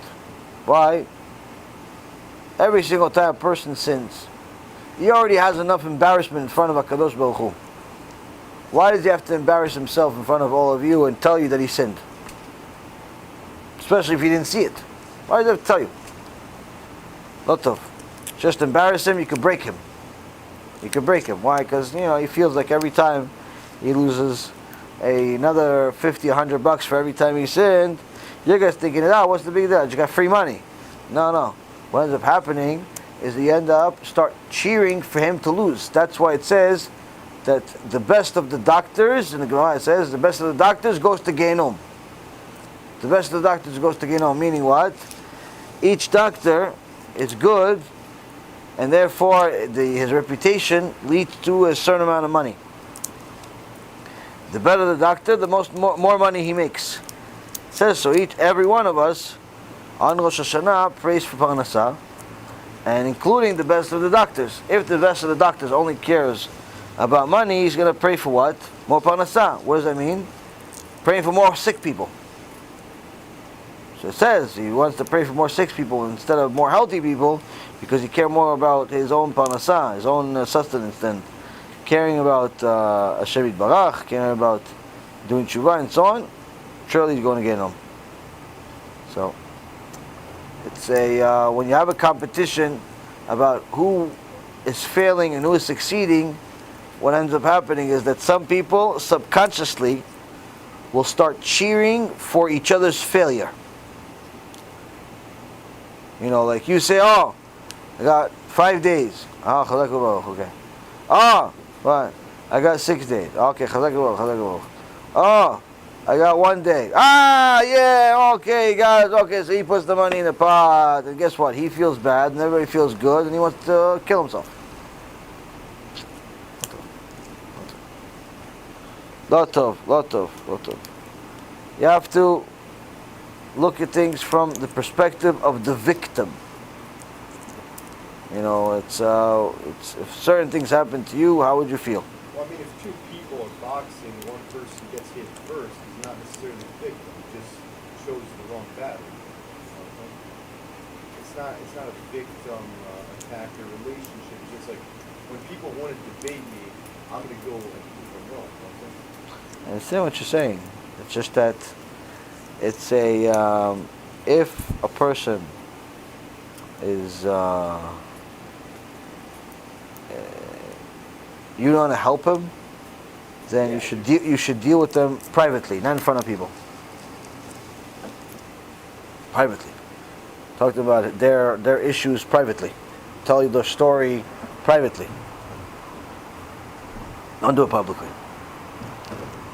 Don't get yourself to the point where you're every day you're sinning without even realizing that you're sinning, because you're in essence benefiting in some way or another by other people's failure, and it's not a healthy way to live.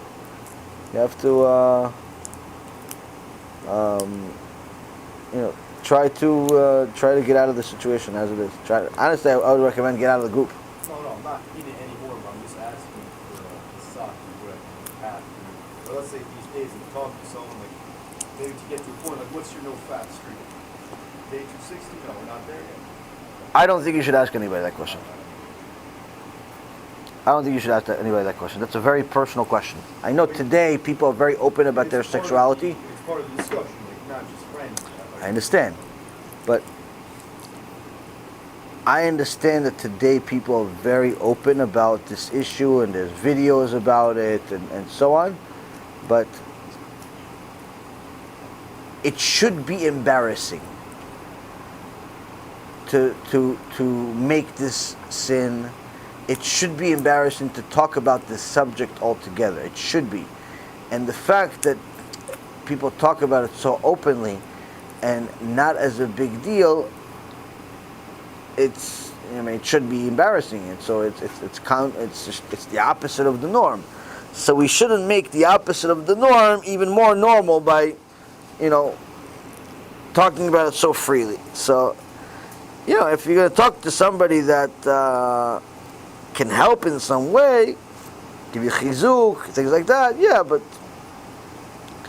I wouldn't necessarily ask questions that have no nafkamina, meaning have no purpose. Like, what purpose does it serve for you to know that he has a streak of 40 days without wasting seed versus your 50 days of no wasting seed? Like, what benefit is that to you? Nothing. Well, to prove that my ideology is right, and like what I'm doing works, so therefore, let's say there's two checks. You have someone who's like borderline co-fair, I don't even know why he does that, because he has terrible reasons, or me, which I actually don't do it, and I can give mentorship to people. Therefore, if I debate the other person for the other check, and I'm right, maybe we can get more people that actually learn and become better on my check.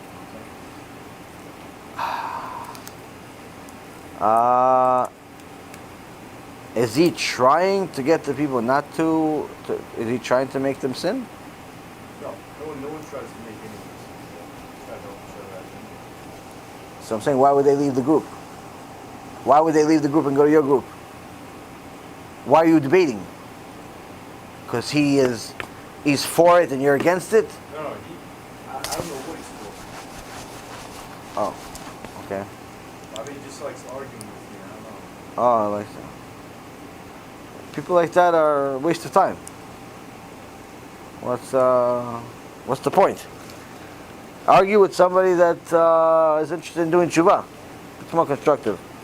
In general, again, how about, you should really refrain from insulting people in any way or putting them on the spot, asking them questions that are too personal. It's not good manners to do that. It's not good manners. It's also, in some cases, it's forbidden. You could potentially, you could potentially embarrass them. It's just not a good idea. It's not a good idea. Oh, look at that. Huh? Let's see, what's a little shachar?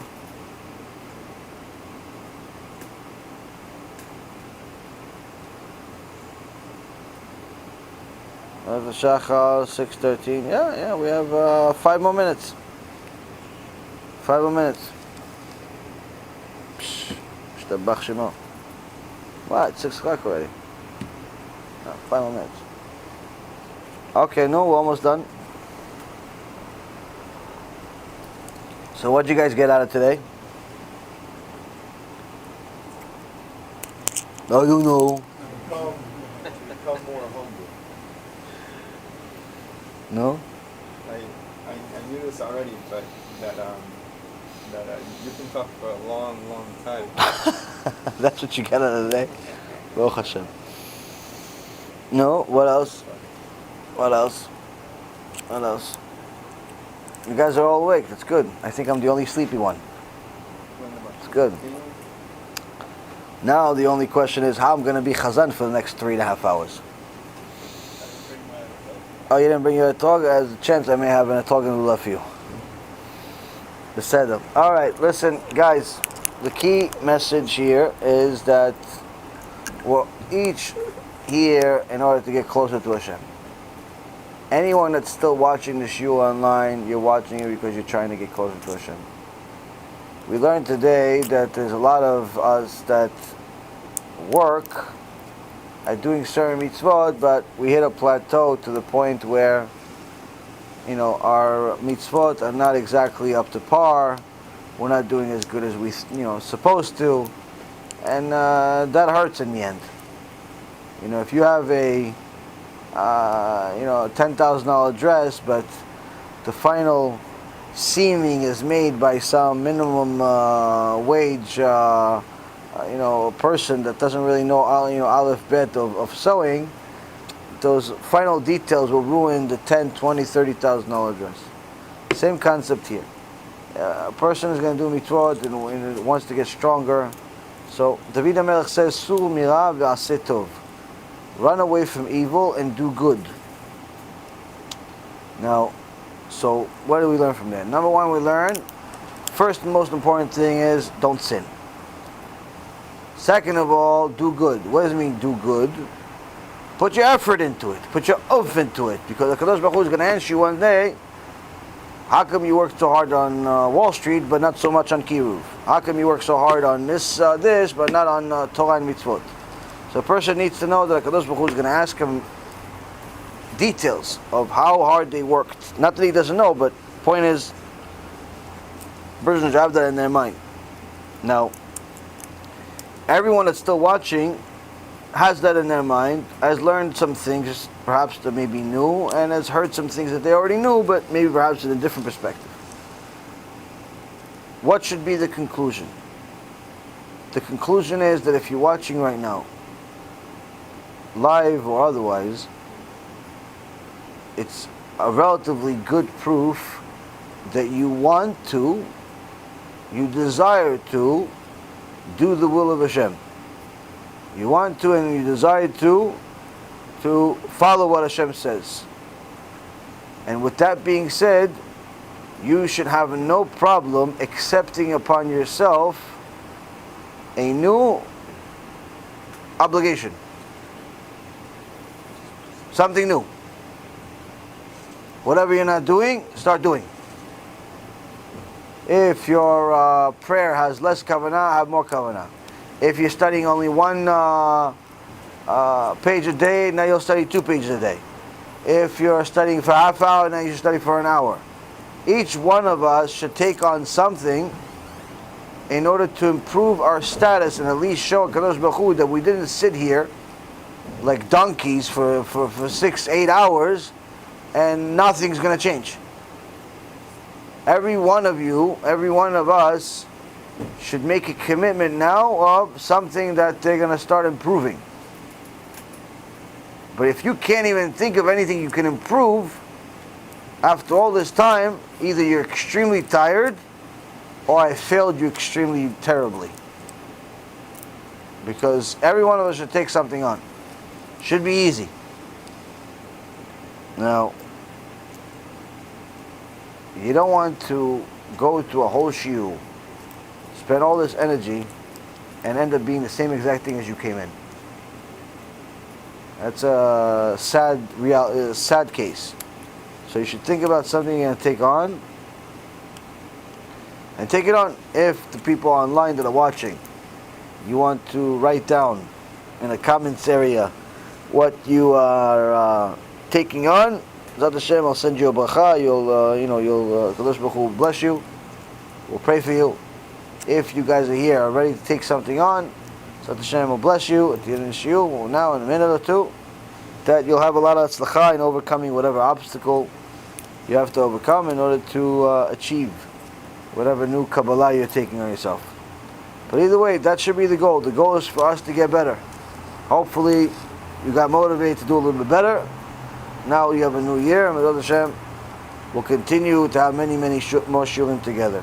Thank you again for attending, listening, watching me sleep a little bit. Baruch Hashem.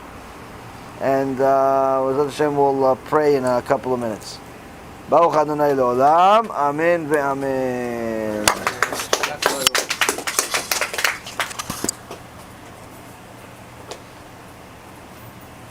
Baruch Hashem, we've completed another year at BeEzrat Hashem. Rabbi Efraim and I are very proud to announce some major milestones that we've achieved, BeEzrat Hashem, and with your help, our dear partners.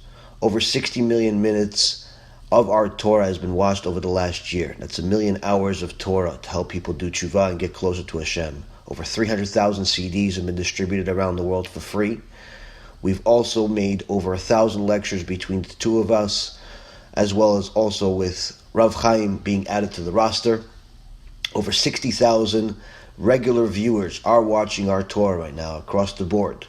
Over 200,000 answers regarding halacha, family, shlom bayit, different topics on a regular basis being given to people. Over 10,000 people have been helped, whether it's for food or different financial issues.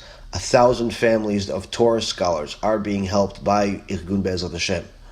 We've published and distributed over 5,000 halachic books, kuntreses, newsletters, musar books around the world.